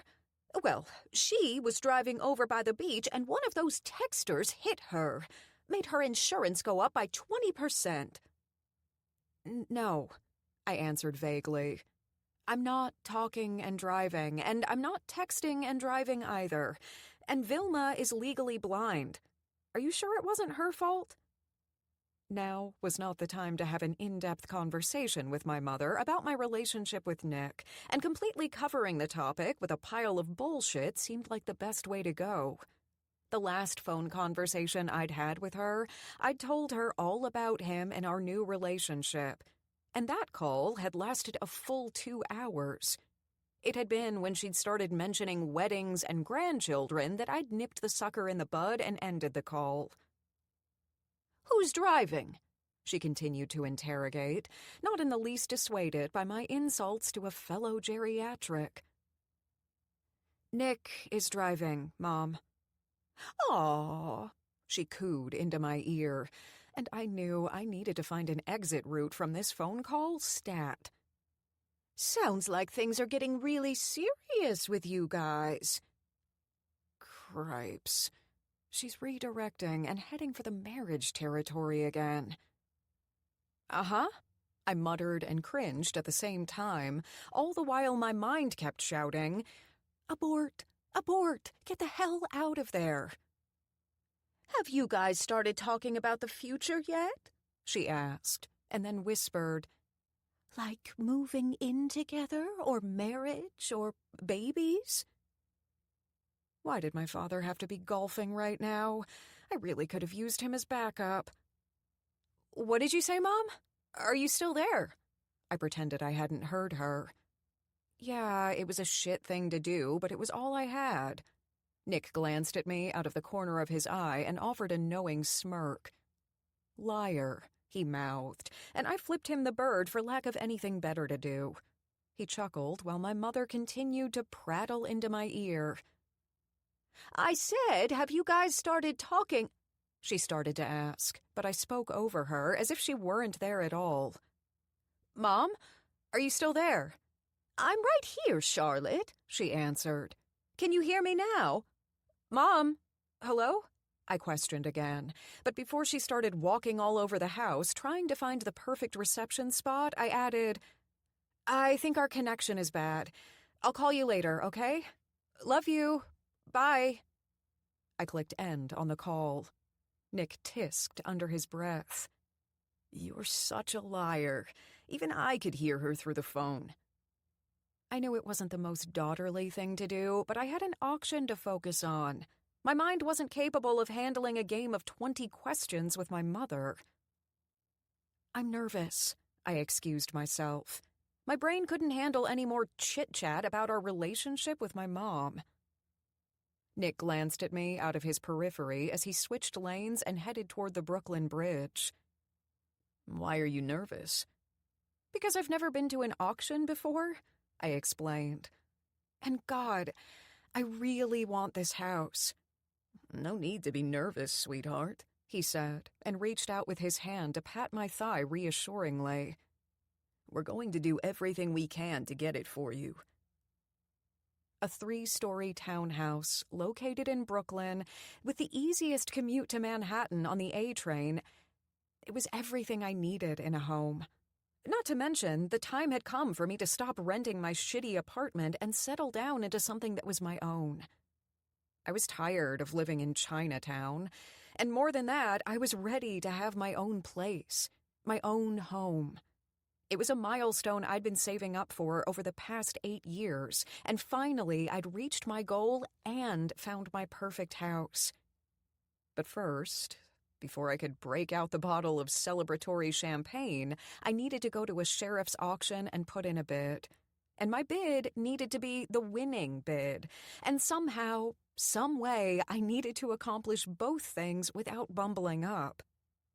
I hadn't planned on going the auction route to purchase my home, but once I'd found out about this house, a Brooklyn townhouse on an affluent street being auctioned off at nearly half the value, the opportunity was unbelievable. Too fucking good to pass up. And considering how much I truly loved the place, it was crazy stressful. I'd never been to an auction, especially a sheriff's auction, and I really didn't know all of the ins and outs.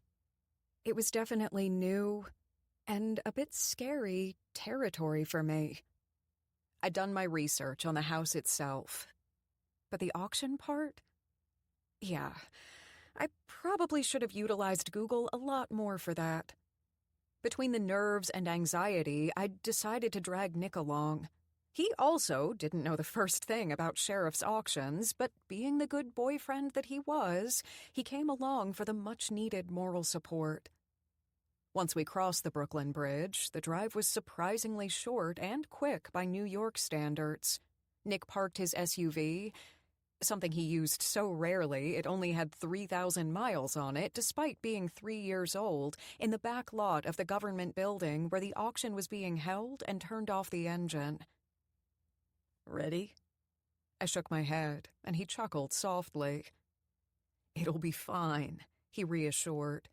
"Even if you don't win the auction, at least you'll have a better idea of what to expect the next time you find a house you love.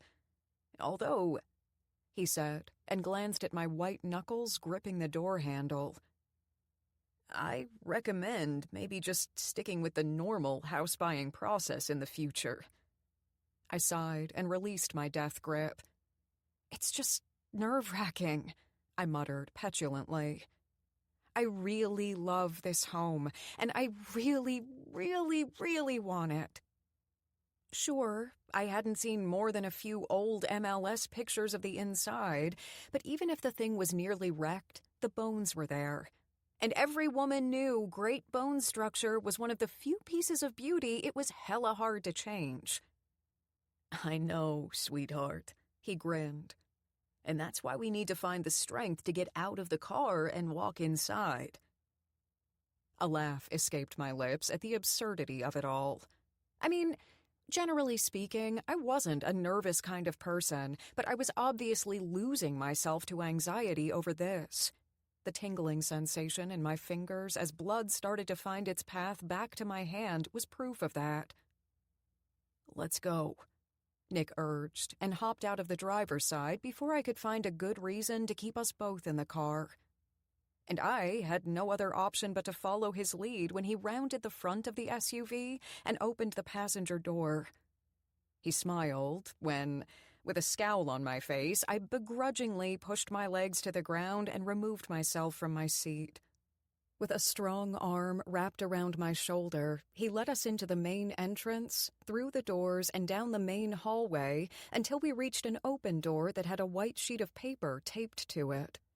It read, "Sheriff's Auction," in black Sharpie. We walked inside to find a table filled with opened pizza boxes, trays of cookies, and a selection of soda and bottled water.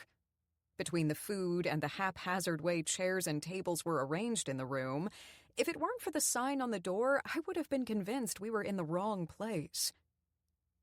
"This is not what I expected," I whispered to Nick as we walked toward the right side of the room where the sign-in table sat. A voluptuous woman with poofed-out blonde hair and a pink lipstick smile sat behind it. "This is what things look like when the government is in charge," he teased. "Frankly, I'm surprised there are refreshments at all." "Are you here for the auction?" the woman asked, and I nodded. "I need your driver's license, proof of bank funds, and your information and signature on this sheet of paper," she added, and handed me a clipboard with a ballpoint pen connected to it with a string. I pulled the needed items out of my purse and set them on the table, and then quickly filled out the requested information. Name, phone number, current address, that sort of thing. She reviewed my form and initialed it before making a copy of my driver's license information on the small wireless printer sitting beside her laptop. After a few clicks and taps of her fingers across the keypad, she handed me back my license and a packet of papers. "The auction will be starting any minute. Make sure you educate yourself on the information in the packet. It will tell you everything you need to know, and do if you win a real estate lot. And feel free to help yourself to the pizza and drinks." "Wait." I glanced around the room and then back at her. "Don't I get a little fan thingy?" "Fan thingy?" she questioned with a raised brow. "You know, the fan thingy that people use to signal their bid." I explained, and even attempted to mime it out for her with my free hand. No, she responded. Just raise your hand toward the auctioneer if you want to bid on a lot. Raise my hand? Seriously? Well, that was a disappointment. Every movie I'd ever seen with an auction scene, the main characters had the fan thingies. Either Hollywood was lying or Nick was right about that whole teasing government comment.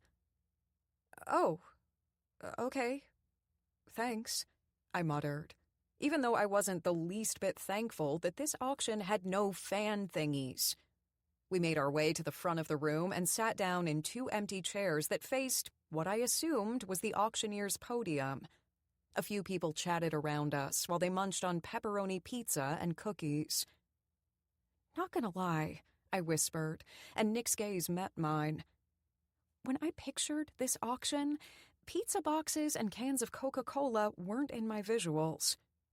So it's even better than you expected, he asked, with a sarcastic grin, and I laughed.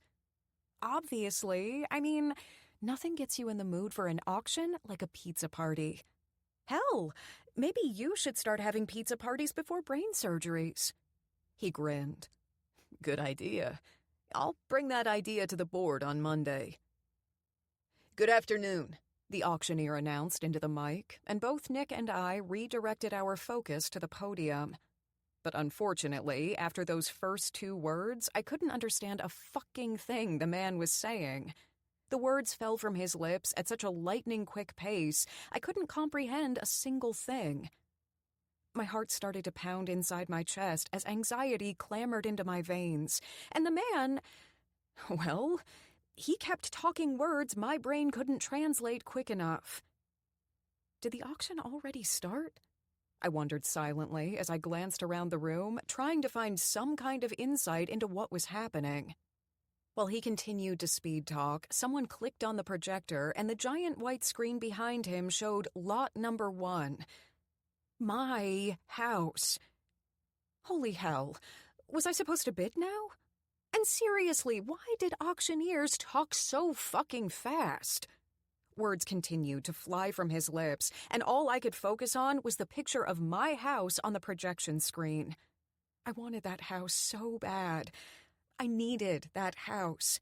I didn't want anyone else but me to get that house, goddammit. What if he was auctioning off my fucking house right now and I didn't even realize it? Panic tripped inside my chest and my hands started to shake.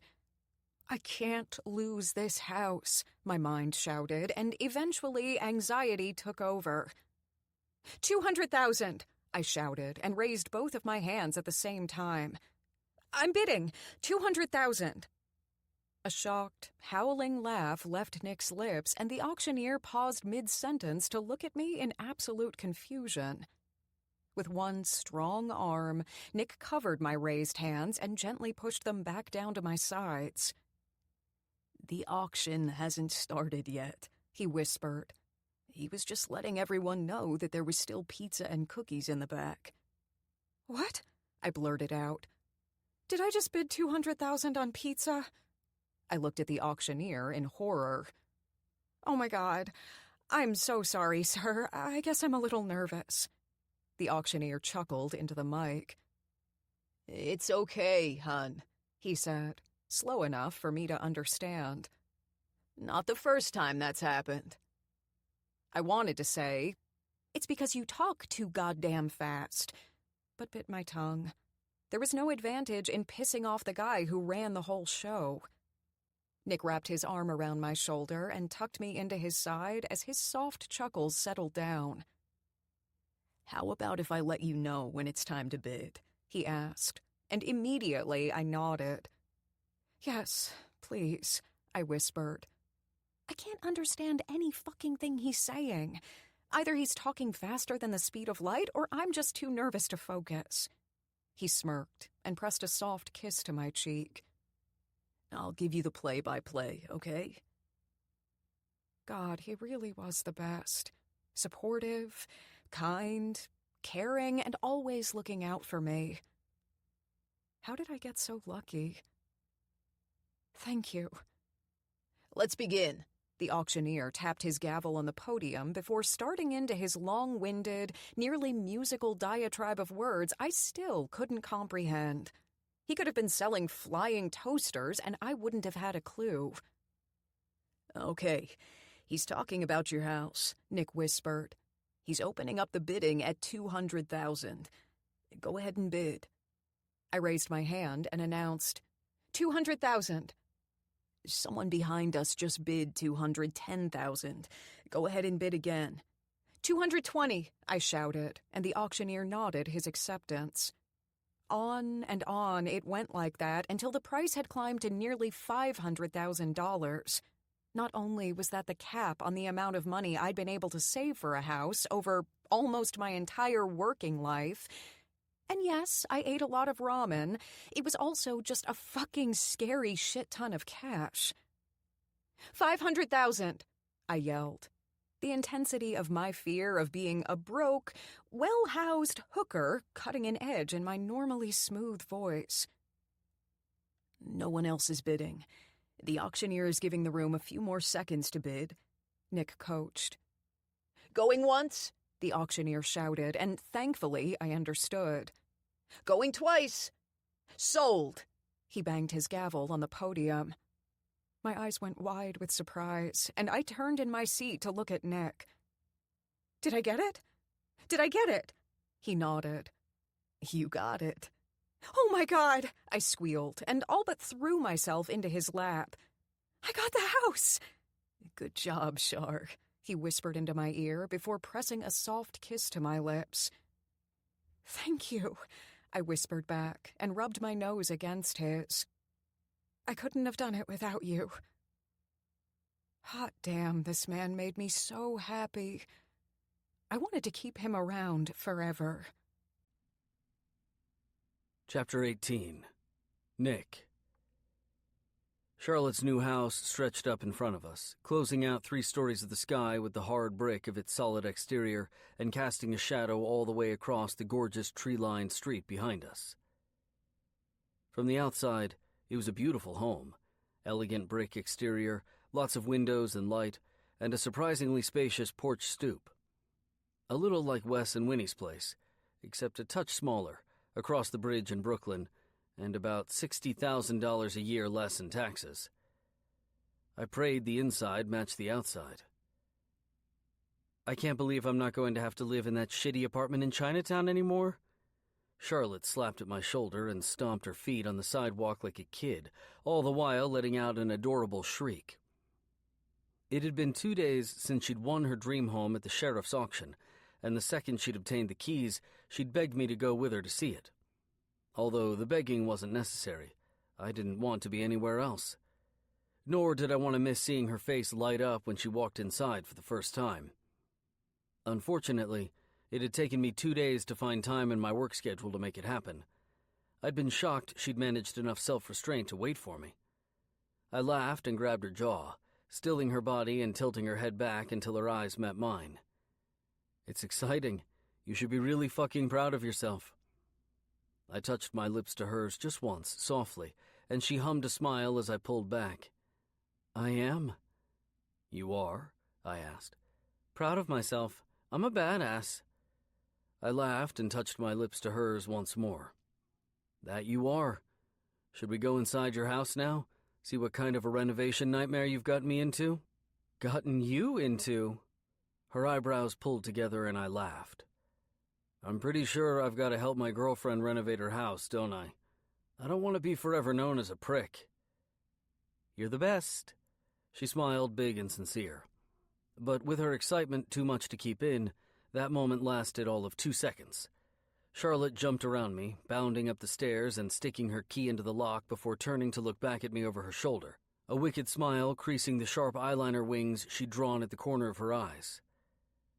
Oh, too late, she teased, and threatened to shut the door before I could step inside.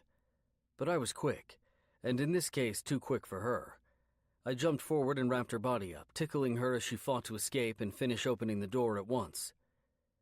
Her laugh echoed through the stately entrance of the old house, a checkered black and white tile floor giving way to one of the most impressive wooden staircases I'd ever seen.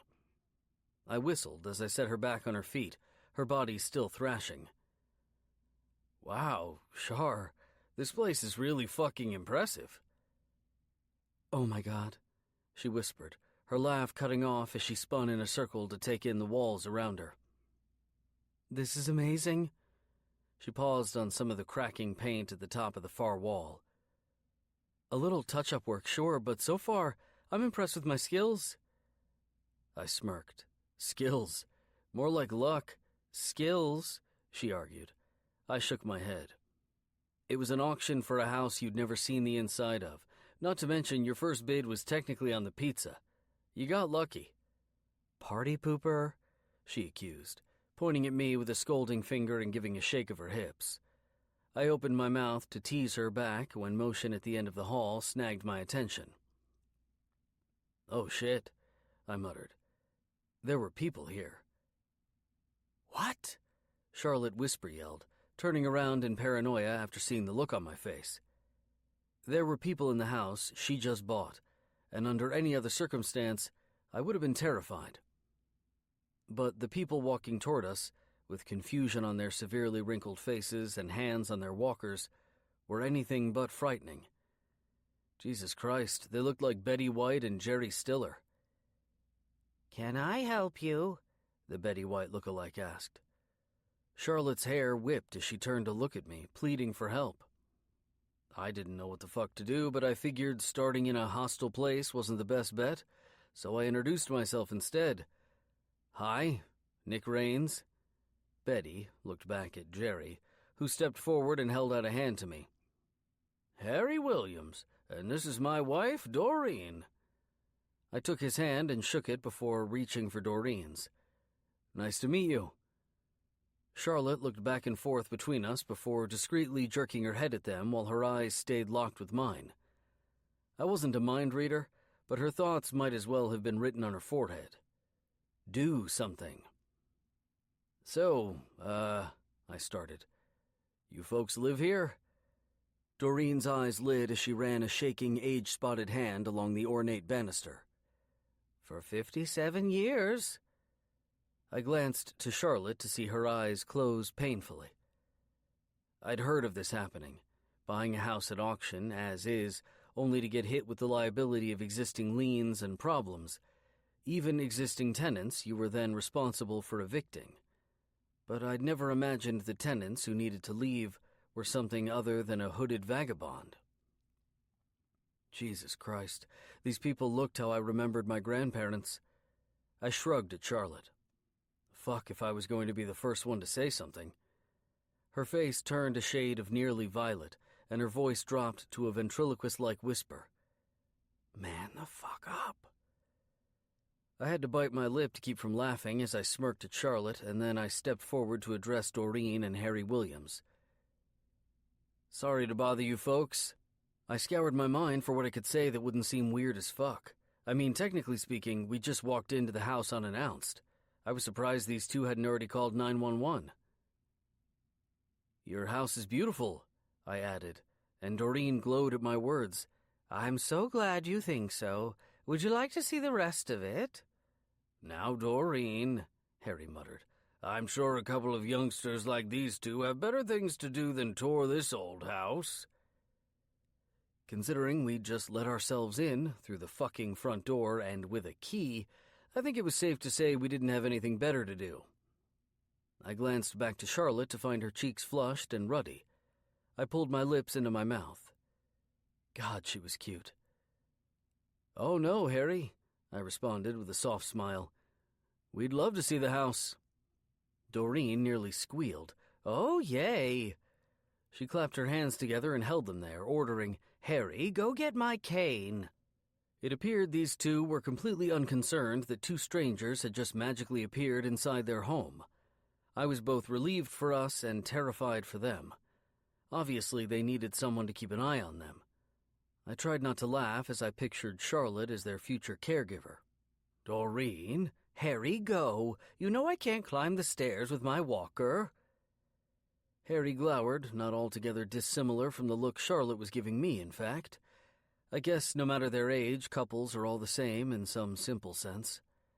One brain versus another, just trying to find some middle ground without giving in to the urge to commit murder.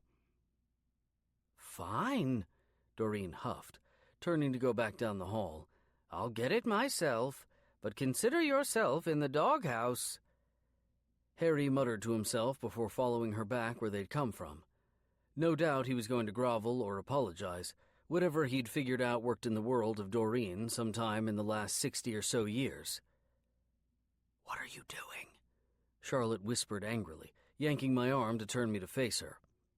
I shrugged playfully. "Going on a tour of the house." "My house." I winced. "Looks like you're not the only person who thinks that." She smacked at my shoulder and I laughed. "Come on. This isn't funny. This is my house. We have to get rid of them." I chuckled dryly. "Oh, I'm sorry. Of course. We'll just tell them the home they've had for nearly 60 years is ours and they have 48 hours to get out." Charlotte huffed. "We'll be nicer than that." I ran the back of my hand along the line of her jaw and smiled. "That's what I'm doing, easing into it. Let's get to know them, get their story. Then we'll know how to handle it, okay?" "Ah, fine. But I sure hope Doreen and Harry are into Minaj, because if they're not going, I'm still moving in, and I fully intend to live in the goddamn master." Chapter 19. Charlotte. It had been almost a week since I'd won my house, and then subsequently found out that I couldn't move into my house. We'd gone on the Harry and Doreen tour a few days ago, and I had to say, those two were pretty fucking adorable and seemingly helpless.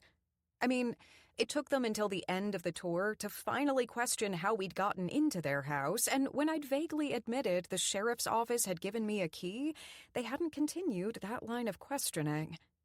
Either they knew a lot more than they let on, or they were completely clueless. Neither explanation felt good. And no matter what they knew or didn't know, or if they were acting oblivious on purpose, guilt clenched my gut every time I thought about giving them the boot. But it was my house. I paid good money for it, and I was tired of living in my shitty apartment, especially when I knew almost 80% of my bank account had gone to a much bigger, way more beautiful place. The house had a fenced-in terrace and a rain shower, for fuck's sake. It also had an out-of-date kitchen, creaking floors, and stains on 90% of the upstairs carpet, but those were remarkably easy fixes for the chance to have some space. Which explained why tonight, while sitting inside Nick's apartment without any work responsibilities hanging over my head, I scoured through everything Google could provide on sheriff's auctions in its search engine. I had to find a way to get them out of there without leaving them high and dry and without any place to live. Apparently, I'm supposed to let the sheriff's department know the house still has the original tenants, and they send them a written notice to vacate. I explained, as I read through various online forums with equally nightmarish situations as mine. How in the hell am I going to make Doreen and Harry leave their home? They love it like a baby. A baby Doreen could never have. They'd shared their sad story of infertility as we'd listened, a fresh pot of soup steaming on the stove, the table set for dinner. What? They're likable, and my stomach was growling. Doreen offered to feed the beast. Am I supposed to have the willpower to say no to that kind of thing? Uh-oh. Nick smirked at me from his kitchen as he poured a fresh cup of coffee. What? You like them. No, I don't, I retorted, but I didn't even believe myself. You like them, and worst of all, they already have your sympathy. I let his words sink in and sighed. Can you blame me? No, he responded, and sat down beside me on his sofa. Gently, he removed my laptop from my thighs and shut it. But you're going to have to find a way to remember that you just paid a lot of money for that house, and it's no longer Harry and Doreen's, or else... I cut him off immediately. Or else what? Well, Or else I hope you're not going to mind spending your evenings watching Wheel of Fortune with your roommates.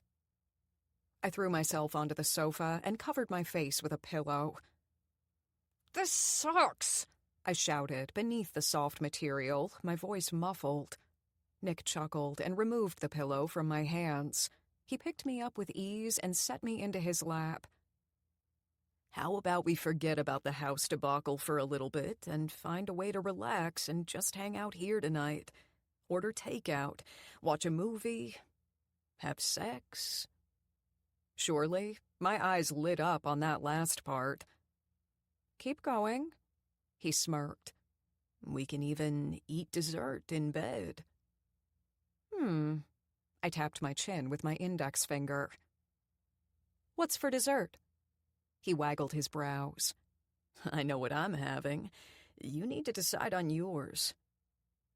Oh, my. And what are you having? He pressed a slow, delicious kiss to my lips, and I melted into his embrace. He moved those lips of his to my jaw, then my neck, until his fingers cleared a path to my ear by slowly brushing my hair over my shoulder. We can eat at the same time, he whispered. You enjoying whatever dessert you're in the mood for, and me savoring my favorite spot in the whole world. I shivered at his words. Sound good? He asked, and leaned back to meet my eyes. I shrugged. That depends. On what? Are you talking about my pussy? I questioned, and he laughed outright at my blatancy. Because if it's anything but my pussy, I'm not digging that plan. I'm definitely talking about that perfect cunt of yours. I giggled and waggled my brows. Count me motherfucking in. Fantastic. He smiled, and then stood up with me still in his arms. He carried me into the kitchen, set me on the counter, and then got to work on finding our takeout options in his menu and junk drawer. What are you in the mood for? Dessert? He quirked an amused brow in my direction. Before dessert. Mexican sounds good. Isn't El Toro only a few blocks from here? Yep. He nodded and held up their menu from the pile. I clapped my hands together in excitement. Oh, hell yes. I could go for some chips and queso right about now. All right, Mexican it is. He handed me the menu with a little smirk etched across his lips. Figure out what else sounds good, and then I'll call it in. They don't deliver, but I'll run out and grab it.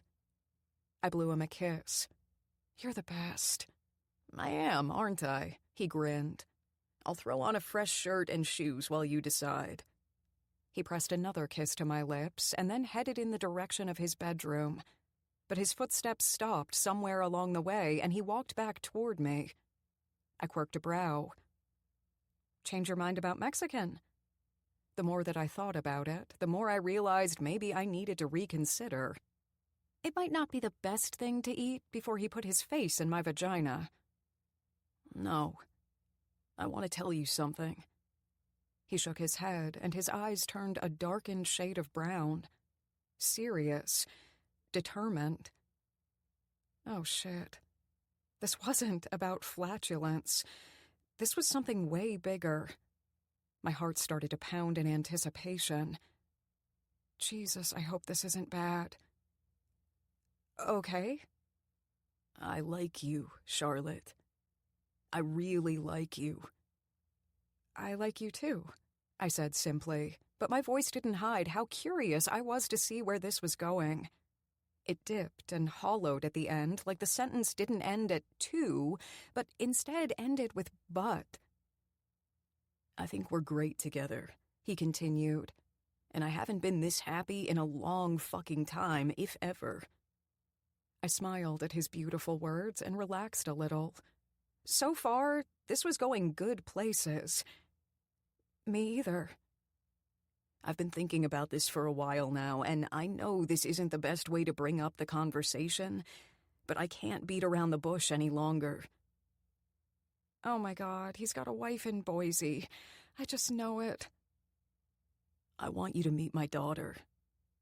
My eyes widened in surprise and, hell, a little bit of relief. Boise could go fuck itself. You want me to meet Lexi? I do. Are you sure it's the right time? I questioned, and then added to it through a babble. I mean, obviously I want to meet your daughter, but I don't want you to feel forced in any way. I want you to be sure about it. I'm sure. I searched his gaze and found exactly what I was looking for. Trust, honesty, and something deeper. Something that said if there was going to be any wife, Boise or otherwise, it was most likely going to be me. Meeting his daughter needed to happen, and it needed to happen soon. I hopped off the counter and stood on my tippy toes to press my lips to his. I'd love to meet her, Nick. He smiled against my mouth and wrapped his arms around my body, hugging me tight to his chest. Thank you, Char. For what? For being you. Ditto, Doc, I whispered. Without another word, our gazes locked, and Nick lifted me into his arms, wrapping my legs around his waist and carried me to the kitchen table. He sat me down gently before spreading my thighs. My breath hitched when his hands turned greedy, shoving my dress to my hips and sliding my panties to the side with wandering fingers. Riveted, I watched as he cupped me with one hand and unzipped his pants with the other. I need you, he whispered, and pulled his already hard cock out of his pants. I need to be inside of you, Charlotte. God, yes. I moaned at his words, at the sight of him, hard and ready and heady-eyed, and the fact that he was already pushing my panties to the side and sliding the tip of his shaft through my arousal. Now, I whimpered, and he listened, filling me up in one smooth and firm thrust. I wrapped my legs around his waist as he started a delicious rhythm, alternating between slow and steady and then wildly changing to fast and deep. I felt delirious as I listened to our ragged, wanton breaths while my gaze fixated on our connection, watching him move in and out. God, it felt so fucking good. He felt so fucking good. Us, together, was something I never wanted to stop experiencing. With my hands in his hair, I pulled his lips down to mine and kissed him like my next breath depended on it, our mouths moving recklessly with one another. He moaned against my lips when I clenched around him. And then we were both lost, chasing each other's pleasure with desperate, needy abandon. More, I urged him like a woman possessed, and his thrusts became uninhibited, deeper, faster, harder as his cock slid in and out of me. Charlotte, he groaned, and it was my name on his lips that was my undoing. My skin heated, and goosebumps pebbled my skin at the same time as the first waves of my orgasm rolled through me. I clenched around him hard, over and over again as moans spilled from my lips. And he was right behind me, riding out his climax inside of me with deep, heavy strokes and a guttural groan escaping from his lungs. Never in my life had sex ever been this good. Hell, before Nick, life hadn't been this good. And if I was being honest with myself, it had everything to do with love. I was in love with Nick. And for the first time in a very long time, that word didn't scare the ever-living hell out of me. It only felt right. Chapter 20. Nick. I was halfway to Winnie's house when my phone rang in my pocket. I struggled to free it as I made my way up the steps from the subway, and by the time I got it to my ear, it had stopped ringing. My eyebrows pulled together as I spotted Winnie's name on the screen as a missed call. With a quick hit, I redialed her number and put the phone to my ear, stepping to the side of the sidewalk and out of foot traffic to talk to her. Hello? Hey, Win, what's up? I was still working my way out of the subway and couldn't get to my phone fast enough to answer. Oh, shoot. You're already that close? My heart sank as the possibility of her going back on my having Lexi this weekend played out in my mind. She hadn't done that since she'd agreed to our schedule, so I was sure there was a good reason, but that didn't stop it from being disappointing. Yeah, why? Is something wrong? Ow! Fuck! Watch where you're going! She yelled on the other end, and despite myself, I smiled. Obviously, she was walking and talking, unlike me, and paying the consequence. You all right? She laughed. Yeah, fine. I think I just elbowed a grandmother in the tit, but I'm fine. I chuckled and looked to my feet. So, what's up? I asked again. Sorry, I was calling because I got called into a team thing at the Empire State Building. It was just supposed to be a show, a run-the-stairs kind of thing, but one of our idiot players fucked up and got hurt. They took him to the closest hospital, but Wes refused to listen to some other doctor's opinion, so I couldn't get Lexi from dance. She's at Remy's with him, since he was at rehearsal with her anyway. I still can't fucking believe he agreed to do that. I smiled. As much as I butted heads with him, one thing was undeniable. He loves her. That he does. The annoying jackass. I laughed again. So, do you need me to wait a couple of hours, or can I go there to get her? Oh, no. I'm sorry. I don't want you to miss time. I know how much she was looking forward to it, so absolutely go there. If she doesn't get Vanitos every other Friday night, I'll never hear the end of it.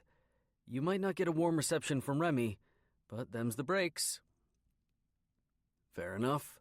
I agreed with a smile she couldn't see. Even though I was on the shit end of the business, it still amused me that Winnie got a little bit of pleasure from fucking with me. It reminded me of why I'd once loved her so much. At the thought of love, I clenched my free fist and my eyes as my stomach churned with nervousness. I was completely uncertain how the subject of Charlotte would go over, but I had to try. For me, for her, even for what I knew Charlotte could give Lexi in her life, I had to try. Look, Win, before you go. Yeah? I paused and took a deep breath. I just thought you deserved to know that I've been dating someone. She guffawed, the sound of her insanely tickled laugh piercing me right in the eardrum. I had to pull the phone away from my ear to get some relief as she continued for the next 15 seconds. When the space between the buildings I'd stopped next to ceased ringing, I put the phone back to my ear to hear the undoubtedly mocking words that would accompany such a laugh. No kidding. I swear to God, whoever she is, it's like she injected you with sunshine. I looked to my toes and self-consciously scuffed at the sidewalk with one. I guess I'll take that as a compliment. It is. Of you, of her. It's working for you, obviously. Great, I breathed. I'm glad you think that, because if it's okay with you, I was thinking I would invite her to dinner with Lexi and me tonight, so they could meet. I didn't tell Winnie I'd already invited Charlotte because, yeah, some white lies were just better, especially if the truth painted you, read me, in a not-so-flattering light. I should have asked Winnie first, but I was sure Charlotte would understand if I had to cancel on her. Of course, Winnie was too fucking smart to fool. You already invited her, didn't you? I groaned. I'm sorry, was that a dick move? Maybe. But fuck, Nick, I'm used to a lot worse from you. I winced at the truth of it, cowered a little at how bad it made me feel, even though I had finally turned things around and focused on the right priorities in my life, number one being my daughter. My past mistakes were still haunting me. I deserved it, though. From Winnie especially. But I'm fine with it, she added. You thinking like this is at least thinking like a parent. Your timing is off in a couple of aspects, but hell, that's most of my experience of being a parent, too. It's fine if they meet. Just don't expect Lexi to like her automatically. I nodded, even though she couldn't see me. I know, but she's got good taste, and so do I. I'm an idiot a lot, but I had a beautiful, intelligent daughter with you, so I can't be all bad. Her answering laughter nearly pierced my ear. Well, you're right about that. I am the best. I shook my head after hanging up and looked on my phone for the best route to Remy's place. It was across town and not somewhere I went a whole hell of a lot, so I wasn't sure which train I needed to take to get closest. Route sorted, I started to walk again before realizing my little detour was going to make Lexi and me late, and Charlotte was a Vanitos newbie. Not only did she not know how to handle it properly and efficiently like we did, but I wanted her to experience Lexi and how fun she was while she fought to get us a seat. And I wanted Lexi to see how much Charlotte would enjoy it. A little bit of awesome meets awesome in their awesomest form. Lexi would like Charlotte, and Charlotte would love Lexi. I knew it. But it never hurt to stack the deck. Me. Hey, sweetheart, I ran it by Winnie and we're good to go for Vanitos tonight. But Lexi and I are going to be a little late, so I'll call you again with a definite time. I've got to get her from her uncle's house across town, and I didn't realize. Sorry. Charlotte. Winnie? I frowned. Had I really never mentioned her name before? I scanned all of our conversations like a Rolodex and came up empty. I guess I hadn't. I typed out a quick explanation. Me. Lexi's mom, sorry, just realized I've never mentioned her name before. I'll call you when we leave for the restaurant. I was about to put my phone away when it buzzed another time. Charlotte. From Lexi's uncle's? I nearly laughed at her curiosity and how I very much didn't have time for it right now, but I indulged her anyway. I had a feeling there wasn't much of anything I wouldn't indulge Charlotte in if she asked. Me. Yeah, Remy. He's one of Winnie's 4 brothers. Lucky me, right? LOL. Really gotta go, sweetheart. Call you soon. It only took about 10 minutes to make my way back down to the subway platform and catch the train I needed, and another 15 to make it to my stop and walk the 2 blocks over to Remy's door. It was a midnight blue, and I couldn't help but think if Remy's level of happiness to see me were a temperature color wheel, it'd just about match his door perfectly every time. I took a deep breath and knocked 3 times, kind of hoping Lexi would be the one to answer by some miracle. But I knew Remy would never let my young daughter be the one to open a door that barricaded a busy, sometimes sketchy New York City on the other side, and I told myself to be grateful. Even if Remy never let me live down the mistakes of my past, the missed birthday parties, the infrequent visits, and the broken promises, he was one of the strongest forces of support in my daughter's sometimes exiled life, and I'd never want that to change. The hideous screech of the door as it opened, as it were, was the last pleasant sound I heard until it closed again. Well, hello, fuckface, Remy greeted gleefully. I gave a forced smile and a nod anyway. Remy? Ruin anyone's life today? I looked briefly to the sky and back again, pulling my lips into my mouth and licking them to keep all the salty remarks fighting to escape to myself. The taste was overpowering, like over-seasoned food, but I stomached it anyway. Not that I know of. His face was hard but pensive as he considered me, and my capability to resist snapping back. The old me would have told Remy to go fuck himself, so secure in the mindset that I was doing what a father really needed to do, loving unconditionally, if absently, and making the right financial contributions, that I was justified in my indignation. But having experienced what it really felt like to be a father, and seeing the difference in how secure Lexi felt in all aspects of her life, I knew differently. And I knew the stupid man I'd once been deserved his daughter's uncle's ire. Remy, it seemed, could also see the difference. All right, then. Lexi should be out in a second. She wanted to rehearse our routine a few times when we got back, and you know I can't say no to her. She just wanted to change for dinner. No problem, I allowed. I know she's excited about your doing it with her. I laughed. I have to admit, I am too. He flipped me off. Fuck you, asshole. I laughed. Oh, come on, it's great. What you're doing for her? I cleared my throat. What you do for her. Especially when I didn't. It's good, Remy. I looked away as unexpected emotion hit me, focusing on the soft hum of a cab headed down the street. I can't imagine a better uncle. She's a lucky girl. When I gathered myself and turned back to Remy, his eyes were steely and his jaw was rigid. He didn't look mad, though. Just affected. Dad! Lexi shouted as she bounded out the door, bumping Remy out of the way in the process. I smiled broadly at him as he sidestepped to keep his balance, and he went right back to hating me. All was back to normal. Oh! Lex muttered, turning back to Remy. Bye. No hug? Remy asked. Lexi grabbed my hand and started walking as she looked back at him. No, we're 23 minutes behind schedule. I shook my head with a smile and looked to my feet. Lexi's hand was small but mighty in my own, and I tucked it to my chest to savor it. Ready for Vanitos? I asked, and Lexi glared at me. I laughed. Okay, so you're ready. We're late. I know, I said, but it's okay. Sometimes life doesn't follow a schedule. She scoffed, looking up at me with seriously beautiful blue eyes. It should. God, she's funny, even when she isn't trying to be. Listen, I need to make a phone call really quick, okay? She shrugged and pulled her hand from mine.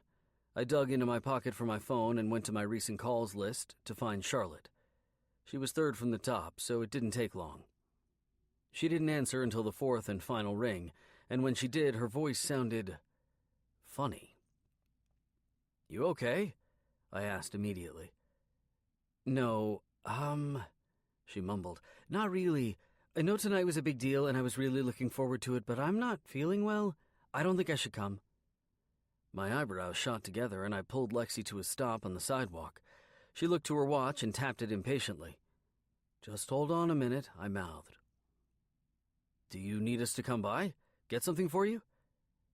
No, she whispered, her voice sounding agonizingly sad. That's all right. Really, I just need to go to sleep. I was silent for a moment, considering what I should do, when Lexi looked at her watch again. Sure. It's okay, Nick, really. Okay, I agreed finally, a pit in my stomach. I'll call you later then. Mm-hmm, she agreed. I'll talk to you. Chapter 21. Charlotte. As I filled my favorite mug to the brim with fresh coffee, my phone vibrated and pinged on the counter with a text message notification. I added sugar and milk and stirred it together with a spoon before finding the strength to pick up my phone. Nick, how are you feeling today, sweetheart? A sad, pathetic sigh escaped my lips as I stared down at the latest text from Nick. He'd been sending me sweet messages all weekend, checking up on me, and even offering to bring me soup and keep me company. He was a good man. God, he was a good man. And with the way I'd flaked out on Friday dinner with him and Lexi, I felt like the biggest asshole who'd ever lived. Every time he'd sent me a text or attempted to call me over the past 2 days, I felt more ashamed of my behavior. I'd spent the last 48 hours going through the following stages: shock, anger, fear, doubt, guilt, and the worst, heartbreak. Winnie and Remy.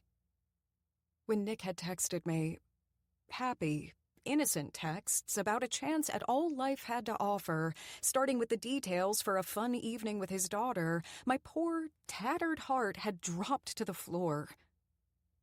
I knew those names. Hell, at one point in my life, those names had been synonymous with my family. Remy had been the man I was going to marry and spend the rest of my life with, and his sister Winnie had been one of my very best friends. Fresh tears pricked my eyes as it all hit me all over again. The shock of reading the names, the hopeful, desperate clamor to see if the text had, in fact, come from Nick's phone or some ghost of love lives past. The harsh reality of what I didn't want to face. I'd panicked, the complication of it all nearly knocking me off my feet, and then, like a total asshole, made up some lame excuse about feeling ill to avoid meeting his daughter. It had been a shitty thing to do. Cowardly? Yeah, that too. I knew it had been both, but it had also been a split-second decision made out of fear. So, I'd spent the majority of my Friday night internally questioning everything and arguing with myself. Had I overreacted? Was it a mere coincidence that Lexi's mother's name was Winnie, and she just so happened to have a brother with the same name as my ex-fiancé? Maybe they just had the same first names. That kind of thing happened, right? It had been that thought process that led me towards stalking. Social media stalking, that is. God. It had been years since I'd even attempted to look up Remy on Facebook, but this giant clusterfuck of a situation had been my breaking point. Remy Winslow. I typed his name into the search browser, and like a hammer to the last nail in my coffin, his profile picture sealed my misery. Him and a little girl. And the little girl? Lexi. I'd known the instant I'd seen her big blue eyes and smiling cheeks. I'd seen that same expression and adorable face before in a photo of her and Nick that sat framed in his living room. Like a masochist, I'd clicked Remy's profile to scour it for every wretched detail I could find. More pictures of him and Lexi, her name even mentioned in the status of each one. More conversations and traded barbs with his 3 other brothers. More of the life I walked away from. From there, I'd been sucked into an unforgiving vortex unsafe for travel by heartbroken humans. Remy's profile had led me to Winnie's, which had led me to Nick's. And one photo in particular shared between both profiles was a picture of Lexi standing between Winnie and Nick with a trophy from her mathletes competition clutched in her little hands. I'd been able to deny it before, but I'd never be able to again. All of my fears had been confirmed.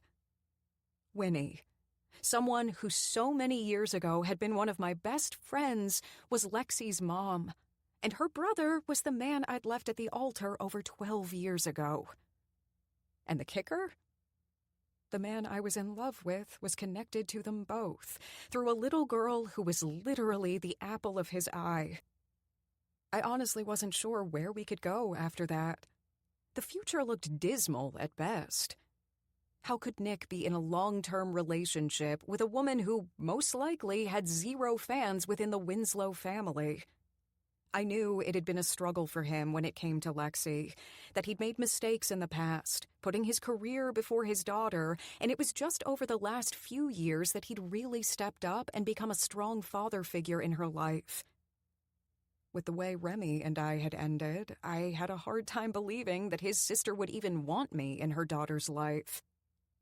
Honestly, I thought she'd probably have a really hard fucking time with it. And if I was being truly honest with myself, I wasn't all that thrilled over the idea of having to see Remy on a more-than-never basis. Over the years, I'd found closure from that relationship, but it still didn't take away the scars from the way he'd lashed out at me, the awful things he'd said to me when everything had ended. Sure, his feelings had been valid, but it still didn't change the fact that his bitter words had left a pretty nasty slash in my heart. God, this was a fucking mess. I startled out of my incessant, warring thoughts when my phone vibrated in my hands. Nick. Shar? Are you there? Another text. Shit. I had to answer him at some point, or else he'd end up at my apartment, and honestly, I wasn't so sure I was ready for that conversation.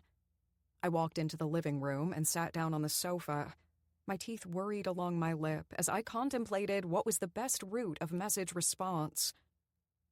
Me. I'm here. Sorry, I was in the bathroom. I have diarrhea. That's a bit gross, Shar, I thought to myself, and instead of hitting send, I deleted it and tried again. Me. I know your ex, and her brother. Remy was the man I left at the altar. Everything is completely fucked and doomed, isn't it?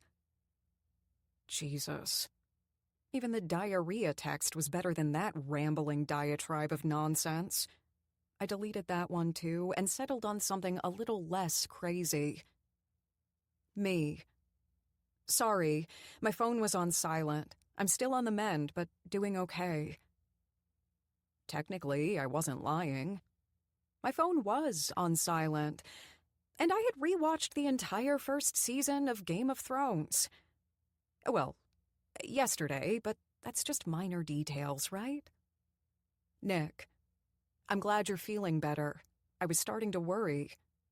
Nick, I miss you. When can I see you? I miss you. Tears swallowed my eyes, and my heart ached at his words. Fuck. I missed him too. I dropped my phone onto the empty cushion beside me and buried my head in my hands.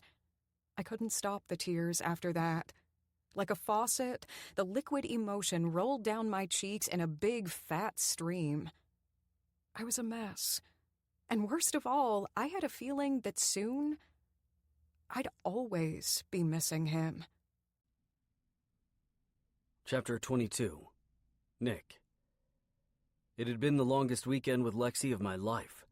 Not because I didn't like the time I'd spent with her or because she'd been any less amusing in every aspect of her day, but because I'd texted Charlotte what felt like 45 times and only gotten 5 in return.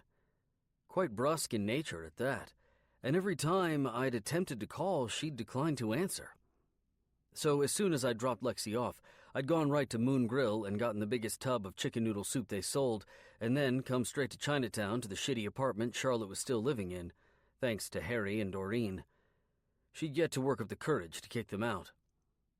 I didn't blame her. They were about the nicest people on the planet, and if I owned the house, I'd probably just wait them out until they died. Unless they made a bid to become the oldest people on the planet. It'd be within a decade. "Charlotte?" I called, knocking on the door for the second time since I'd arrived. I could hear her moving around inside, but she'd yet to say anything, or make her way to the door, and I was officially starting to worry. "Come on, Char. Open up, please." When she finally opened the door 30 seconds later, my whole world collapsed. Tear-stained and mottled red, her skin looked like she hadn't slept in days. Her eyes were swollen, their sea blue color a muddy lake watercolor, and she couldn't even look me in the eye. "Jesus Christ," I whispered, rushing inside and taking her back with me until the sound of the door slamming rang out behind me. "What happened, baby? Are you okay?" She bit her lip, and her crying renewed, 2 fresh tears cutting edgy tracks down her tortured skin. "Sweet Jesus, Char, calm down. Tell me what I can do. Are you just sick?" She shook her head and collapsed to the couch, so I set the soup recklessly on the coffee table and followed her down, framing her jaw with my hands until her wet eyes met mine again. I can't believe this is happening. 3 days to think it through, and I still can't believe this is happening." "This? What is this? Help me out here, sweetheart." She took a deep, shaky breath and shrugged my hands off her jaw. Her energy was palpable as she jumped up from the couch again and started to pace like a lion in the zoo. I followed her every move as she worked up the courage to get started. "Oh, God, I can't believe this. I just can't." "Charlotte." I said her name in an attempt to redirect her. She was all over the place, and I really needed clear, concise answers. My mind was beginning to get the best of me, and only worst-case scenarios were filling my thoughts. "Okay," she proclaimed, clenching her fists and turning toward me, her every facet an absolute mess. "You know how I told you about leaving a guy at the altar?" My eyebrows pulled together and she snapped. "At trivia night?" "I know," I consoled. "I'm just confused about the direction of this conversation, but I'm sorry. Go on." "Well, apparently you know him. Apparently you know him well." "I know him?" I asked, mystified. "I don't even have any friends outside of my daughter and work," I chuckled. "How could I know him?" "Because it's Remy." "What's Remy?" I asked like an idiot, completely unwilling to entertain any logical possibility. She nearly crumpled, her eyes closing as fresh tears ran down her face and her body curling into itself shakily. The guy I left the night before our wedding when I was 22 years old. The guy who's your daughter's uncle. The guy who hates me more than anyone has ever hated me and would never, ever be okay with me dating you." Words had left me, shock taking root at my throat and making speech impossible. Once nausea replaced the shock, I jumped from the couch. Feeling sickness climb the column of my throat so convincingly, I ran for the bathroom. I was hunched over the toilet when Charlotte made it to the door. Seeing me like that only made it worse. "I'm sorry. God, Nick, I had no idea. I didn't know Lexi's mom was Winnie until you said it Friday night, and even then I hoped I was wrong. But when you said you had to pick her up from Remy's, I couldn't pretend it was all a big coincidence anymore. And I couldn't face you." She sobbed, big and body-racking. "I couldn't meet Lexi knowing what I knew then." Convinced no actual vomit was going to make it out of my mouth, I fell back from my position over the toilet, lifted my knees, and put my back to the wall. Charlotte sank to her knees in front of me. "I can't believe this is happening. 34 fucking years of my life and I'm finally happy, like fucking deliriously happy. And my biggest mistake comes back to haunt me." I heard her talking, saw the tears as they ran down her cheeks, but I could only think of a single word. Lexi. The center of my world and one of the smartest girls on the planet, and the most important factor, an uncle-worshipping niece. She loved Remy to her core, and he loved her the very same. He wasn't a member of the family we saw on occasion or the kind of guy who forgave and forgot without pause. He was a stubborn staple of our lives, and he'd had his heart broken 12 years ago by the woman I was now in love with. I didn't think that was something people got over, looked past, learned to love, especially not for a guy they only tolerated to begin with. Because that was the impossible reality I really wanted, right? To have Charlotte be a part of our mixed lives? Dinner dates with Winnie and Wes and family barbecues where Lexi could be immersed in a world with all the people she loved? 3 words distorted my pleasant visualization, and they weren't distorted at all. Not fucking likely. "Char, you're breaking up with me, aren't you?" she whispered, her voice a tortured shell of itself. It felt like glass had shattered in my throat as I forced the words out. "I left when Winnie was pregnant with Lexi. I sent money, worked my ass off to provide them financial stability, and I called on occasion, but I was a shitty fucking father. Winnie decides when I see Lexi and when I don't, and Remy already strongly dislikes me at best. I can't." She nodded, sinking to her own ass and putting her face in her hands. I moved to her slowly, carefully, and lifted her up to settle her ass into my lap. She turned her face into my throat and sobbed. I hugged her tight, tighter than I ever had before, and forced myself to say the words even though I didn't want to. "I can't risk it." "The only problem," my subconscious whispered, "is that thanks to the cameras, you probably already have." Fucking fuck. Chapter 23. Charlotte.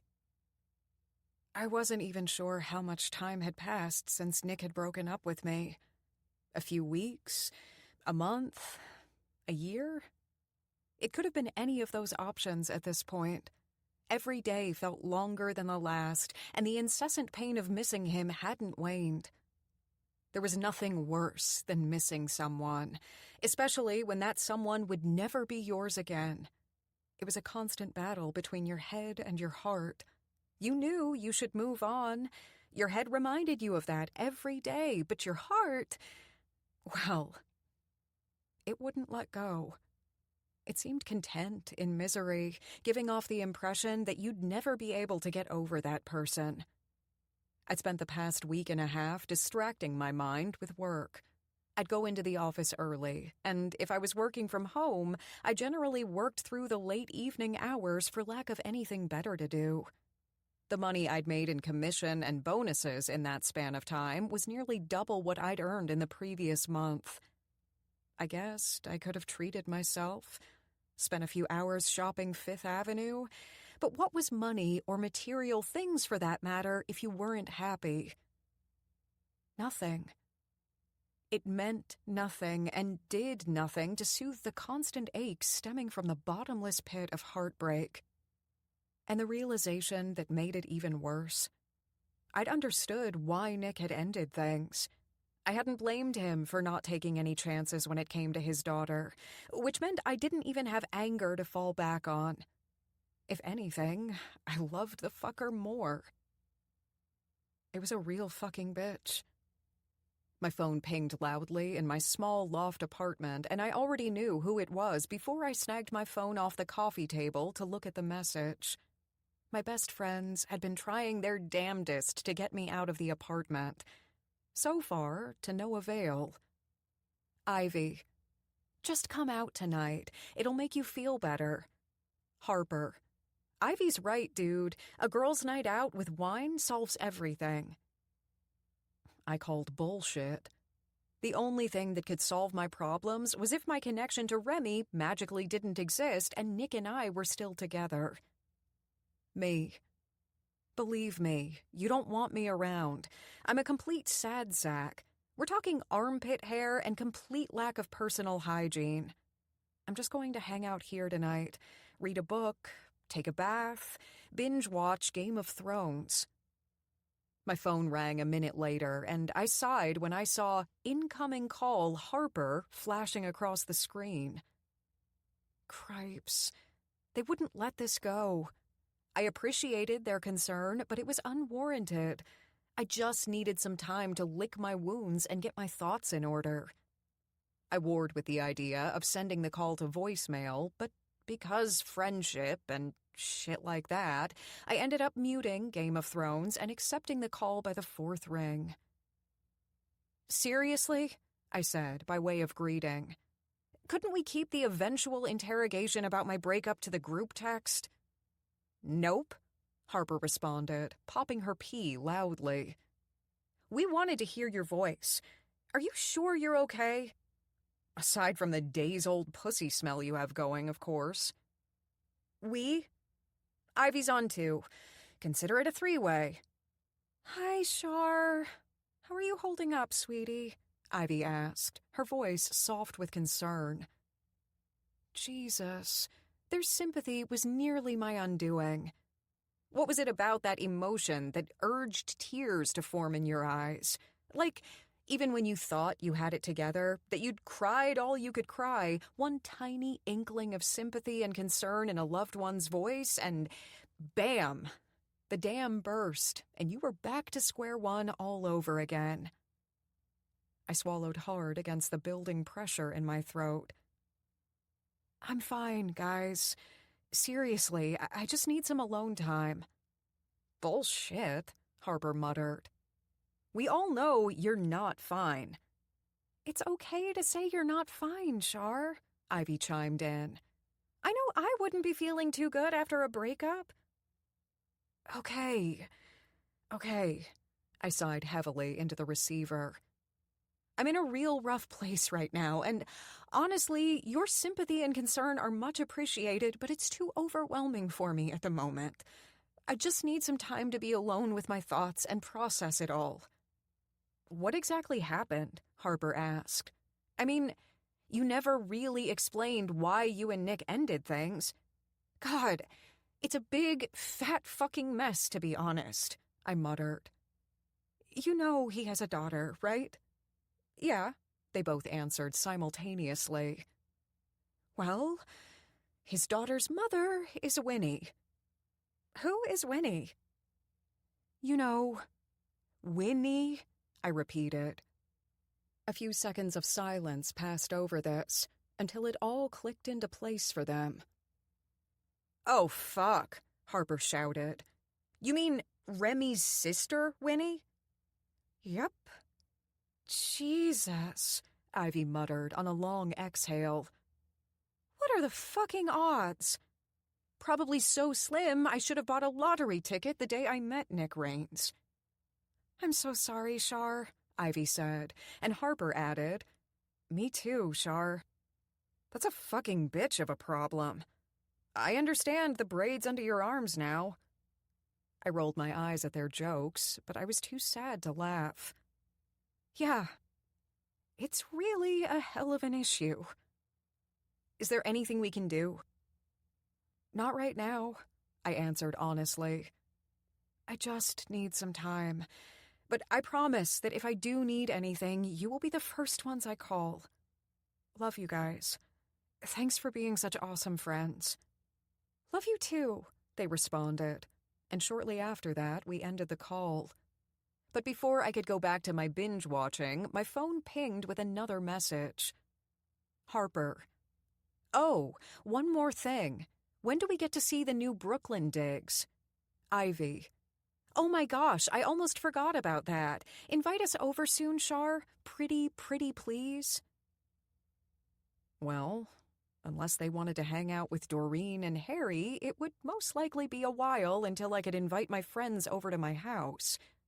Hell, it'd be a while until I could invite myself over to my house.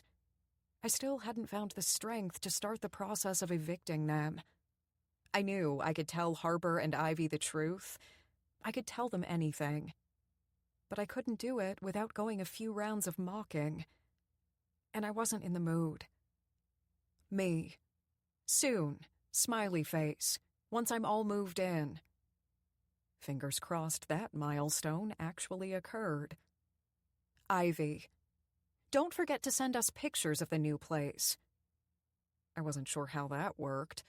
Should I send them the barely there shots I'd downloaded off the auction site, or just take some candid shots with Doreen and Harry milling about in the background? Me. Will do. Smiley face. After I sent my response, I chose to put my phone on silent. And then I thought better of it and just turned the damn thing off. Surely I could use a good 24 hours without any human contact or the temptation of sending messages to someone I just needed to let go. Nick. God, I missed him. I'd sent him all of 2 messages since he'd broken up with me. Variations of, "How are you?" Both very vague in nature and a hard left turn from our normal witty repartee.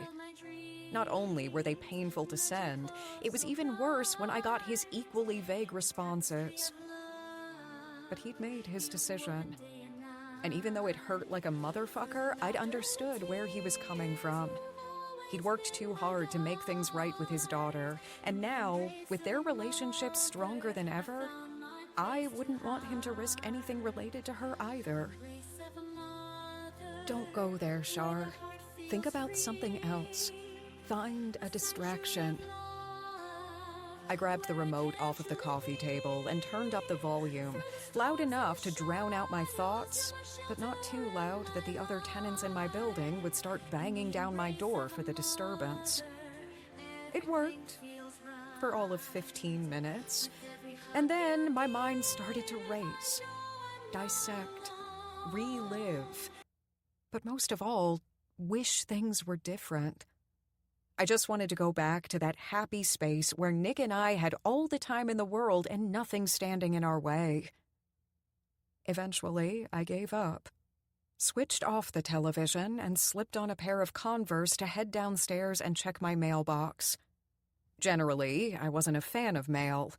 I hated that I had to check a box every day only to receive a stack of bills, coupons, or credit card approvals. But today, I was in need of the monotony. Surely there would be something inside there that would take my mind off things. With one turn of my key, I came face to face with a single envelope. I broke the seal with my index finger and unfolded the sheet of paper that was inside. It was the deed to my house. A house I absolutely adored, and one that I wasn't currently living in. I had to stop dragging my feet and find an amicable way to get Doreen and Harry the fuck out of there. Obviously, in a way that meant they didn't end up homeless, or didn't cause them to be angry with me. Or feel sad. Jesus. I really needed to get things into perspective. They were living in my house, one that I'd paid for. They didn't necessarily deserve my sympathy. Right? Over an hour later, I stood outside of my 3-story brownstone and smiled at the view. My home. God, she was gorgeous. I pulled the deed out of my purse and slipped it into my back pocket as a reminder. I should be living here now. I should be unpacking my boxes and setting up my home. Stay strong, Charlotte. With my knuckles to the door, I knocked 3 times and mentally prepared myself to woman the fuck up and finally take what was mine. Nick was yours too, but that didn't turn out too well. Fuck. My subconscious needed to chill with the bitchy attitude. The door opened on a quick swing, and Doreen stood in her slippers and robe, smiling back at me. "Charlotte," she greeted, and before I could stop her, she set her cane against the door and pulled me in for a tight hug. "It's so good to see you." "Hi, Doreen," I muttered into her shoulder. Eventually, she released me from the bear hug and ushered me inside. Come in. Harry will be happy to see you." She shut the door behind us with a quiet click and glanced around me as if she was searching for something. "Where's Nick?" I awkwardly shuffled my feet across the hardwood floors. "Well, we're not together anymore." "Oh, no," she responded with a frown to her lips. "Are you okay?" I shrugged. "I'll be all right." "Bless your little heart." She wrapped one arm around my shoulder, grabbed her cane with her free hand, and led me into the hall. "I'm so sorry to hear that." Once we reached the kitchen, she basically forced me to sit down at the table. "Sit here," she instructed. "You look exhausted and like you're in need of a good home-cooked meal." "Oh, no, I started to refuse the generous offer, but Doreen waved me off with a determined hand. "Harry," she shouted toward the living room. "Charlotte's here, and dinner's just about ready." "Char's here," he called back. "Is Nick with her?" "Nope," she responded. "They broke up." "You're kidding me." "I know, it's terrible, isn't it?" she yelled back, and I had the urge to bury my head in my hands. "Now go wash your hands, Hare, and come eat dinner with us." She smiled a sad smile before turning away. "I've got the perfect comfort food in the oven, honey," she announced as she moved toward the stove and opened it. A few seconds later, she pulled a pie out with an oven mitt-covered hand.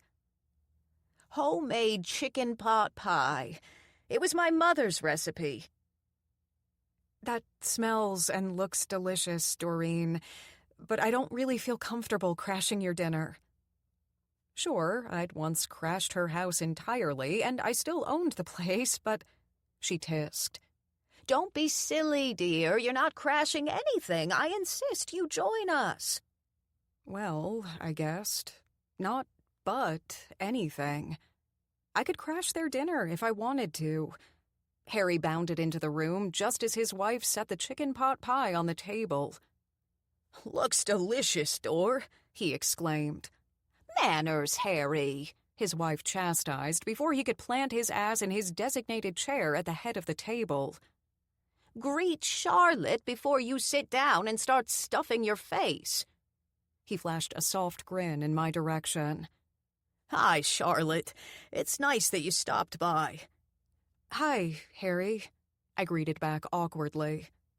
"Okay, I hope you've got your appetites," Doreen said after she finished pouring all 3 of us a glass of fresh lemonade. "Because I've also got a homemade apple pie in the oven for dessert." Harry winked. "Goodness gracious, woman. I sure do love you." Doreen blushed as she sat down in her seat. "You're in for a treat, Char," he said as he cut himself a piece of chicken pot pie.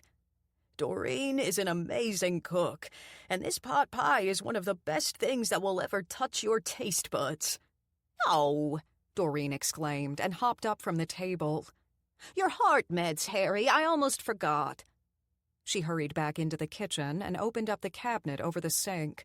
5 orange pill bottles in hand, she made her way back to Harry's side of the table and started setting out his medicine. This is what happens when you get old, Char, he teased. You get wrinkles and a bad heart. Oh, don't traumatize her hair. Honestly, the two of them didn't even need me to be involved in their conversation. It was a show, and I was just the audience. Given my current mental state, that probably wasn't a bad thing. What? He retorted. You know it's true. Harry had to have a triple bypass about a year ago, she explained, with a knowing glance in my direction. And these medications are now an everyday thing. Last year was a real rough year for us, he admitted.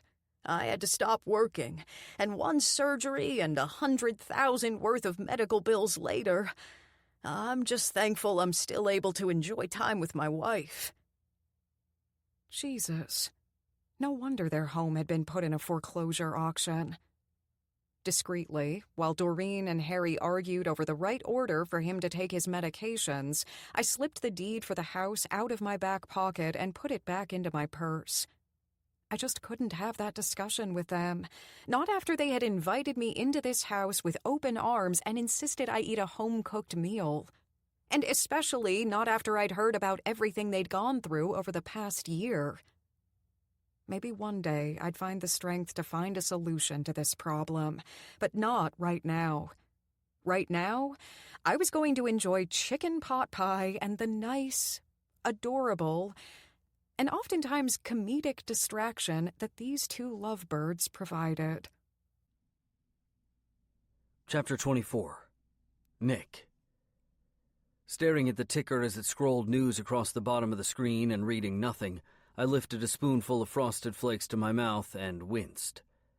Soggy and completely lacking in any of their normal goodness, Tony the Tiger wouldn't have thought these were fucking great at all.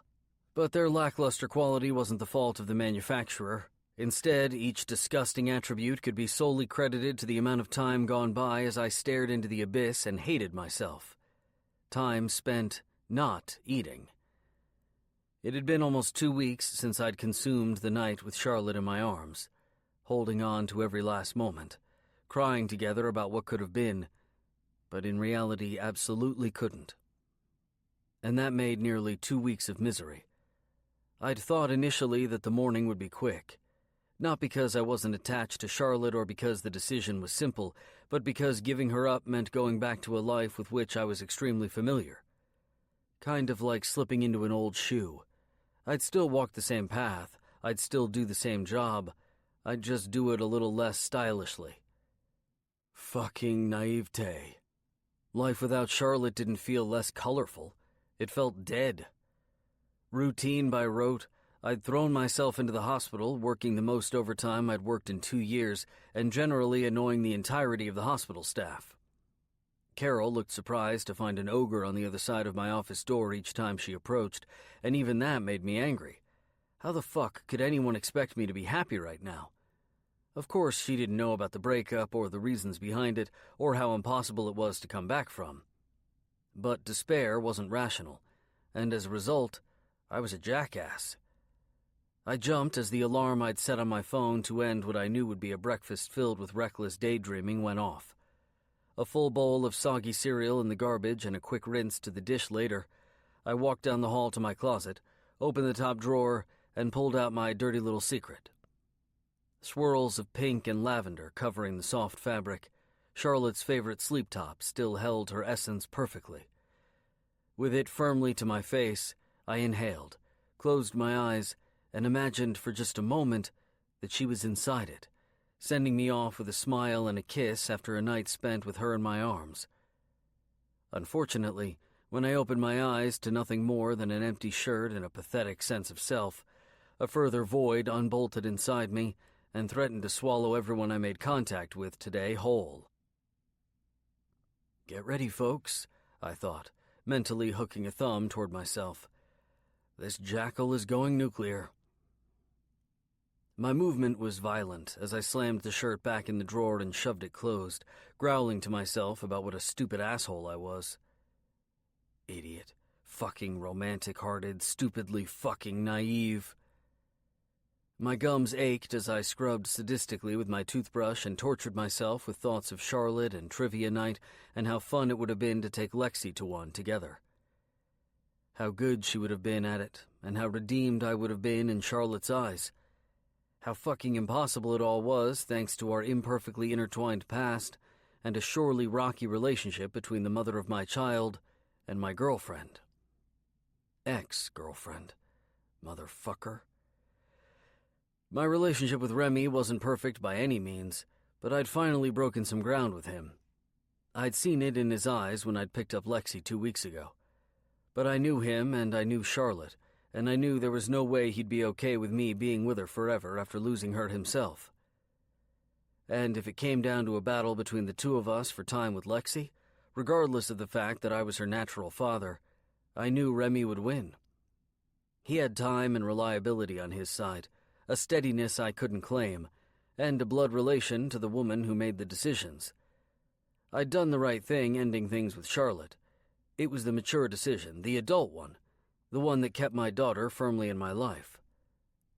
So why does it have to feel so wrong? Swinging my jacket over my shoulders and sliding my arms through, I finished getting dressed and stalked out of my apartment, only to realize I'd forgotten my phone. Back in to procure it, and out again, and if possible, my mood had only gone downhill from where it started this morning. A few more notches, and the depths of the core of the earth were going to start burning me. It was good I'd gone back for it, though, the cadence of my ringtone jarring me out of my reverie as I climbed into a cab. Trust me, this was no morning for the subway. I was liable to get into an altercation and end up in prison, and that short as fuck wouldn't help anything. Winnie's name scrolled on my screen as I quickly gave the cab driver my destination and settled into my seat, so I swiped to answer and put the phone to my ear, eyebrows drawn.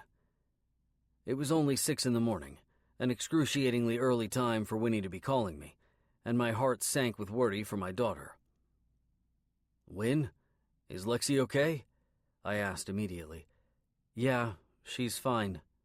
She paused. "God, sorry. I didn't even think about what calling this early would seem like." "No problem," I said.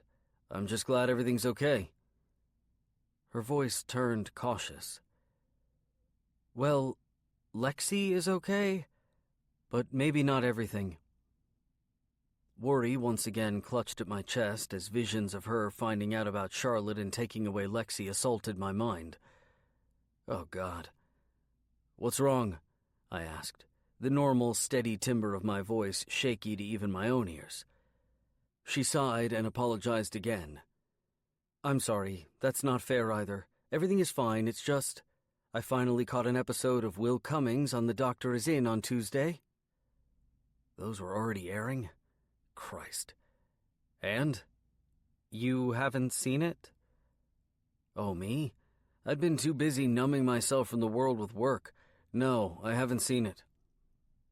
They painted him in an awful light. He comes off as a pervert and obscene and completely unprofessional. I obviously know Will and I know these things to be untrue, but I'm worried, Nick. What if they do the same thing to you?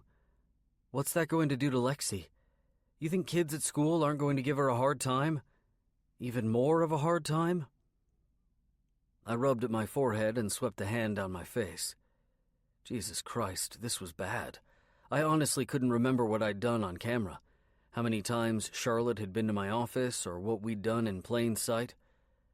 I'd known from the beginning that this stupid show was a bad idea, but I'd allowed myself to be roped in, and now there was a chance I was going to lose everything. I worked hard to gather my thoughts. I might be freaking the fuck out in my head, but that was the absolute last thing I wanted to convey to Winnie. My panic or guilt wouldn't help anything here. "Wow, I had no idea. I completely understand why you're upset, and I wish I hadn't done the show." What a fucking understatement. "I don't know what they'll do to me in the limelight, but you have to know Lexi is the most important thing in my life.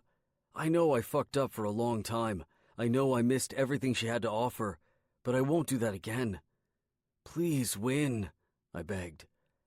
I imagined the fallout of my episodes as they started to air and closed my eyes. "Just, please, remember that." "I know. She comforted softly. All of us can see the change in you, Lexi included. She's so attached to you now. She laughed.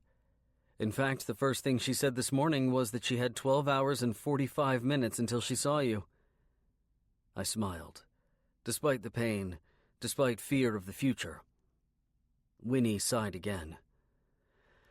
I'm sorry I got all defensive. Whatever they do with your episodes, I'm sure we'll work through it, okay? I hope I didn't ruin your day too much. The plexiglass divider in front of me shook as the cab driver pounded on it to get my attention.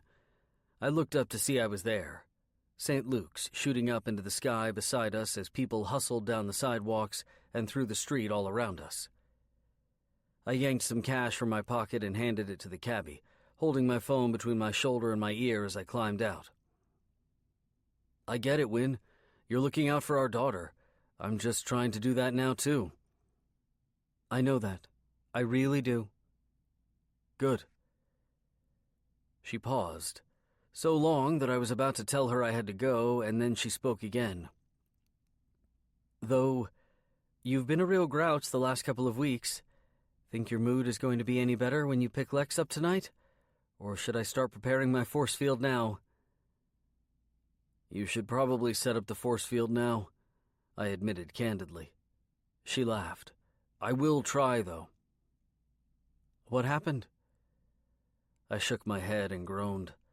I didn't know what to say, considered a million different options, but eventually settled on a partial truth. Just a breakup. It didn't work out. Wow. I don't know the circumstances, but it honestly seemed like it was the real thing. It was. After realizing how that probably didn't make any sense to her, I amended my answer. I thought it was. Well, all right. I'll allow the grumpiness for a little while longer then. And instead of the force field, I've got ice cream, a much stronger weapon when it comes to combating heartbreak. I laughed. The flavor had better be atomic. Stuff tucked away in my office and white coat on, I headed down the hall to do rounds. I was an hour earlier than my scheduled time, but after about 5 minutes, I'd known I couldn't sit inside my office without going crazy. I had to be out, hands-on, getting shit done. I'd just turned the corner from the hall with the cafeteria, foregoing coffee in an effort to avoid people, when I heard someone yell my name. Nick! I wasn't compelled to slow, fearful of what face-to-face interaction with another human being would be like right now. But I did look back over my shoulder to see who it was. That just made it worse. Will Cummings, just the person I didn't want to see. I turned back forward, never breaking stride, but the slap of his feet on the tile as he jogged to catch up had me clenching my fists. Nick, hold up, he called. No, Will. I refused as he got close and tried to keep time with my quick strides. I don't feel like talking, I don't feel like commiserating over your fallen reputation, and I don't feel like forgiving you for talking me into this mess. I knew there was no real way Will could have known the direction this show would go, or the unintended consequences it would have on my life, but anger wasn't reasonable. So neither was I. Down the hall, he didn't give up, keeping time with me at an annoying jog for at least another 50 or 60 feet. I expelled a frustrated breath and stopped as I realized I wasn't going to get rid of him that easily. Winnie already called, I told him. She's worried about my episodes and what they'll mean for Lexi. She already has enough trouble fitting in as it is. His face turned troubled and deeply apologetic. I didn't know. I had no idea it would be like this, man. I'm so sorry. Honestly, Will was one of the nicest guys I knew. I was too busy to consider him a close friend, but if I were looking for one, he'd definitely be a prime candidate. I ran a rough hand through my hair. Me too. I know this isn't your fault, Will. My life is falling apart. I didn't say it, but he looked as though he'd heard me. I get it. Seriously. Don't worry about me, dude. A really nice guy. Maybe I really should try to hang out with him more. I almost smiled at the thought. Wow, he muttered. Close call. You're almost smiling. At his teasing, I felt an actual smile give way. Wouldn't want that, would we? He hooked a thumb over his shoulder. I gotta run and grab some shit and then head back up to 4. Catch up later? I nodded, considering the offer seriously. I probably should make an effort. Sure, man. I held out my hand and he shook it before heading down the hall. Funny how Will had been the last person on Earth I'd wanted to see, but the first one to sweeten my horrendously sour mood. Sometimes friends are in weird places. Chapter 25. Charlotte. Wait a minute, Harper stated in my ear. Where are you going? To pick up Doreen and Harry, I responded, and mentally prepared myself for our phone conversation to take a turn for the worse. And who the fuck are Doreen and Harry? They're my friends, she scoffed. You mean the same friends who are currently living in your house? See? This is what happens when you tell your friends things. The mocking goes on forever. This current run of merciless teasing is coming up on 2 weeks now. It's not exactly like that. It sounds a lot like that. There's more to the story than that, I explained. Yeah, they are currently living in my house, but before the auction, it had been their house. For over 50 years, it had been their home. And up until last year, everything was going good for them. It was after Harry had a heart attack and had to get a triple bypass that everything went to shit. I'd eventually gotten the balls to have the conversation with them. I'd explained to them that I'd bought their house at the sheriff's auction. And the reason Nick and I had been in their house that one day was because it was the day I'd gotten the keys. Doreen had sobbed when I'd explained the situation to her, and I even showed her the deed. She hadn't known. And Harry? Well, he was a proud man, and he didn't want to be the one to tell his wife they'd officially lost their house because they were too far behind on mortgage payments. The sad part of it all was, at one point, they'd had that house paid off. But then Harry had gotten sick, and they'd taken out another mortgage to make ends meet when he had to stop working, and then a second mortgage to pay for all of the medical bills he'd incurred. They'd had a real shit deal handed to them, and I just couldn't be the one to remove them from that house. At least not right now. I could handle the shitty apartment in Chinatown. Anyway, seeing as my mood had been shit since the day Nick and I had broken up, that apartment had started to grow on me. I guessed it matched my life now. Wow, Harper breathed into the phone. Do you honestly hear yourself right now? I knew it all sounded ridiculous, but Doreen and Harry had grown on me. Hell, they'd become close friends. The fact that I was heading to pick them up from their joint colonoscopy appointment was proof of that. Though, why a married couple would schedule a colonoscopy together was beyond me, but to each their own, I guessed. 2 days ago, when I'd stopped by to eat dinner with them, Doreen had mentioned that they planned on taking a cab home from their procedure, but I'd insisted that I'd pick them up. I just didn't feel comfortable with them getting in some random person's cab, still high off the sedatives they'd administered during their procedures. Plus, with only prospect follow-up calls on the books for today, I knew I'd be able to pick them up without any issues. "Listen, Harper," I said, and cradled the phone between my shoulder and ear as I unlocked the door to my car.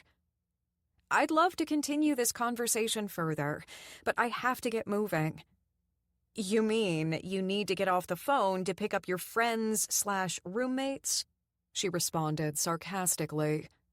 "Well, considering you're not actually living in your own house, I guess they're not really your roommates, huh?" Considering I hadn't really had a chance to go into all the details about Harry and Doreen's situation, I was trying to give Harper the benefit of the doubt. She didn't know the full story, because if she did, I had a feeling she'd be more sympathetic. "Are you done?" "Not really." I sighed and opened the driver's side door. How about I'll call you later tonight and you can chastise me some more? I tossed back. I'll even make sure I've got an entire hour cleared out just to hear your bitching. Okay. A small laugh filled my ears. I get it. I'm being a little bit of a bitch right now, huh?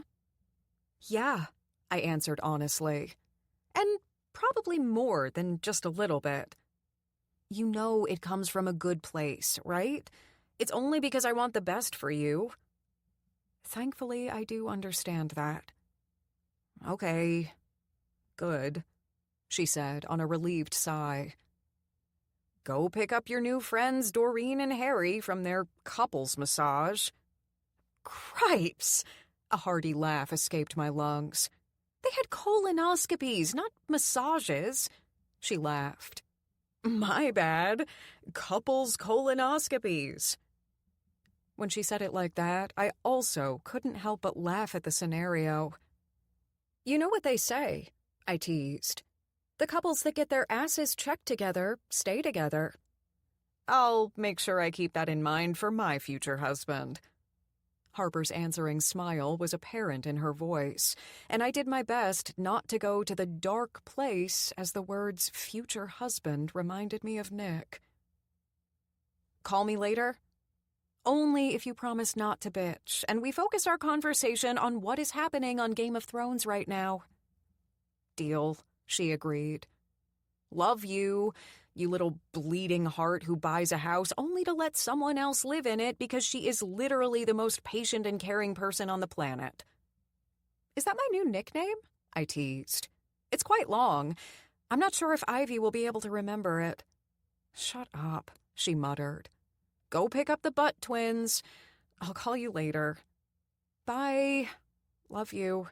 I shouted into the phone and ended the call. With a turn of my key, the engine revved to life. I backed out of my parking spot in the long-term garage and headed in the direction of the Outpatient Endoscopy Center in Hoboken. I had a couple of colonoscopy victims to pick up. At a little after 6, I'd managed to get a very groggy Doreen and Harry home safely and settled on their couch. The doctor had told me they'd both handled the procedure well, but that it would be wise if someone kept an eye on them for a few hours until the anesthetic had completely worn off. Standing in the kitchen, I whipped up the easiest meal I could think of. French toast, scrambled eggs, and bacon. I wasn't the world's most talented chef, but I knew my way around a breakfast-for-dinner meal option, and who doesn't love eating breakfast for dinner? It was one of the greatest inventions known to man. Once the last piece of French toast was cooked to a nice golden brown, I started dishing out hearty portions onto everyone's plates. Obviously, with Harry getting the biggest portions. The man had a huge appetite to begin with, and after 24 hours of suffering through a clear liquid diet and colonoscopy prep, I had a feeling he'd need at least 5 pieces of French toast. Hurry up, Char, Doreen shouted from her cozy spot in the living room. The show is about to start. Shit, I muttered to myself. Be there in a sec, I called back, and quickly finished dropping a few slices of bacon onto everyone's plates. In record time, I got Doreen and Harry all set up with their meals and portable dinner trays. They both grinned at me and offered their thanks, and as the credits for the show started to flash across the screen, I plopped myself down onto the love seat across from them and rested my own plate in my lap. Riveted, I kept my gaze fixated on the screen. But holy smokes, I was nervous. Tonight was the first episode of the reality docuseries The Doctor Is In that I'd been brave enough to watch. Harper had been watching for weeks, but only spoke about the specifics in hushed tones when she thought I wasn't listening. Apparently, she understood the pain associated with all things St. Luke's Hospital. Nick's episodes would be the last to air, apparently, but those of his fellow peer in OB/GYN Will Cummings were on now. I wasn't sure why I felt the urge to watch it. Curiosity? Masochism? or the blind hope of seeing Nick's face again, even if it was just on the TV. Or maybe it was a combination of all three. I honestly had no idea, and instead of dissecting thoughts and emotions, I focused my energy on watching the show. The opening music continued, a fast tempo with a ton of B-roll footage of the hospital, its halls, and the busy streets of Manhattan. The footage sped up, zooming in on the front doors of St. Luke's Hospital, through the halls, stairwell, and around the corner to the front entrance of Dr. Cummings' obstetrics and gynecology office. And then the doors opened, and Will's face, with the words Dr. O.B., filled the screen. He introduced himself and his practice, and welcomed viewers into his world. So far, it all appeared very normal. Well, it had, until various shocking words started to flash across the screen. Sex, scandal, intrigue, secrets, lies.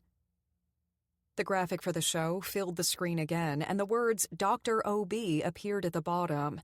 But this time, a ghost of the letters S-C-E-N-E filled the space right after. Dr. Obscene. Holy hell. They'd give him the name Dr. Obscene. My jaw all but hit the top of my French toast as my mind digested the information. Obviously, I didn't know Will Cummings, but I had a hard time believing he was the kind of man to actually live up to all of those insane words and descriptions the show had just given its viewers. Not to mention, they changed the OB moniker into something that was the opposite of respectable. It was dirty. It was ridiculous. It was a commercial, sensationalized disaster. My heart started to pound furiously inside of my chest. If this was what they'd made out of Will's episodes, what in the hell were they going to do with Nick's? We had been together when they'd first started to film his episodes. I knew they'd gotten me on camera more than once. Jesus. What would Winnie or Remy do if they found out that Nick and I had been in a relationship at one point? I hadn't spoken with him in weeks and weeks, but I couldn't stop myself from grabbing my phone out of my purse and sending him a text message. Me. I'm watching Will's episode and just... God, I'm sorry, Nick. I'm really, really sorry. Brief. To the point. But still caring to its core. He sent a response a minute later. Nick. It's not your fault, sweetheart. His message only made me miss him more. Chapter 26. Nick. As it turns out, it wasn't such a good idea to become friends with Will Cummings. He was a good guy and all, and he definitely made me laugh the few times we'd gone out for drinks after work, but he'd also been the one to rope me into this event. Beards for babies. His girlfriend Melody had a free women's clinic at St. Luke's, and they needed more funds to continue their endeavor of providing free health care to women in need. As someone in the field, I knew how it worked, how much free medical care really cost, and it didn't come cheap. I only had experience with one other clinic that did pro bono work, a gender non-specific place in Palo Alto, California. They had benefits every few months. Such was the demand on their cash flow. So I'd done my part, growing my beard, something the now emotionally hollow version of me didn't mind at all, and I'd shown up tonight despite not wanting to. It had almost been 3 months since Charlotte and I broke up, and no matter how much I wished for it, it never got easier. My life felt like a fuse, burning along on its way to a bomb. My episodes of the show. Scott's were airing now, and after watching a fair number of them, I knew I was fucked. Just like they'd caught Will sneaking into an on-call room with a nurse, I knew they'd have footage of Charlotte and me, and I knew at least some of it would place us in compromising positions. Once it was in the national spotlight, there'd be no avoiding the consequences of her past with Remy and the fallout of what he and Winnie might feel as a result. Speaking of... Hey, Win, I greeted, careful to keep my hands firmly off of her in all aspects as Wes looked on from behind. He'd settled into a peaceful observance of me on most days, but I had a feeling he wouldn't like a visual reminder of a time when I'd had my hands all over his now wife, graciously trusting person or not. If it were me, with Charlotte, I knew I wouldn't. Honestly, that was the twisted part. One of the hardest things of the whole breakup for me had been my inability to stop picturing her with Remy. Every time I saw him, I felt irrationally jealous and territorial. The woman wasn't his anymore, hadn't been for a long time. In fact, that was the actual issue, and she certainly wasn't mine. Still, it burned. "Dr. Nick Raines," she said with a smile. "You're looking just about as miserable as ever." I smiled dryly. "Thanks. I just thought you'd cheer up at some point. This is bordering on ridiculous. I'm wondering what kind of charms this mystery ex-girlfriend held to keep you so wrapped up." I bit my lip and shook my head instead of getting into it. I didn't have anything sturdy enough to clean up that can of worms. Not only was it never good to tell the woman it didn't work out with all the things you liked about the one with which you wished it did, it really wasn't a good idea to get into anything specific about Charlotte. Lord only knew what Winnie remembered from back then. "Listen," I said, my brain bleeding the blood. My heart was furiously beating through it as I thought about what I was about to ask. It was, quite possibly, the stupidest thing I'd ever considered doing, and yet here I was doing it. Winnie moved in a little closer as I lowered my voice, her eyes openly curious and assessing. "What happened with Remy and his fiancée?" Her head jerked as she registered what I was asking. Panic parachuted directly into my veins. "His fiancée? How do you know about that?" I shrugged, doing my best to play off one of the least casual things I'd ever brought up. Casually. Ironic. I heard it. It opens some new perspectives on him for me, so I'm curious." Winnie's clever eyes were sharp on my face, but they didn't seem knowing, just interested. She sighed. "She left the night before the wedding and never looked back?" I chewed at the inside of my lip and hoped she couldn't tell. "And so you hate her," I surmised. Her melodic laugh was completely unexpected, but it cut off quickly as she shook her head. "You'd think, given the circumstances and how much I love Remy, how much he's done for me and Lex." Her eyes went soft, and I nodded. I knew he'd been there when I wasn't. "But Remy told me some things a couple of years after." She shook her head. "He was drunk, but he was tortured, and completely guilty." "Guilty?" I asked, surprised. Charlotte had always taken all the blame. She'd never said anything to plead her case or ease her mistake. She'd just taken responsibility. Winnie nodded. She was young, had just graduated college, and she'd gotten a job offer. A big job offer in California. Remy could have gone along with her. His job was flexible enough for it. But he told her he wouldn't go. Basically gave her an ultimatum. Him or the job. She sighed. At 22, with the way he'd given her no choice? Her voice was soft and forgiving. I'd have taken the job, too. She grabbed my shoulder and shook me slightly to free me from my thoughts. I knew I had to look torturously introspective, but she didn't mention it. I watched woodenly as she walked away, the sound of Charlotte's crazy laugh ringing in my ears with every step Winnie took. Winnie was my past. Lexi was my present. I desperately wanted Charlotte to be a part of the future. Chapter 27. Charlotte. There was nothing worse than going grocery shopping on a Sunday afternoon when everyone in the entire world was there. The aisles were packed, and the checkout lanes looked like the cashiers would never get through all of the customers without having a nervous breakdown or just up and quitting in the middle of their shift. This was what happened when you were a procrastinator on anything and everything related to daily adult responsibilities. I pushed my cart to the produce section, weaving in and out of the crowd until I reached the fruit. I glanced down at the items left on my list. Milk, bread, eggs, turkey, Oreos. M&Ms, bananas, apples, grapes. With my eyes on the prize being an escape from the insanity that was Sunday grocery shopping, I snagged a plastic produce bag from the dispenser and started feeling up all the apples until I found a few that met my high standards. Firm, colorful, and barely any brown spots. As I reached for apple number 4, my gaze locked with the most familiar blue eyes. I knew those eyes. They'd once brought me all the happiness in the world until everything had fallen apart and they'd left me feeling like an empty, heartbroken mess. Sure.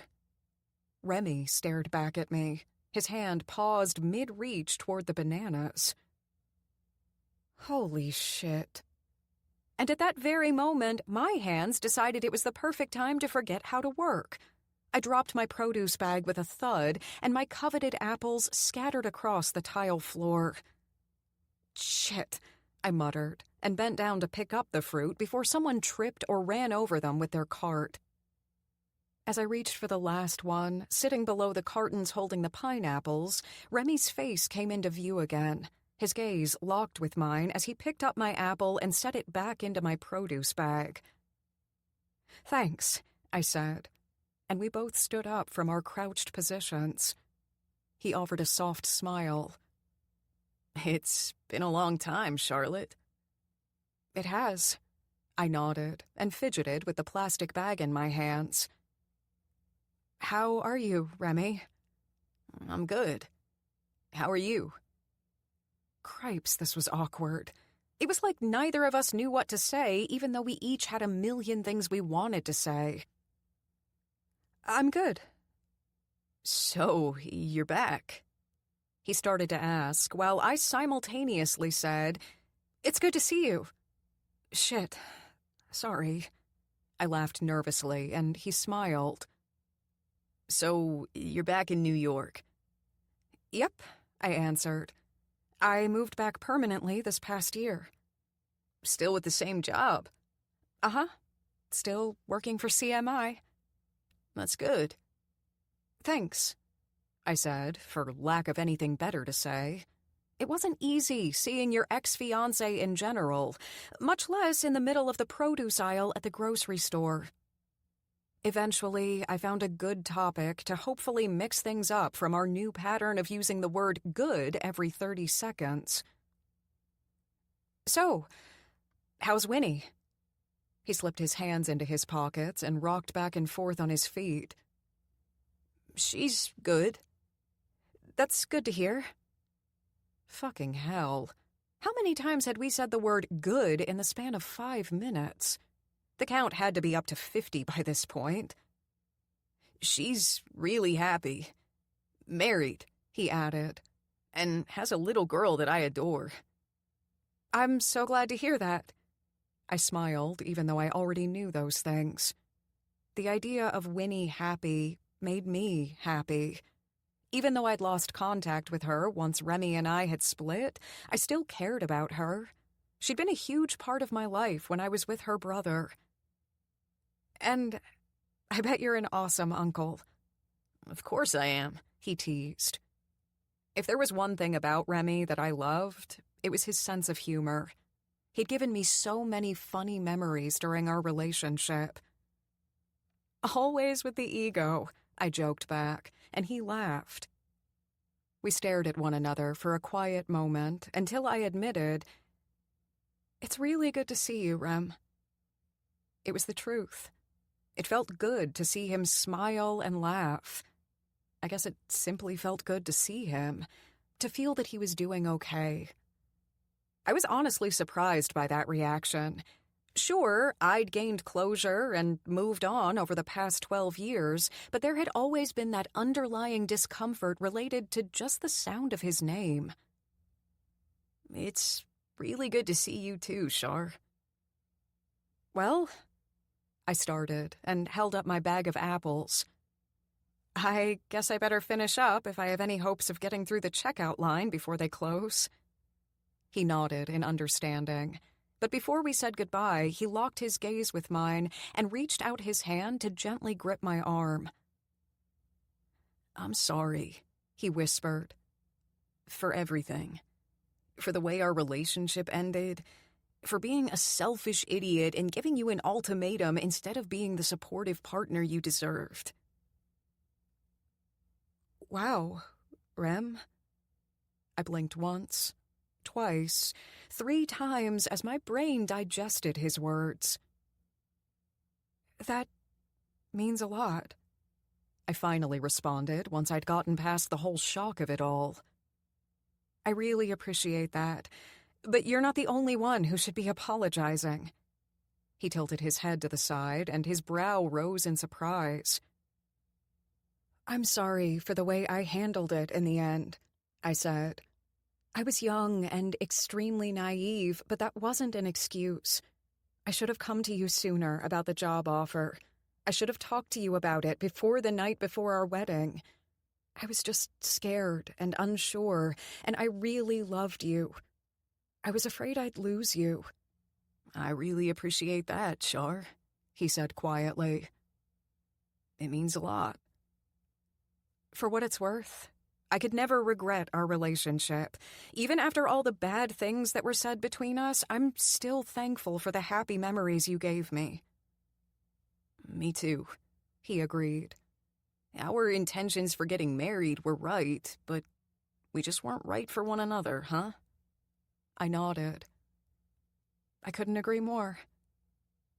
Remy moved toward me, wrapping his arms around my shoulders and pulling me in for a tight but brief hug. "It was good to see you, Char," he whispered into my ear. "I'm happy you're doing good." And then he flashed his adorable signature smile, offered a little wave goodbye, and walked away, leaving me standing in the produce section with a brain full of nonsense. The closure with Remy was a relief.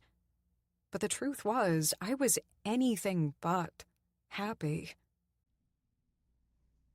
Chapter 28. Nick. Bitingly cold beer in hand and the comfort of a plush pillow under my coffee table elevated feet, I scrolled through the channels until I came to the one that would feature me. Tonight I'd be making a splash into reality television, and I doubted I'd ever be dry again. I dreaded the forthcoming recognition and the prying questions into my personal business. I feared the mockery they'd make of my carefully crafted career. And I dreaded the moment Charlotte walked onto the screen at the same time I longed for it.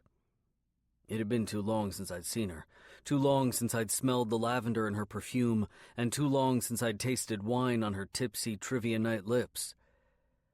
With her on my mind and her absence leaning on the bruises on my heart, I made a decision.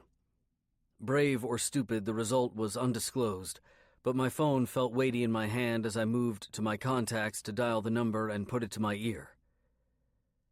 The sound felt painful, like each bell was a toll toward the end of my existence as I knew it. But luckily, she didn't make me wait too long. "Hello?" She answered on the second ring. "Hey, Winnie, you got a sec?" I heard her moving around a room and then the sound of a creaking door pulling closed behind her. All the background noise dulled completely, and a new level of nerves descended thanks to the eerie silence. "Yeah, of course. You sound really serious." I sighed and rubbed at my phoneless temple. "I just need to talk to you about something." "You do know your show's about to start, don't you? Georgia and Cassie came over for a viewing. They're obsessed." "Oh, I know it's about to come on," I confirmed. "That's actually what I wanted to talk to you about." Her voice was soft, maybe a little scared, as she questioned, "Yeah?" I took 2 sharp breaths and then dove right in. There was literally no time left to handle this on my own, and if I didn't come clean now, the show would do it for me. Some inkling told me this was the better way. "I know you've been imagining what light the show would paint me in, but I think you should worry about something else." "What?" I rubbed painfully at the surface of my forehead with the tips of my fingers. "It's Charlotte." "Charlotte? What are you talking about?" "My ex-girlfriend, the one who, in the interest of full disclosure, I probably won't ever be over, is Charlotte Hollis. Charlotte Hollis, she whispered. I closed my eyes and let my head fall back on the couch with a thud. I had a feeling I probably wouldn't be able to hold it up myself after she got done with me. Yep. I wasn't ready, though, for the power of her reaction, and the sound of her tears. Oh, Jesus, are you crying? I pounded my fist against my forehead. I'm so sorry. I didn't know who she was. I never would have started something with her if I'd known the history between her and Remy. I found out early on about the wedding, or the non-wedding, I guess, but I didn't know who the groom was until the weekend she was supposed to meet Lexi. Nick, she called, interrupting me. Yeah? Shut up. Wynne, I'm sorry. I said shut up, she snapped. My eyebrows were drawn, but I did as I was told and shut my mouth. I get it now, why you've been so upset. Charlotte was... She was my sister. I loved her, and I miss her every day. She cut all contact with me after what happened with Remy, and I never blamed her, but I missed her. I still do, so I get it. I get why you can't get over her, and more than that, I don't think you should. Wynne, it happened 12 years ago, Nick. We were all kids. Hell, what happened between us went on for 7 years, and 3 with you like you are now, and I've forgiven you. I think I can handle you and Charlotte together after 12. Unless you fucked it up for some other reason. No, I laughed. The family relation is about the only reason. I had a feeling. You're not all that bad when you're not knocking people up. Ouch. Still, I deserved it, so I ignored it. What about Remy? She sighed. Remy needs to face that demon head on. He's never been truthful with himself about how much of that was his fault or how Charlotte didn't have to be his only. That she wasn't his only. Yeah, but I'm not sure I want to be a part of him learning that lesson. He hates me enough. Too bad. And shame on you for not telling me earlier. I could have saved us all the 3 months of you doing your best impression of Hobo Joe. I don't know if it's that simple. Char, she's texted me a few times, and I didn't answer her with anything worthwhile, or sometimes at all. It was just too hard. She'll get over it if you're honest with her. She might knee you in the nuts, but I'm not entirely opposed to that. Great, I commented. Does that come before or after the black eye from Remy? Well, I'd say before. He can't get mad until he actually sees you together, and to see you together, you have to win her back. Duh. I winced. Yeah, about that. I'm pretty sure it's going to come out whether we're back together or not. How? The show. I really wasn't mindful of the cameras when it came to my interactions with Charlotte, I admitted. I didn't really know I had a reason to be at the time. She murmured. Okay, so you get the black eye first. That might actually go a long way in your fight to win Charlotte back. To remind her of all the conflict and strife she's involved in? I think not. Chicks dig scars, Dr. Raines. Chicks dig scars. I heard nothing more but a sniffle or two before the line went dead. I supposed Winnie had said all she'd needed to say on the matter, and that was that. My heart raced as I tried to organize the completely unexpected outcome of that conversation in my head. I felt wild and wondrous, and like maybe there was a chance I could have everything I wanted. Before I lost the nerve, I opened my text messages to find Charlotte. I had so much to say and no easy way to do it. So there was only one option.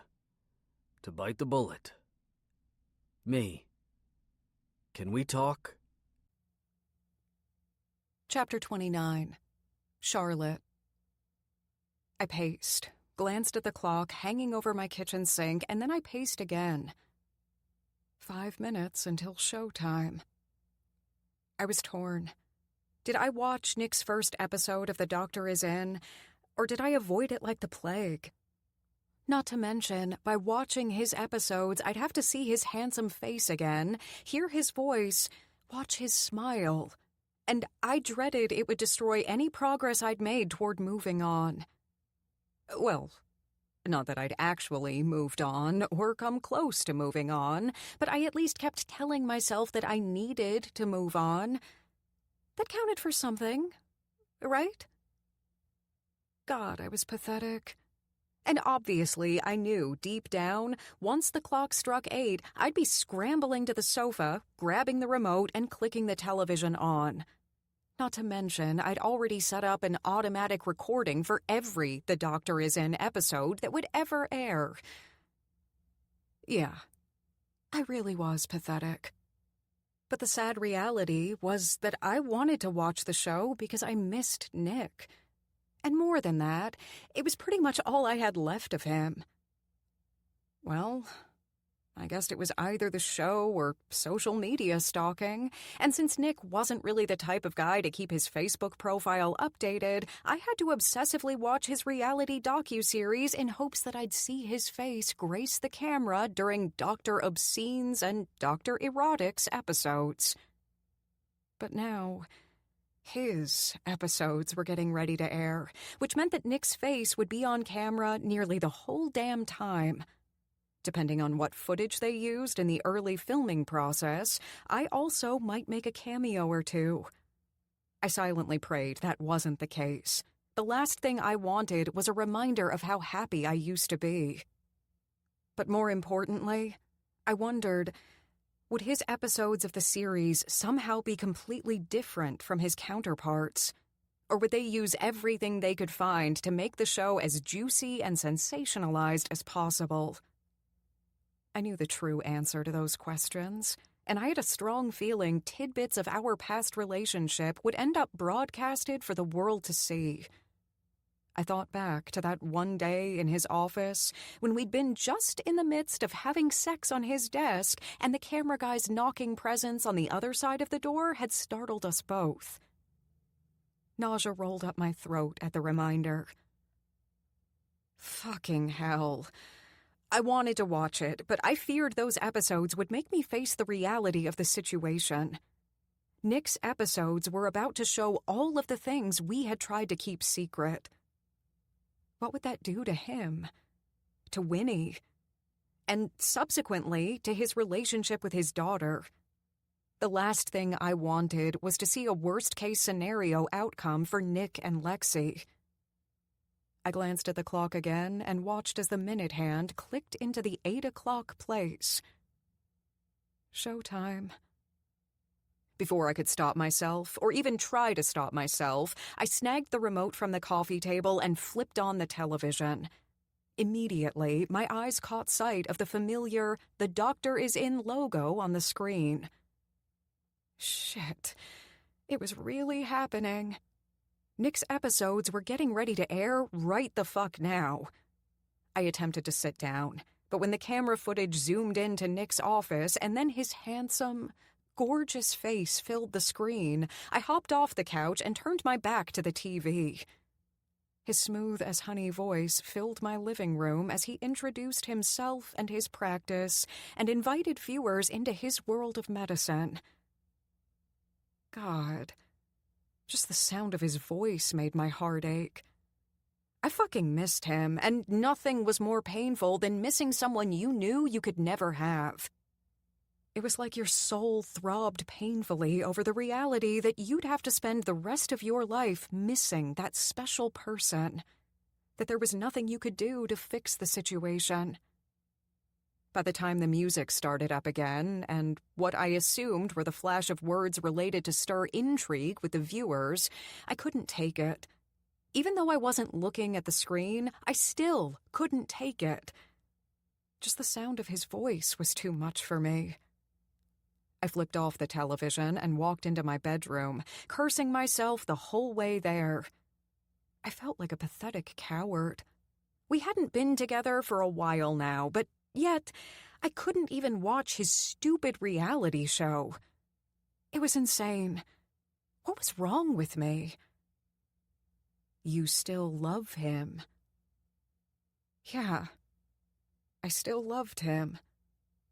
That was the crux of the situation, and when you still loved someone, just the mere sight of them or the sound of their voice was enough to intensify the already difficult emotions of losing them. A text notification pinged from my phone and echoed into the hallway. Even though it was probably Harper or Ivy or Doreen, I walked back out into the living room and grabbed my phone off the kitchen counter. The instant I unlocked the home screen and tapped on my message inbox, I couldn't believe my eyes. Nick, can we talk? My heart screamed, yes, go to him now. But my brain protested, no, don't even go there. Seeing him in person would be too much right now. Holy hell, I didn't know which was the right option. Hey there. You've been watching for a while now. Let's take a short break and enjoy some relaxing music. This audiobook is free for you to enjoy. If it's not your thing, feel free to skip. Thanks for being here.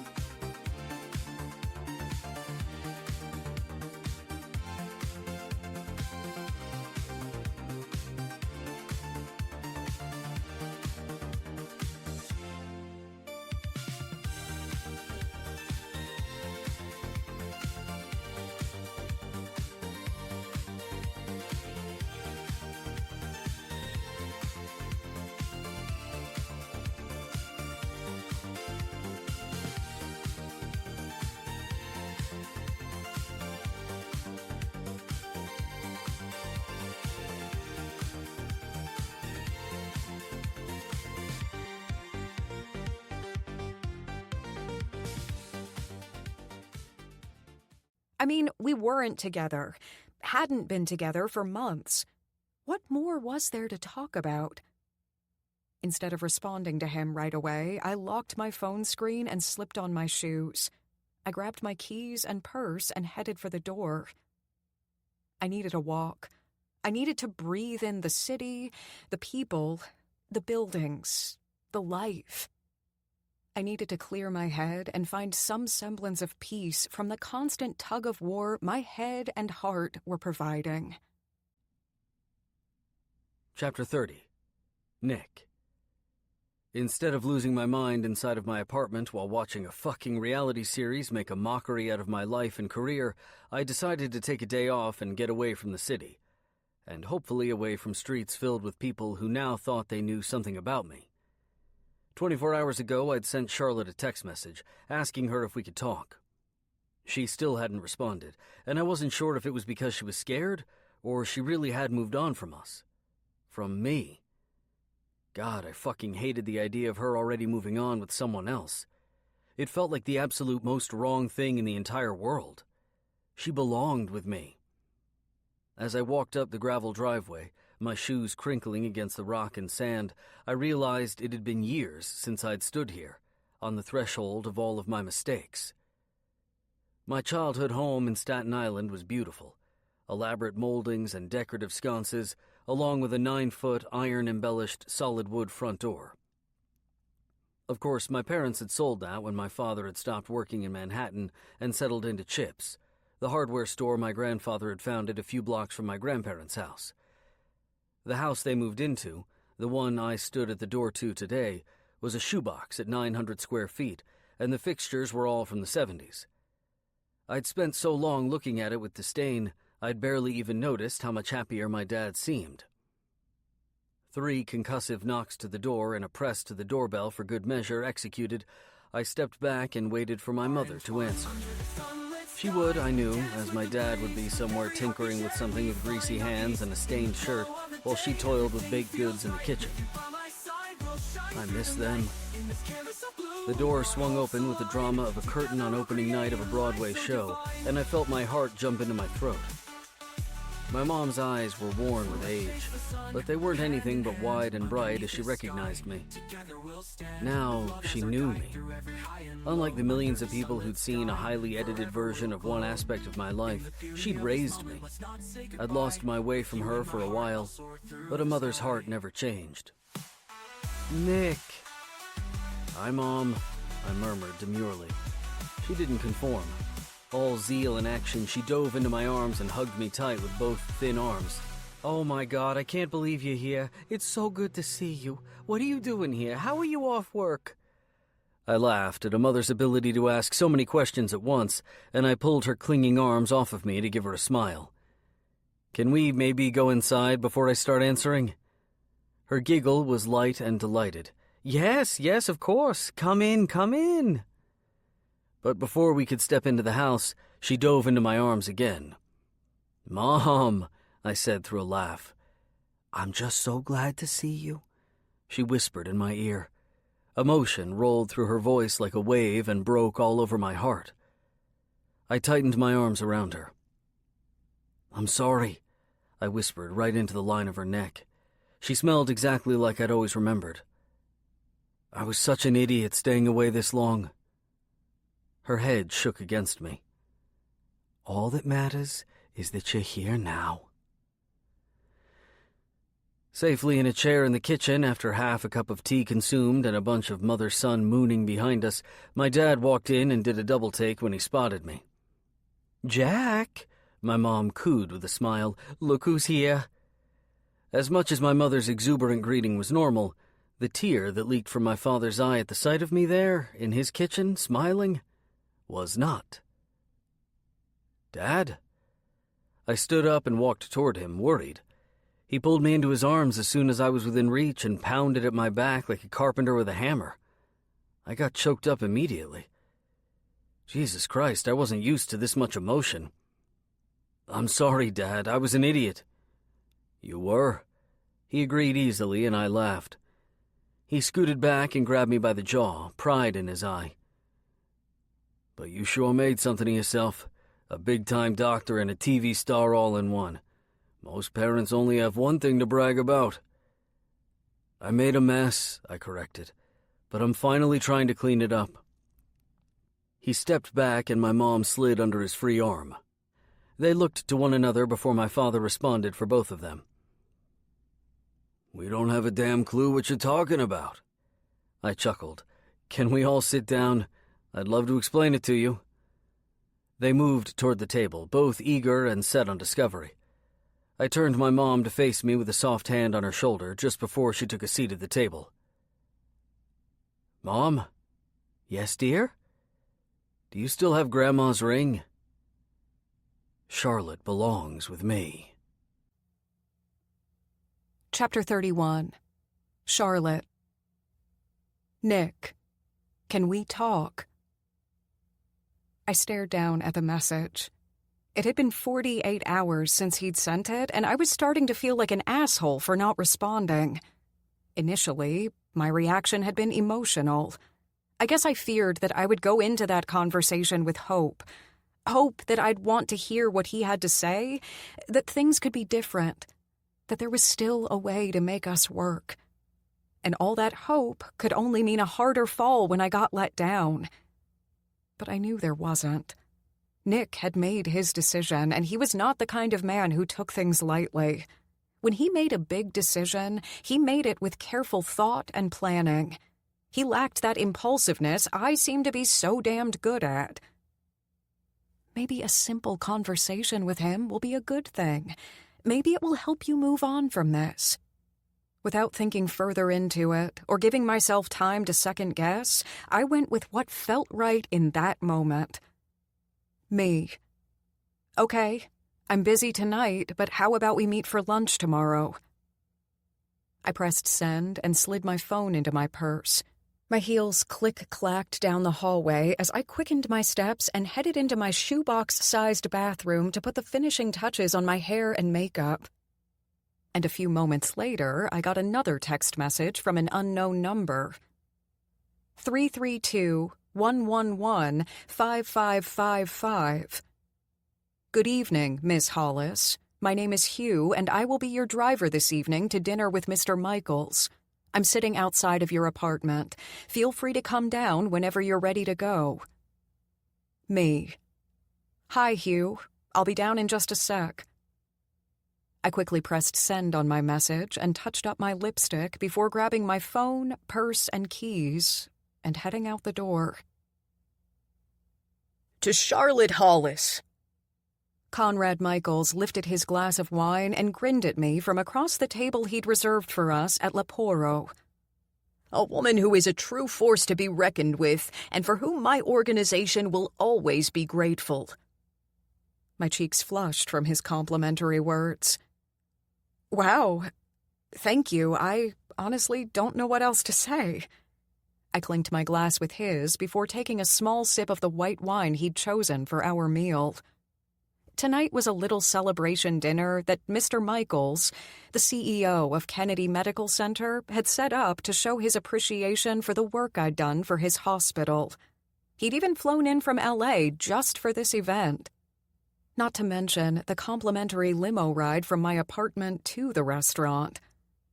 Over the past 6 months, I'd managed to bring 5 exceptional surgeons to his organization, and the one he was most thankful for was Dr. Sylvia Morris. She'd officially been at Kennedy Medical Center for 3 months, and already she'd trailblazed a path that centered around innovation and patient-focused care. "You're a true gem, Charlotte," he complimented with a toothy grin. "And just know that if there ever comes a time when CMI isn't treating you right, give me a call. I'll make sure you're taken care of." My cheeks heated again, and I waved him off. "Stop it, or else my head will get too big to fit out the door." He chuckled softly. "All right. For the sake of you being able to leave the restaurant tonight without the use of a bulldozer, I'll change the topic of conversation. For a little while." "Thank God," I teased. "So, you used to live in LA for a while, right?" "Yep," I answered after a small sip of wine. "A little over 2 years, I think." "Which is better?" He quirked a brow. LA or New York? I scoffed. "New York. Hands down." Conrad smirked. "So quick to respond. It's like you didn't even think it through." "Don't get me wrong, I did enjoy my time in LA, but New York is my home. I belong in this city." "You grew up here?" I nodded. "Born and raised." He winked. "A New Yorker through and through, huh?" "Yep," I answered with a smile. "I will always—" I started to add more insight into my NYC love, but I paused mid-sentence when someone said my name behind me. I turned in my seat to find Nick walking toward me. No, striding toward me with a determined look on his face. "Nick?" I questioned the obvious. "What are you doing here?" "I needed to talk to you," he answered. His mouth morphed into a firm line when he glanced at Conrad, and then when his gaze made its way back to me, he added, "I needed to see you." "But I sent you a message and said that I could do lunch tomorrow. How in the hell did you know I was here?" "Harper and Ivy." "Those little bitches." I nodded toward Conrad at the table. "But I'm kind of in the middle of something here, Nick. I don't have time to talk to you right now." I started to say more, but he didn't let me go any further. "I couldn't wait until tomorrow. And it's okay, Char," he said. "I understand that we're not together, and it's your right to go on dates, but I'm here because I don't want it to be like that between us anymore."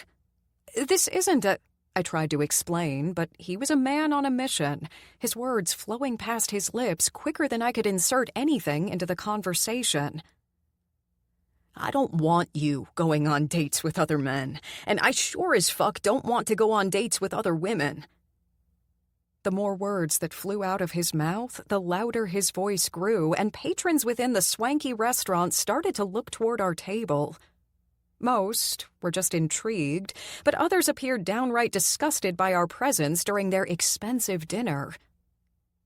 "This isn't a date," I said loud enough to force him to slow his rambling roll.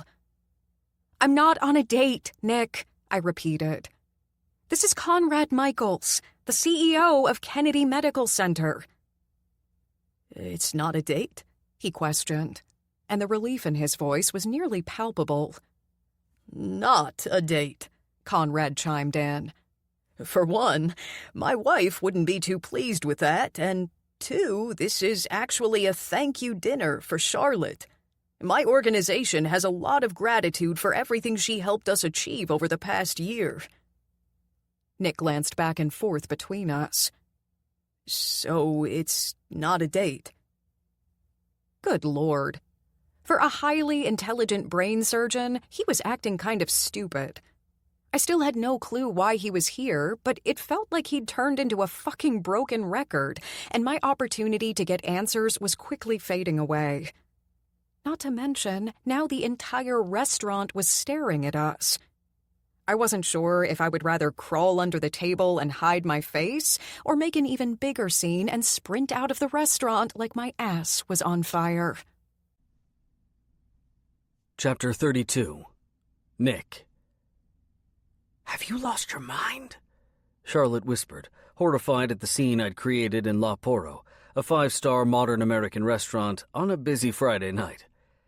I knew it was intended as rhetorical, but that didn't stop its relevance from urging me to answer, "Maybe." I shrugged helplessly. But I've been thinking with my head for a long time, for as long as I can remember it being important, actually. Her eyes widened at my speech. She'd expected me to lessen the attention on us, but I was desperate. I saw at least 4 camera phones and a whole lot more knowing faces, as a titter started to run through the restaurant about Dr. Neurotic. As much as Will had been unfairly named, I had to admit, begrudgingly of course, that they'd nailed me right on. I grabbed a spare chair from the table behind me and took a seat. There's never been an inner monologue weighing the options about whether to think analytically or to feel with emotion. It's just been about the bottom line. Even when I broke up with you, it was a carefully calculated decision based on what I thought would be the consequences. She looked to the other guy she was sitting with, a hospital CEO she had been working with to recruit new physicians, thank fuck, but he graciously removed himself from consideration with a smirk and a lift of both hands. I reached up and ran my fingers along the supple line of Charlotte's jaw to turn her face back to me. "Listen, Char." She huffed, knocking my hand off her jaw as she crossed her arms over her chest and lifted an eyebrow. "Fine." I bit my lip to stop from smiling, a reaction I didn't think would go over very well, and moved on with my point. I made what I thought were rational choices, black and white, but I didn't consider the sickness I'd feel over the loss of you, or the absolute shitty troll of an ornery doctor I'd leave for my patients, or the depressed father I'd have left to offer my daughter. She shook her head as tears threatened. I moved in closer, but she shifted back, so I stopped. "We barely even knew each other," she whispered, and my whole body revolted. "I knew you. I know you. I know your hideous laugh and the best ways to get it, and the smell of your shampoo on my pillow. I know your playful spirit and professional shit-talking, and I know I'll never be as good as you at trivia. And you're awful. And I know you selflessly take the weight of your mistakes on your shoulders, keeping all the blame for yourself even if it isn't deserved." Her jaw turned rigid as she fought the shake of her lips. "And I know Winnie Winslow still misses you, after 12 years of silence and a bad break that should have ended it all. I know she doesn't blame you for your history, and I know she couldn't have handpicked someone better to add to our daughter's life if she'd tried. Nick. And I know I love you." Digging into the depths of my chest pocket, my whole body tightened as my fingers met the velveteen fabric of the box. I took only one solid breath, just long enough to see Charlotte's body melt at my words, before taking it out and resting it on the table in front of me. Several flashes lit the darkened ambiance of La Porro as the general public documented our very private moment. I only hoped the answer would save me at least the second half of the night's embarrassment. "Tell me that's not what I think it is?" "It's not a tiny version of Trivial Pursuit, if that's what you're thinking," I teased with the levity of a bucket of lead. My comedic timing was severely compromised by my position on the precipice of the rest of my life, it seemed. Charlotte shook her head slowly, and as the possibility of her saying no burned through me, I took the moment to memorize her face. Mysterious and teasing, her eyes were unlike any I'd ever encountered. I didn't understand how they could feel so dark, but hold all the light in the world at the same time. Her lips, so perfect and peachy, right now in the tiniest of scowls, were normally the gateway for a loving and open smile that I couldn't take my eyes off of. I wanted to swim in her laugh and touch my tongue to her one minutely imperfect tooth, and I wanted to do it forever. I watched intently as she closed her mouth and flattened the intense wrinkle in between her eyes. One shaky hand touched the top of the table lightly, skimming the surface of the white tablecloth in a zigzag pattern for what felt like an eternity, until it finally skimmed the surface of the ring box. She opened it so quickly, I was caught off guard. After the snail's pace she'd taken before, I'd expected to be there for another 30 minutes before she worked up the nerve. Her eyes glossed over, and I couldn't help but explain. It was crazy. Me, taciturn and concise on an everyday basis. Tonight, I couldn't seem to shut up. It was my grandmother's. I always thought it was a battle, head versus heart. I moved forward, scooting the chair out of the way and getting down on one knee, and gently brushed her hand to the side to pluck the ring from its spot. Her sea-blue eyes followed me the whole way. But it's not. Life's about both. You use your head to protect the ones in your heart. Nothing else matters. I'm sorry, Charlotte started. My stomach dropped. But that's the sappiest fucking thing I've ever heard in my life. Her voice was dry with teasing and hearty with love, and I just about fell over as she took the ring from my fingers and slid it on her own. Answer this trivia for me, she said. What's a 3-letter word for I'd like to spend the rest of my life with you? In this case, I smiled. I think you mean yes. Chapter 33. Charlotte. Life was strange. Over a week ago, I'd been single, and if I was being honest, a complete sad sack. I hadn't been able to get past my breakup with Nick. Every cell inside of my body had been screaming it was the most wrong thing that had ever happened.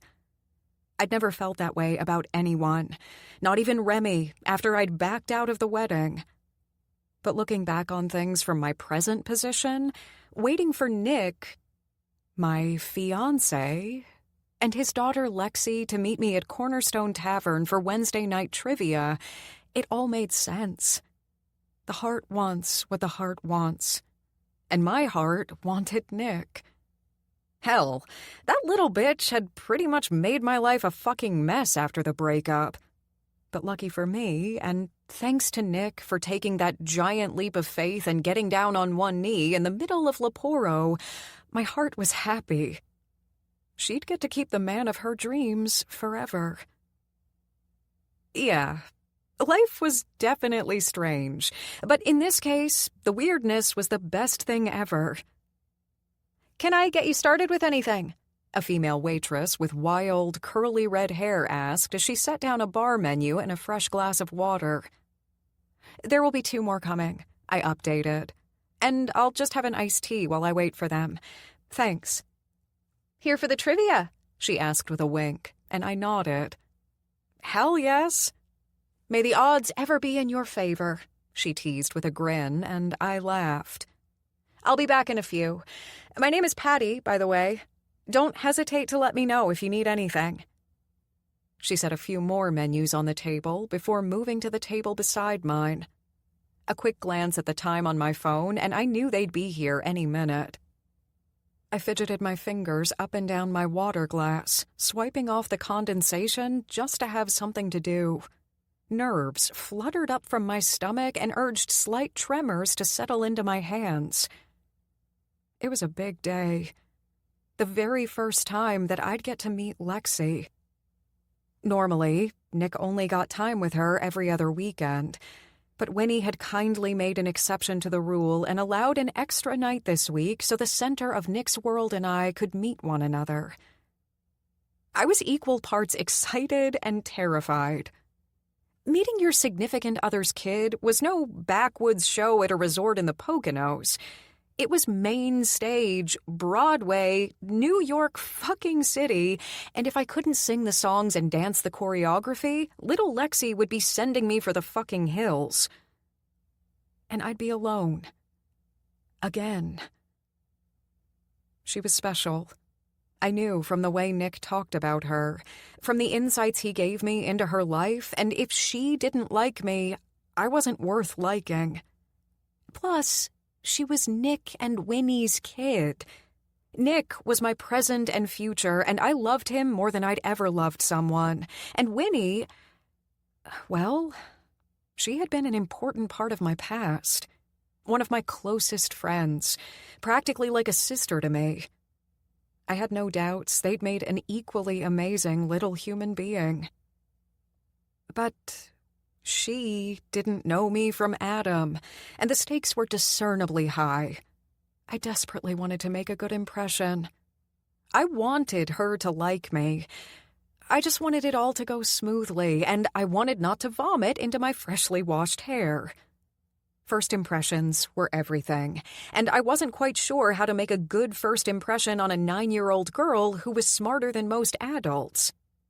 Though I was fairly certain vomit hair wouldn't help. Entrance door in sight, I watched as Nick stepped inside, one toned arm back to keep a hold on his daughter as she followed. I forced myself to take a huge, calming breath as I lifted my hand and waved to grab his attention. He smiled softly and offered a little nod as he led his daughter, her little hand encased in his big hand, through the crowd and toward me. As they reached the table, I stood, and Lexi's big blue eyes looked at me curiously for a brief moment before she reached out her little hand. I'm Lexi Winslow, she greeted. You're Charlotte Hollis. You work for CMI as a headhunter, and you're going to be my dad's wife soon. That I am. I smiled at her ability to get straight to the point and forced myself not to bumble my own, and shook her hand. It's nice to finally meet you. Hey, Nick whispered into my ear and softly kissed my cheek. He ushered Lexi into one of the bar stools, and we both sat down on either side of her. She glanced around the room before quirking a brow in my direction. Are you good at trivia? Well, I shrugged. I'm not too bad. She's better than me, Nick added with a grin. We have about 20 minutes before it starts, I announced and pointed toward the menus. So first, we need to choose a team name, and then we should probably get our food ordered. A team name? Lexi asked, and I nodded. Yep, we need a really good team name. Got any ideas? Obviously, Fleetwood Mac's Sex Pants wouldn't cut it tonight. Not that she didn't know about sex. According to Nick, she probably knew more about it than I did, and I like to think I knew a good deal. She tapped her index finger to her chin. Dumbledore's Quizzards. Nick sighed, and I smiled wide and proud. I love Harry Potter. Me too, Lexi agreed. What house are you? Gryffindor, I answered, and then added, I bet I know which house you're in. Well, statistically speaking, you have a 1 in 4 shot, but I'm curious if you'll be able to guess it. Ravenclaw. Her eyes lit up in surprise. That's right. How'd you know? Because only the smartest people are in Ravenclaw. Do what is wise, she repeated her house's motto, and I nodded. Exactly. How many minutes do we have until trivia starts? She asked, and Nick glanced at his watch. 15 minutes. Immediately, she picked up her menu and scrolled through the options. I'm going to get the chicken tenders with fries, no sauce, and a lemonade to drink. Do you know what you want? I asked Nick, and he shrugged. Feel like sharing a few bar apps again. Sounds perfect, I answered, and glanced toward the center of the room to find our waitress Patty taking orders from the 12-top in the center of the room. No way she'd get to us before trivia night started up. Hell, she hadn't even had time to bring me my iced tea. From what I knew of Lexi, she was a girl who liked to keep a schedule, so I hopped off my bar stool and grabbed my purse. You stay with Lexi, and I'll give the MC our team name and put in our orders at the bar. He nodded, and I walked to the front of the room where the MC was all set up with pens and blank sheets of paper. Once Dumbledore's Quizzards was one of the official teams of this Wednesday night's trivia, I gave the bartender our order and headed back to the table. By the time I sat down, Lexi was giving Nick her own version of trivia night.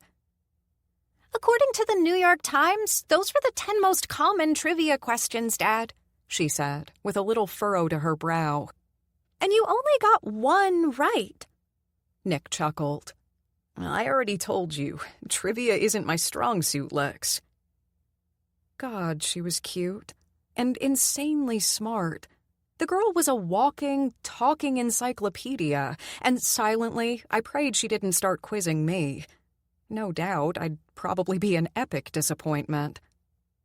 All right, trivia buffs, the MC shouted into the mic. It squealed in protest, and nearly half the bar covered their ears and grimaced. He leaned down to the speaker and fiddled with it a few times before standing straight up. Whoops. Sorry about that. I guess I had it a bit too loud. Anywho, who's ready to get trivial? The crowd cheered their approval, and just in the nick of time, Patty dropped off our drinks and food. She offered me a quiet apology about the missing iced tea, and I waved her off.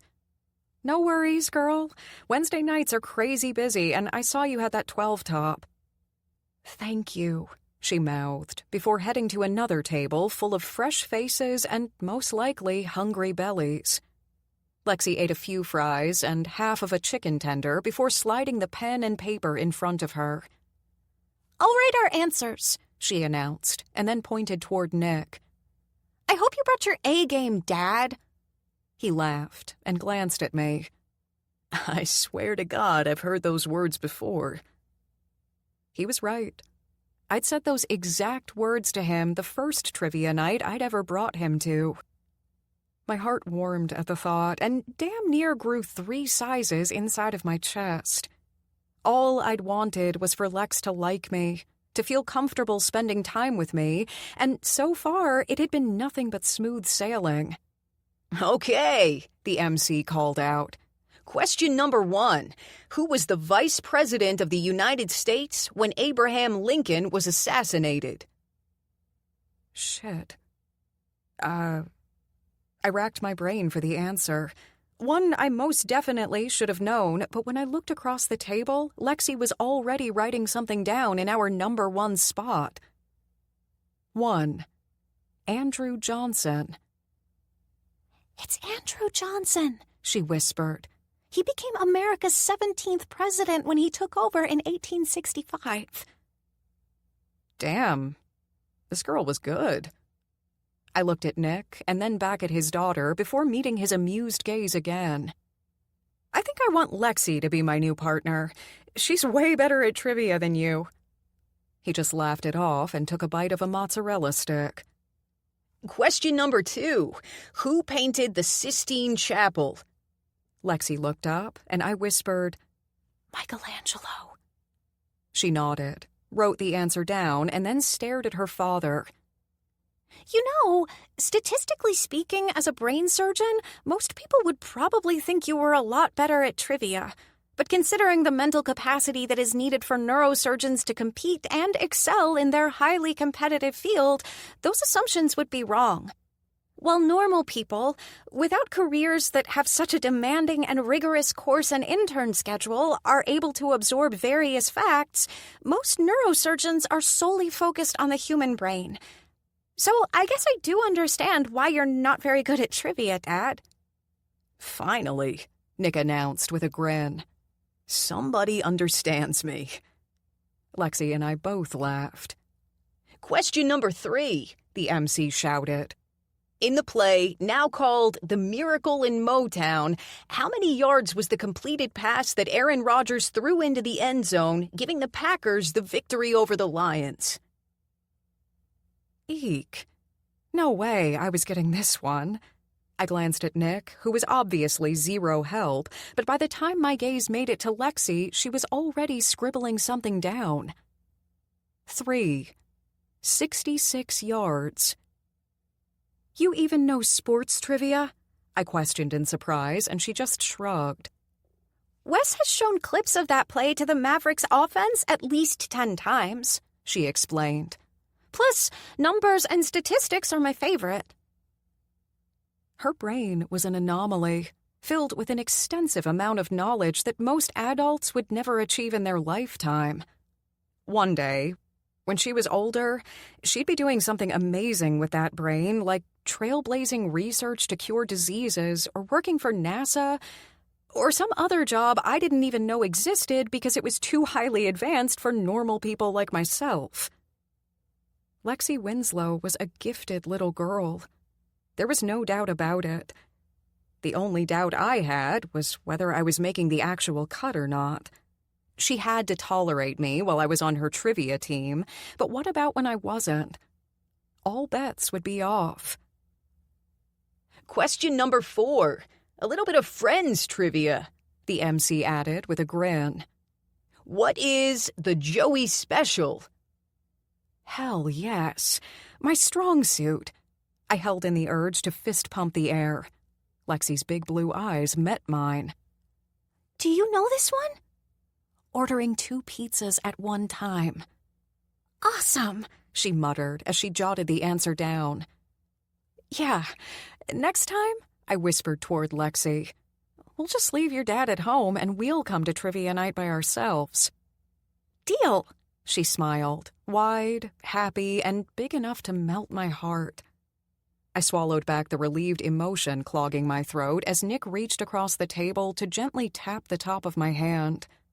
When our gazes locked, no words needed to be said. His smile was tender, knowing and filled with love, and I knew my expression mimicked the same. Somehow, some way, we'd reached this pivotal moment. Me meeting his daughter, and it couldn't have gone better. Well, it actually did end up going better. Mostly thanks to Lexi, and maybe a little bit from me, Dumbledore's Quizzards swept all 25 questions of the night and took home the Cornerstone Tavern Trivia Night trophy. Yeah. Life was good. No, life was perfect. 2 months later. Good night, Lexi, I whispered into the top of her head, strands of her soft blonde hair tickling my nose. A few snores left her lips, but other than that, she was out like a light. I took Moby Dick from her hands, put her favorite bookmark in where she left off, and set it on her nightstand. Sweet dreams, pretty girl, I said quietly into her room as I got off the bed and turned out the light. I made my way into the hallway, past the kitchen, and toward the opposite end of the apartment where Nick sat on our bed. Usually, he always made a point to put Lex to bed on the weekends she was with us, but he still had a lot of work to finish up before the night was through. And I pretty much adored lying in bed with Lex and reading books. Oftentimes, we stuck to Harry Potter, but tonight she'd been insistent on Herman Melville. Nick had been putting in long hours at work on a difficult case, one involving a rare type of brain tumor that no other physician in the city wanted to take on. The boy was 17, and my fiancé was determined to save him. It took a good and courageous man to do what he did day in and day out. Not all of his cases ended successfully. Not every patient could have a good outcome. And when you had the tenacity to take on the biggest mountains, most of the battles were fought uphill the entire time. But somehow, Nick always managed. And if anything ever put fear in his gut, he did a damn good job of hiding it. God, I admired him. Medicine wasn't just a paycheck to him. His patients weren't just a number. They were living, breathing humans that he truly cared about. It showed in everything he did, including taking on a teenager's rare brain tumor case pro bono.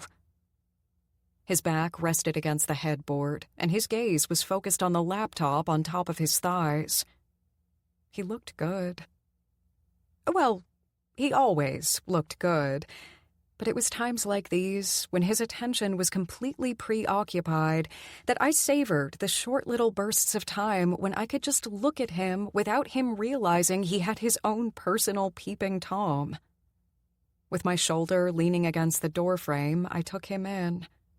His deep brown gaze, the way his brow furrowed ever so slightly when he was questioning something he was reading, the way his long, dark lashes fanned over his face with each blink. And his lips. Goodness gracious, those lips. No matter what they were doing, smirking, laughing, firm with focus, I was a fan. And don't even get me started on his body, currently sporting only a pair of navy boxer briefs, nearly every square inch on display. Every time his fingers tapped across the keyboard, his forearms and biceps flexed ever so slightly, leaving me with the delicious promise of more. I smiled softly and ran my index finger across my bottom lip. Hot damn. He really was the most magnificent man I'd ever known. I guessed I was biased, but when it came to love, wasn't being biased a good thing? It meant that you only had eyes for that person, and you loved every little piece of them, even their flaws. Through your eyes, they were everything. Eventually, my little speck of time to gawk at my fiancé ended, and Nick looked up from his laptop and met my gaze. "You look like you're up to something," he said, with a tiny smirk. "Should I be worried?" Nah. I waved him off with a hand as I walked into the bedroom and started undressing. I was just standing there, watching you like a little creeper. No big deal. Well, that's a relief, because you looked like either you were head over heels in love with me or plotting my murder. I laughed outright at that. It was the former, I promise. "Is Lexi asleep?" he asked, and I nodded. After she read 2 chapters of Moby Dick to me, she was out like a light. I answered with a soft smile and tossed on my favorite sleep shirt before sliding into bed beside him. Her brain should be considered the 8th wonder of the world. I can guarantee I wasn't reading novels that most adults have a hard time comprehending at her age. Hell, as she was reading it to me, there were a few words in there I was happy she knew how to pronounce, because I sure as fuck didn't. He grinned. "Thanks for tucking her in tonight." "No thanks necessary. You know I jump at the opportunity to spend time with her." "She likes you, you know," he said, and shut his laptop. "This afternoon, when you were at the grocery store, she made me promise that I would marry you and we'd stay together like her mother and Wes." I held up my engagement ring and winked. Well, good thing marriage is the plan, huh? "Damn straight." Nick smirked and pulled me on top of his big body. His lips brushed mine, once, twice, and on the 3rd time, he kissed me deep, his tongue sliding into my mouth and dancing with mine. I moaned at the feeling, and he smiled against my lips. "I'm going to marry you so hard, Charlotte Hollis," he whispered. "I bet I'll marry you harder." "Impossible." He rolled his eyes and tickled my ribs. I giggled until he stopped. "We need to start planning soon," he said quietly, and I leaned back to meet his eyes. "Do you have any ideas about what kind of wedding you want?" "Something small," I answered immediately. "Something that doesn't involve us inviting 100 people that we barely know."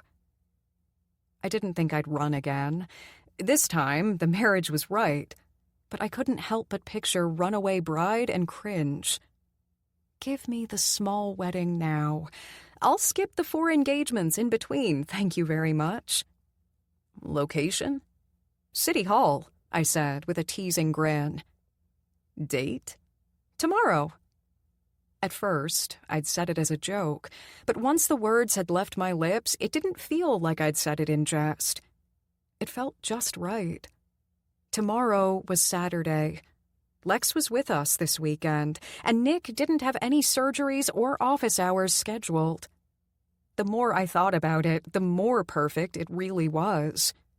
Maybe a little crazy, sure, but God, it felt so right. It felt like us, starting our lives together the exact way we should without any big, extravagant wedding or giant cake or 5-course meal, but just the three of us. Just me, you, and Lex? He asked, and I searched his eyes for the rebuttal in his words, but it wasn't there. "You're not disagreeing with this?" I asked, and he shook his head. It feels right. Intimate, with the only people there who really matter. Tears filled my eyes, and I smiled bigger than I'd probably smiled my entire life. "So you're going to marry me tomorrow?" I asked, and my voice rose 3 octaves higher. "Like, you're really going to marry me tomorrow?" "Yes, Charlotte Hollis." Nick grinned at my enthusiasm. "Tomorrow, I'm going to make you Mrs. Charlotte Rains." I squealed and hopped off the bed. "Oh my God, what am I going to wear?" "First, you're going to get your ass back in bed and we're going to get some sleep," he said, with nothing but love in his eyes. "And then, when we wake up tomorrow, we'll both be thankful that I'm extremely close friends with Judge Miller and he owes me a favor. Otherwise, making a marriage license and marriage appear on a Saturday in NYC would be impossible." I hopped back into the bed and climbed my way back onto his big, muscular body. "And then what are we going to do?" I asked and waggled my brows. He grinned, humoring me. "Then we're going to get married." I squealed again in response, and Nick laughed and kissed me softly. Before my brain could start panicking again about coming up with a wedding dress last minute, Nick flipped off the lights. He gently slid me to my side and wrapped his arms around my body, cuddling me close to his chest. I'm too excited to sleep," I whispered, and I could literally hear his smile form in the stillness of our bedroom. "Just close your eyes," he whispered, and started gently running his fingers through my hair. "Tomorrow, you're going to make me the luckiest man in the world." I wanted to refute his statement, or at least give an add-on, acknowledging the fact that he was making me the luckiest woman in the world. But his fingers and my hair and... Goodness gracious, a girl could only stay awake so long when they were being gently stroked like a cat. Tomorrow, I'd get to marry my best friend. At exactly 3 p.m, after Judge Miller had pulled through, we were inside the otherwise closed building of City Hall on a Saturday. I had no idea how Nick had managed to pull it all off, but somehow, some way, he did. Not only had he made it possible for us to get married, but besides our most important guest, Lexi, who'd enthusiastically dressed herself in a pink, sparkly dress with a pair of Converse, he'd also managed to invite a few other guests along. Doreen and Harry, who were still living comfortably in my house, my parents, whom he'd somehow managed to fly in from Boca Raton on short notice, his parents, my bitches, Harper and Ivy, and surprisingly, with nothing but love and support in their eyes, Wes and Winnie. The instant they'd stepped through City Hall's doors, both Nick and I had been shocked, to say the least, but Winnie had been the one to make things feel nothing less than normal. She'd given us her heartfelt congratulations, even telling me that she couldn't have been happier that I would be a permanent fixture in Lex's life. All of the bad blood I'd thought had been between us was non-existent. My past with her brother Remy was just that, the past. I didn't expect we'd receive a wedding gift from him anytime soon, but he hadn't left any bags of burning shit on our doorstep either. As far as Nick and I were concerned, that was good enough. And now, Nick was my future. The man I'd spend the rest of my days with, laughing, loving, and just living in our own little bubble of happiness. I stood across from Nick, hand in hand, with the minister standing in front of us and an opened Bible in his hands. "Are you ready to start?" he asked. "I couldn't be readier," my soon-to-be husband answered, and I smiled. And then, at exactly 3:15 p.m., with the bride wearing a cute little cream dress, and the groom dressed in gray dress slacks and baby blue dress shirt, and with everyone who was most important in our lives near, we said our vows and exchanged our rings. "I promise to support you in good times and in bad, at sheriff's auctions and kitschy diners, and to be nothing more than a solid foundation of moral support for you and Lexi at trivia nights," Nick had promised. I promise to stay with you forever, long past the short-term window of your reality show fame, well into the days where you're not nearly as cute and are even more dense. Though, I suspect part of that will be because you're hard of hearing, I had vowed. The small crowd laughed. We promised our love, and most importantly, we promised each other our future.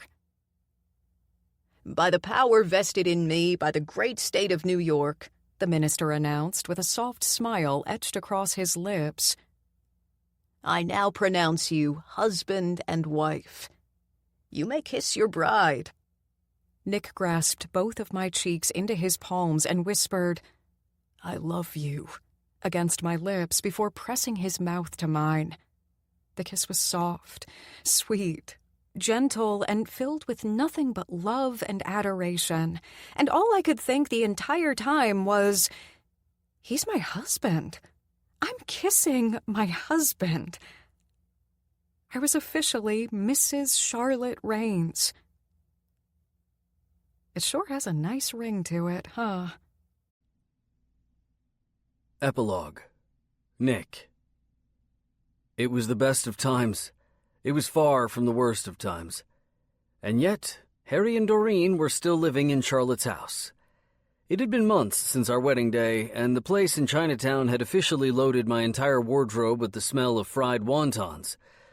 The turnover on the commercial space below, what would forever be known as Chinatown Hell, was ever rolling, but the roll of the dice had been in our favor until now. Now, there was an all-hours restaurant at our feet. Convenient, maybe, but mostly fucking annoying. Sure, my place was there, but it'd only be an option for another 2 weeks when my lease ran its course. We'd been rotating back and forth for the most part. 1 month we'd stay at my place, the next month at Charlotte's, but we'd agreed it was time to put down real roots and grow them together. We were married now, and living apart wasn't an option. But living in Chinatown long-term wasn't either. I liked Chinese food as much as the next person, but it was covering up Charlotte's lavender, and that I couldn't abide. We needed a plan, and we needed it now. What are we going to do about Harry and Doreen, Char? I don't know, husband. Why don't you figure out what we're going to do? I thought that was the point of having someone lawfully bound to me. I smirked. And what point is that exactly? To handle all of the shitty decisions? She clarified without shame. I laughed outright. If that were the case, wouldn't we just get stuck in a devolving cycle of neither of us taking responsibility? After all, you're lawfully bound to me. Wouldn't that mean you're supposed to handle the shitty decisions too? I hate when you make sense. It's fucking ridiculous. I clucked. I'm pretty sure you're always telling me to make more sense. In fact, just last week you told me, and I quote, "God damn it, you're fucking awful at this. At least say something that makes sense." End quote. She threw her top at me instead of shoving it into her suitcase and shrieked, "Don't you dare use my trivia night hysteria against me. You know I panic when Lexi can't make it." All right, that was a low blow, I suppose, I consoled. What would you like me to do about Harry and Doreen, dear? I want you to get them out while I'm in Rochester, she said simply. She'd be gone for a couple of days on business, something that happened rarely but happened, and apparently she was just as done with Chinatown as I was. Okay, I agreed, trying to give her what she needed with the simplest form of support. No arguments, no justifications, no teasing. She frowned. Just okay? Just like that? I sighed, but kept my mouth shut for a moment. I knew my wife well enough to know she'd have more questions to get through before I'd get an opportunity to answer. Doreen and Harry are like family, and you're just okay with putting them out on the street after all they've been through? Is there an answer key to this test? Please, I pleaded. I fear I'll fail without it. She pouted and sank into my arms. I just want you to find a way for me to have both. Isn't there a way for you to do that?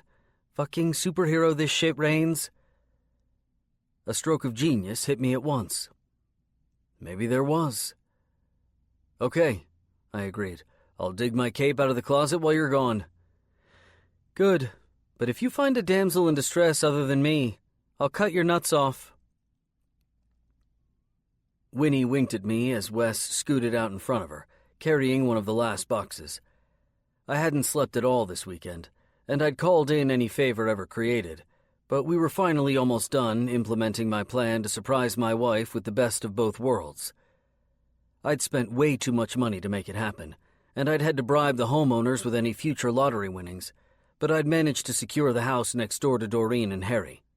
Having remembered the for sale sign the last time Charlotte had dragged me down the block for a longing look, I'd gotten directly on the phone with their real estate agent the minute my wife had stepped over the airline threshold headed for Rochester. I'd come in high immediately, knowing I didn't have time for back-and-forth bullshit, and secured the deal nearly instantly. Unfortunately, that wasn't enough incentive on its own to get them to leave in a weekend's worth of time, so I'd had to sweeten the pot.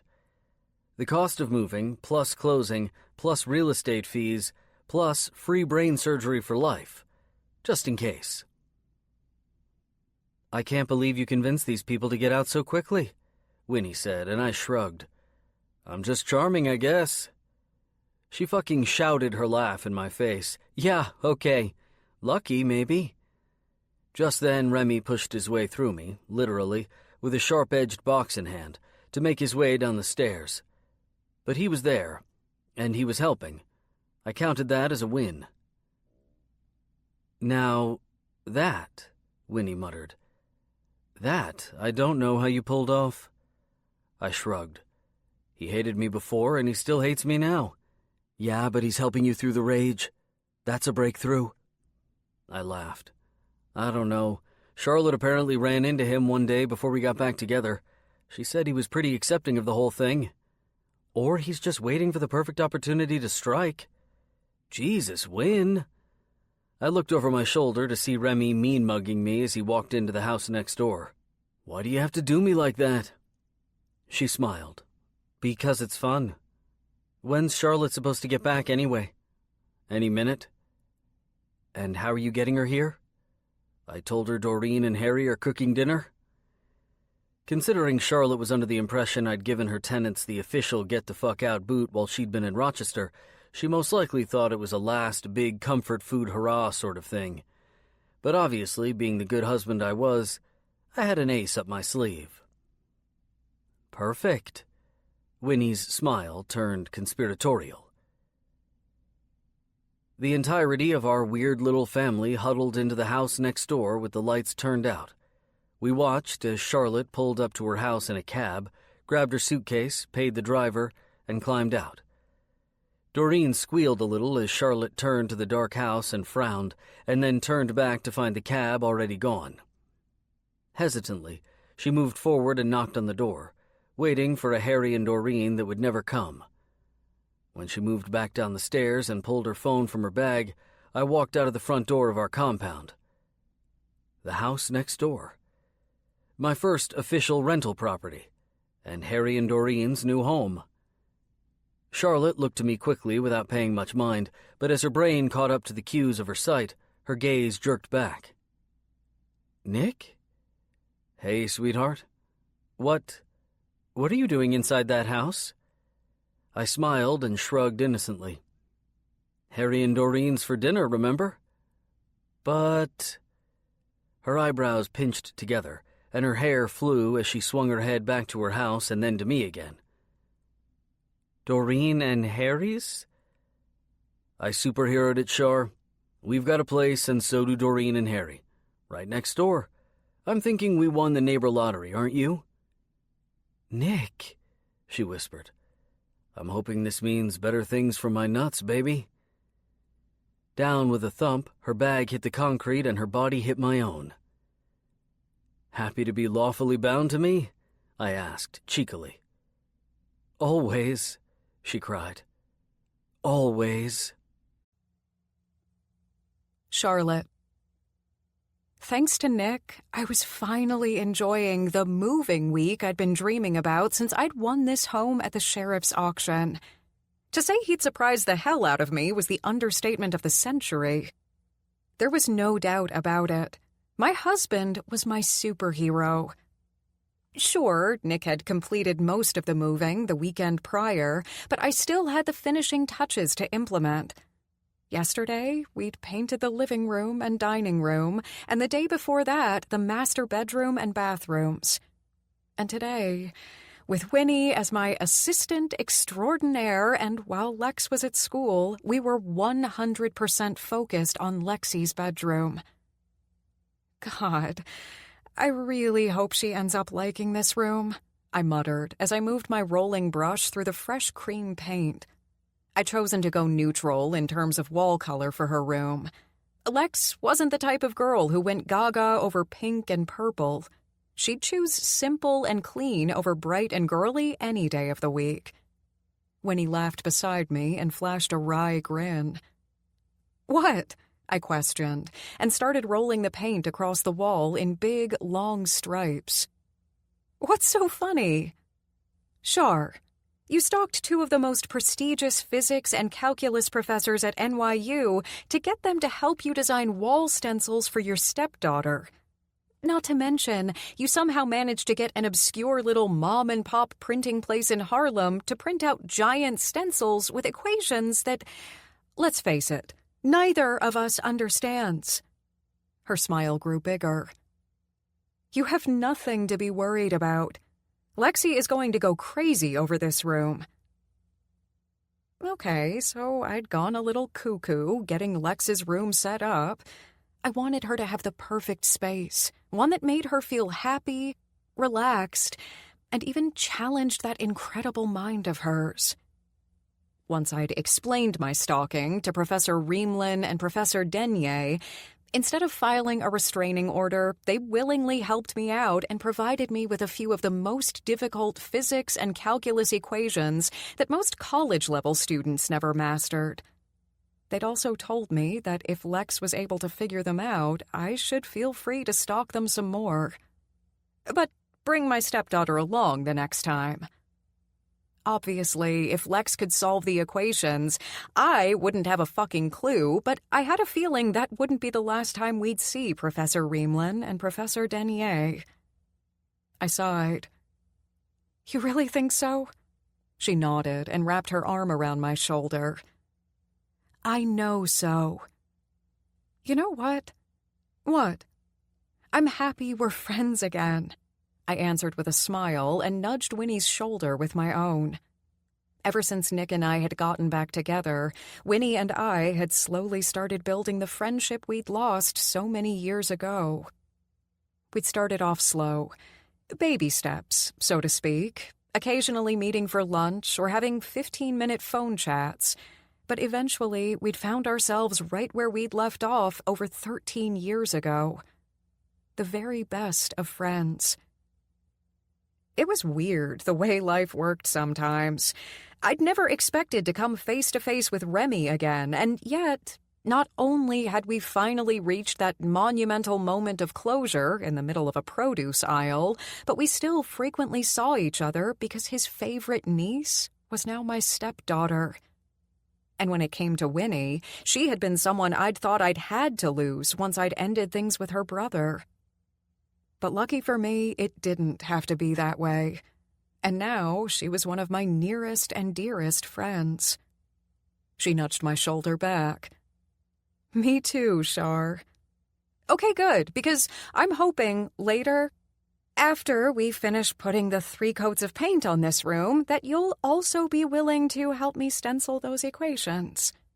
Like, I'm beyond excited that I was able to get them made, but I'm a little intimidated by them. Winnie laughed. I see how it is. Buttering me up first with the whole sweet friendship thing before going in for the kill, huh?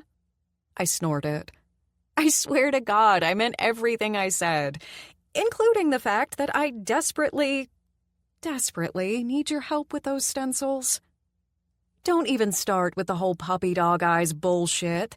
It might work on Nick, but it doesn't work on me. Anyway, I already said I would help, you little manipulator. With her free hand to her hip, she rolled her brush into the paint before lifting it carefully to the wall and starting a rhythm of long and smooth paint strokes. It doesn't work on him every time, I said, and she lifted a questioning brow in my direction. Okay, fine. It works like a charm every single time. I pull the same look on Wes. She winked. He falls for it, too. By the time Nick had peeked his head into the door, we were both cracking up over the various little tricks we used on our husbands to get what we wanted. What's so funny in here? He questioned with an amused but extremely curious grin. I shrugged, and I couldn't stop myself from teasing him. Oh, not too much. Winnie and I were just sharing our various Nick-related bedroom experiences. What? He blurted on a near shout. Winnie feigned confusion, playing along like the best damn actress I'd ever seen. It's no big deal, Nick. Just normal girl chat, she lied, before hopping to her feet and walking past Nick out into the hallway, most likely to grab a fresh roll of painter's tape for the woodwork around the windows. But my husband stayed frozen in his spot, his eyes widening so far that I momentarily wondered if they'd get stuck in that position. He opened and closed his mouth like a fish out of water as he tried to regain the power of speech. God, men were so damn gullible sometimes.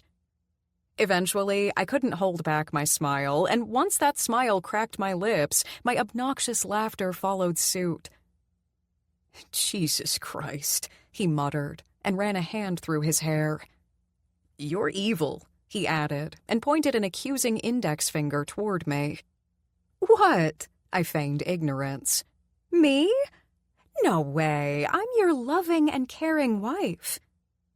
A man on a mission, he stalked toward me, and before I could stop him, he lifted me into the air and wrapped my legs around his waist. You might be my loving and caring wife, he whispered into my ear. But you're also evil. I am not. I'm as sweet as pie, I protested through a bunch of giggles, and he shut my laughter up quickly with a kiss.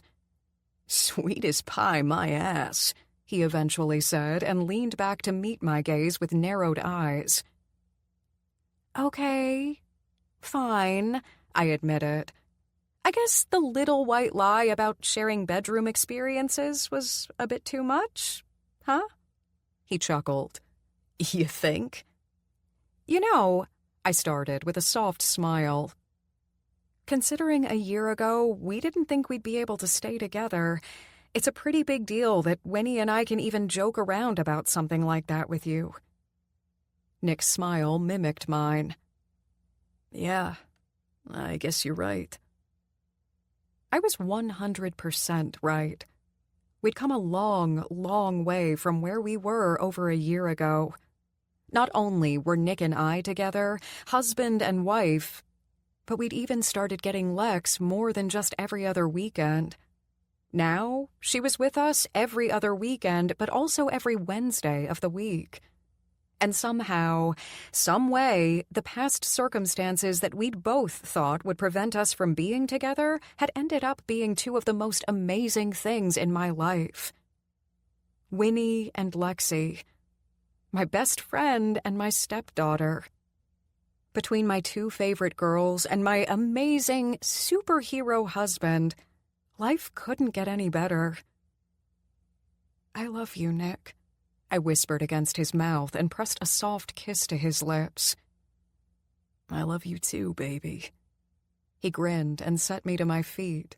But before I could get back to painting, he whispered into my ear, "But if you and Winnie do get around to discussing the power of Nick's Big Bang, keep in mind that I saved my best cosmic expansion for you."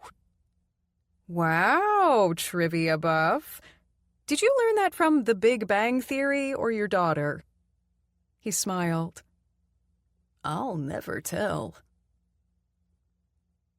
This concludes Dr. Neuro by Max Monroe, narrated by Joe Arden and Maxine Mitchell, members of SAG-AFTRA. Copyright 2017 by Max Monroe. This unabridged audiobook is published by arrangement with Max Monroe, care of Jane Rote-Rosen Agency, LLC, and was produced in the year 2017 by Tantor Media, Incorporated, a division of Recorded Books which holds the copyright thereto. Please visit Tantor.com for more information on our growing library of unabridged audiobooks and to take advantage of special offers.